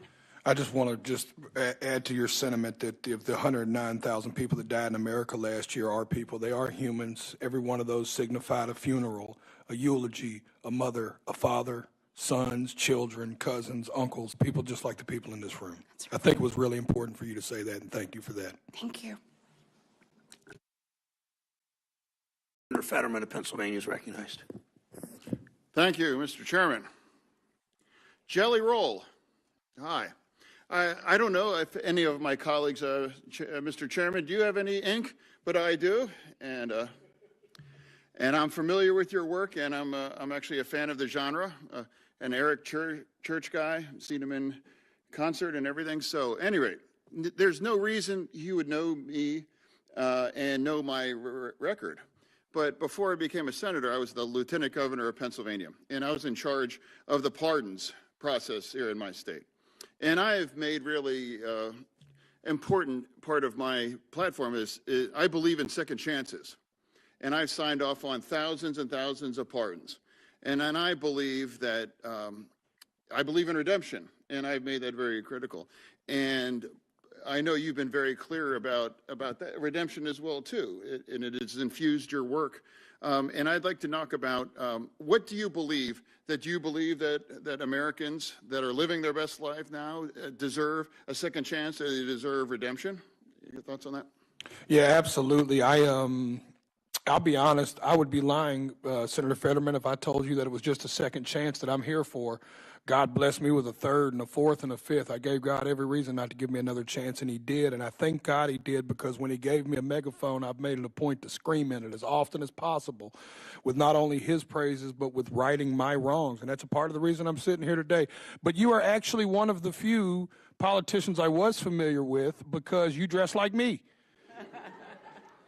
Which I think's awesome. I never give advice on fashion. Yeah.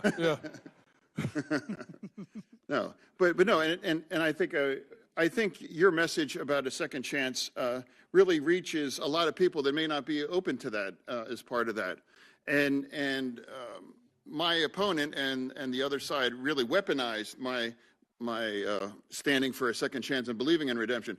And now I've been made easy on crime, and I'm just like, lawless and other kinds of things. And that's just, of course, not the truth.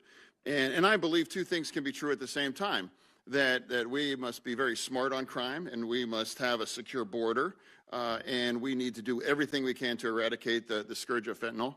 But I also believe that we must have a path for redemption and to be allowed to be made whole again, too, after they paid their due. And again, you're a tribute to that as well, too. On the other side of that, we cannot ever make our streets safer without the buy-in of the police. And I would just say this. There's a neighborhood in Philadelphia, in my state, Kensington. Kensington is essentially ground zero of fentanyl and the scourge of that. And you will often see that on Fox, and some accuse that of being trank porn and things like that, and I don't agree with that. I've been around Kensington. I've been it. I've walked around it. It's real, and it's there. And I don't think we can effectively address our national tragedy if we're able to make that successful and make it safe. And we can't do that without the members, Mr. Yos, of your membership in Philadelphia as well. And I fundamentally also, I want to salute the new mayor, Mayor Parker in Philadelphia. She understands that we have to address the situation there in Kensington, and I would absolutely support that. And I also believe that we cannot demonize our police as well, and we need to make sure they're part of the solution as well, too, and I fully support that. And I just wanted to ask, because a lot of the politics that get involved in it, and my belief in a second chance has been weaponized, and many members of your membership believe that I'm lawless and I'm not anti-cop and I'm anti-law, and of course that's not the truth. Is it possible that two things can be true at the same time? That we need a strong, fully energized police department, and we also believe that believing in a second chance is actually, it's compatible. Well, sir, I do agree. I do agree that I think, and to some extent, what we're doing is we're modifying behavior to some extent. When illegal behavior, there's no question. People, one mistake doesn't mean you throw someone away. Obviously, they're part of society, and I guess the hard line is second, third, fourth, and how many people get hurt along the way. And that's the one that I think we'll all wrap our arms around on just how effective some of this is. You're right. I think you are correct. We need to, when we're all working together and recognizing a problem and finding solutions to those problems, we do find solutions to them. When we don't work together, we do not, and it's a disservice to the people we serve. Now, Mr. Chairman, 30 seconds more. Senator. Yeah, no, I believe that, especially in Kensington, and I absolutely support the new mayor's efforts on that. That solution, is we must have possible. It's possible with the police, and I think we also have to understand that we can't necessarily throw away addicts, and that we need to work together on that. And I think that's a base case on addressing our nation and this scourge. So, anyway, thank you, Mr. Chairman, and thank you both. Senator Butler is recognized from California. For the hearing and our ranking member on such an incredibly important topic. Thank you all for being here. Representing the state of California, it was also important for me to be here and to be a part of sort of raising the voice and telling the story of 40 million Californians who have been managing the difficulties that this drug has brought to families, both urban and rural, American-born, and those who have immigrated to our great state. And so I want to appreciate all of you all for being here. In California, fentanyl has been the cause of 77% of drug deaths amongst teenagers last year. And we have all talked about the statistics and how they show that overdoses involving fentanyl were behind 1 in 5 deaths of people aged 15 to 24. 1 in 5 deaths behind in those 15 to 24. I think robbing our state and our country, of our future. Mr. Jelly Roll, and I join all of my colleagues in just celebrating your leadership, your voice, your willingness to offer your time, your talent, and your treasure to our country. I also, interestingly, join my colleagues in having listened to your music. And am grateful for the message of redemption as a California girl born in the state of Mississippi. There is nothing better than bringing together all of the genres of music that you bring and telling the story of not just your own journey in life, but your story of redemption and inviting your listeners into a relationship with God. And so I just so appreciate, I also am a parent. And when I listen to the stories of Trinity, or the 2-year-old that has been mentioned by Senator Britt from Alabama, it is hard for me not to think of my own 9-year-old daughter and America's daughters and sons who are going to be faced with this challenge, as has been noted in California. What California did was to, I think, try to speak to some of the issue of education and intervention that you mentioned before. Governor Newsom enacted legislation known in California as Melanie's Law. It came after a deadly fentanyl overdose at Bernstein High School in Hollywood involving a 15-year-old named Melanie Ramos. The law mandates that every public school in California provide training to school employees on opioid prevention and life-saving response under a formal plan known as the Comprehensive School Safety Plan. As a parent, I wanted to just ask, and Senator Daines talked a bit about the whole problem, and I appreciate you recognizing that and calling into the space that we are whole people, and this is a whole problem. I'd love to hear you expound a bit more based on your experience as an addict, as a dealer, and as someone willing to share your story, and as a parent. What more can we be doing, like Melanie's Law, but what more can we be doing to face the whole problem? Thank you so much. That's an incredible question. I would start with a personal story that's probably more personal than my wife wants me to share, but we have a 15, almost a 16-year-old daughter, and like every 16-year-old, she has recently experimented with marijuana. Nothing to do with this committee, but for the intensive purposes of the story, I'm very pro-marijuana. But it petrified me because she was smoking cartridge pens, and I had heard a story of a cartridge pen having fentanyl in it, and I felt a fear as a father that I've never felt before in that moment. I'll also give you this as a testimony to how I do business personally. I take 10 buses on tour. We run a very big tour, and all 10 buses are required to have testing strips, Narcan, and defibrillators. I put them in all buses. We have sober buses, we have party buses. Even the sober bus gets them because I know sometimes it could be the Trinity effect of one guy relapsed and took one pill and he wasn't ready for it. I think that the act, y'all, the Melanie Act is one that should be across the country. I think that education is so important that these kids don't realize, like I said earlier, the era of when we were children and we could experiment with drugs is not safe for our children no more. There was a time in this country where you could experiment with drugs, and that time is not now. And I think that we have to continue to drive that home. I don't trust my daughter smoking tobacco because if I didn't see it get popped out of the plastic, I don't trust it.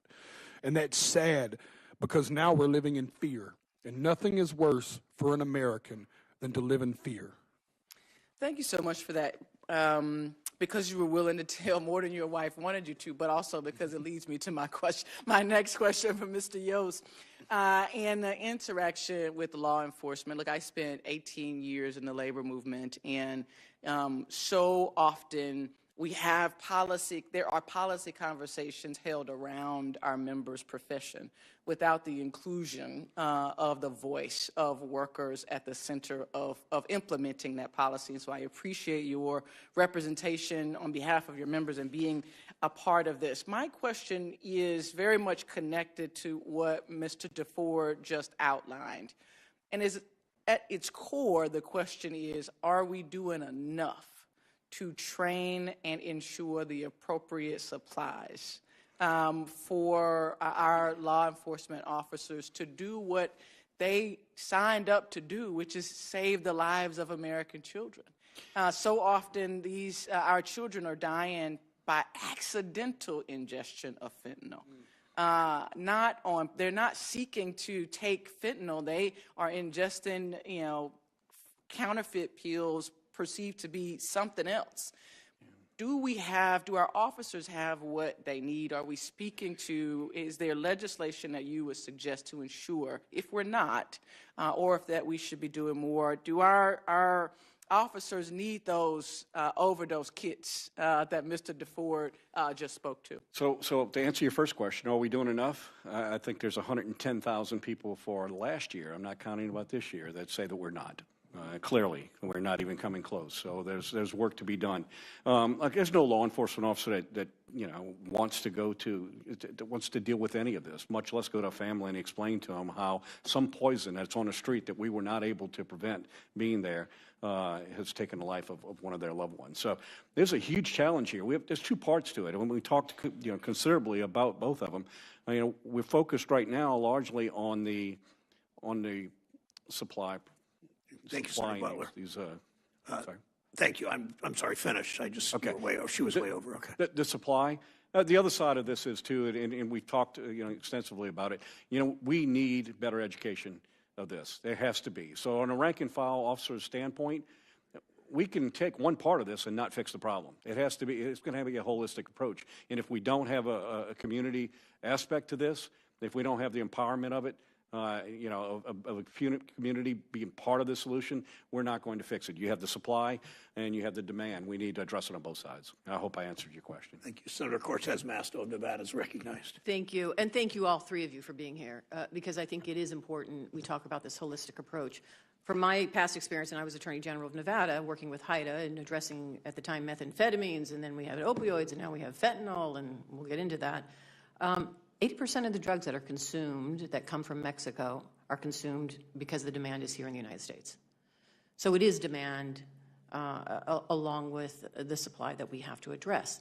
But here's what is important for me, and I think that's why what you guys are doing is key here. It is the relationship and partnership between law enforcement and our our mental health and our substance abuse. It's the healthcare piece of it is key, just like the law enforcement is. And this is why, Mr. DeFord, I just so appreciate you being here. And you said this, that, and this is true for Nevada as well, that I don't think there's anybody that's not touched by this somehow or knows somebody that's been touched by fentanyl or substance abuse in general. And that's why it is important we continue to fund and support both sides of it. So for the benefit of everybody here, I want you to know at the end of 2022, Congress made one of the largest investments in mental health and substance abuse programs. Congress put more than $2 billion in additional money to mental health and substance abuse programs over the past 2 years, and $7.5 billion for substance abuse and mental health services. That was the largest we've ever seen Congress doing. Is it enough? No, but it's a start. Here's my hope, is that as we are talking about these issues, that if you have a challenge, whether it's your physical care, your mental health, or substance abuse, there's a provider that you can go to get help. And you have the funds to do it, and it's accessible, and there's no longer any stigma associated with it. Because it is an illness. It is a problem that we have to address in our communities, and we have to front end and help people. And that's what I'm hearing from all of you as well, is this partnership. But to address the drug trafficking side of it, I am concerned. I was just down at the border. I was down in Arizona. I was at both the Tucson, Nogales, and Lukeville. There is a challenge with the drugs coming across the border, including too much fentanyl. And right now, this administration has $14 billion that they want Congress to support to go through that border, to address not just the drug trafficking, other things that are happening at the border. And I am hopeful that my colleagues on both sides of the aisle recognize that this is important. But here's my question, and I appreciate, Mr. Urban, your comments, because I heard very clearly what else we need to do with respect to law enforcement support, WeChat, wireless app. It takes too long. You and I both know from former law enforcement, the quicker you can get on it and follow the money, then you can stop the trafficking. And it is taking too long. We need laws. So I'm there, and I'm hoping my colleagues hear this as well, and I'm willing to work with them to address that. Mr. Yos, thank you for everything you do. Let me talk to you about our rural communities and frontier communities and tribal communities. Because what I know in Nevada, as we address this in some of our major urban areas, there's law enforcement. They're tackling it. They're working with HIDA. They're working with partnerships at the federal, state, and local level. But our rural communities and our tribal communities are challenged, and a lot of these cartels are taking advantage of that in the trafficking.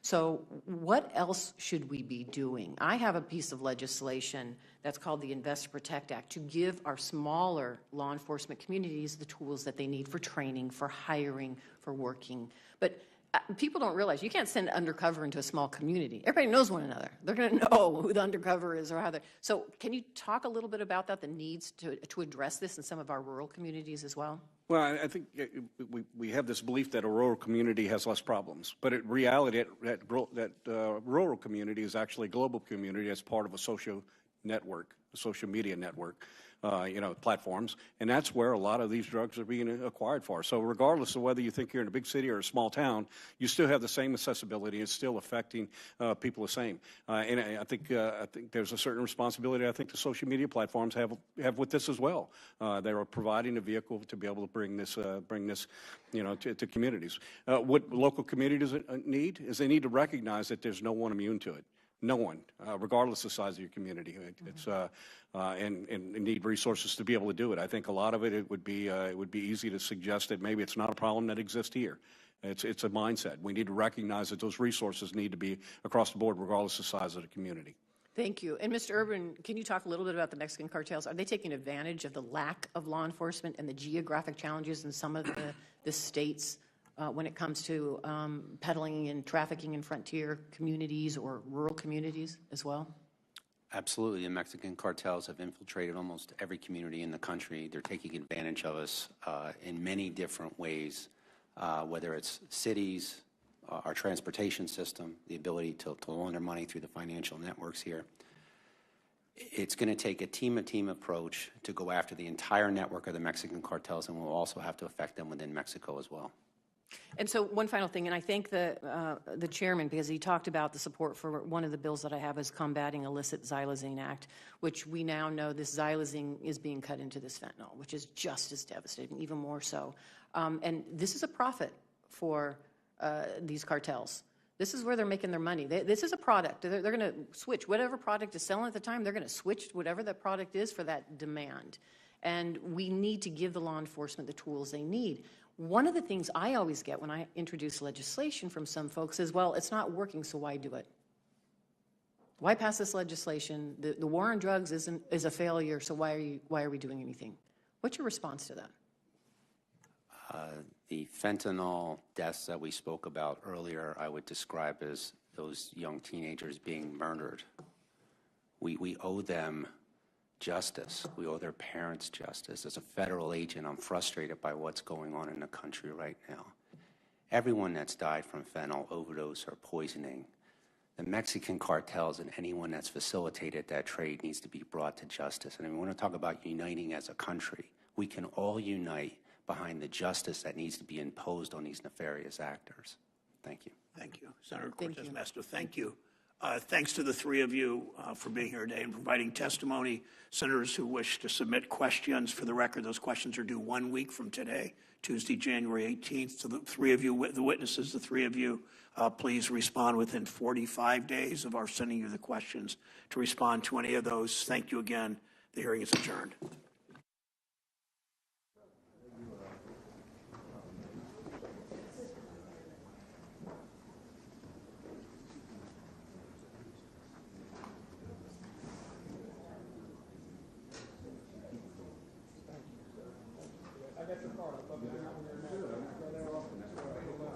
Nobody had us on, us being friends on the Absolutely. Yeah, that'd be great.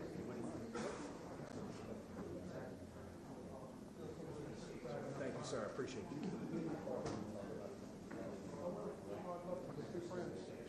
I'd be honored. No, Senator Brown. How'd I do? I didn't let you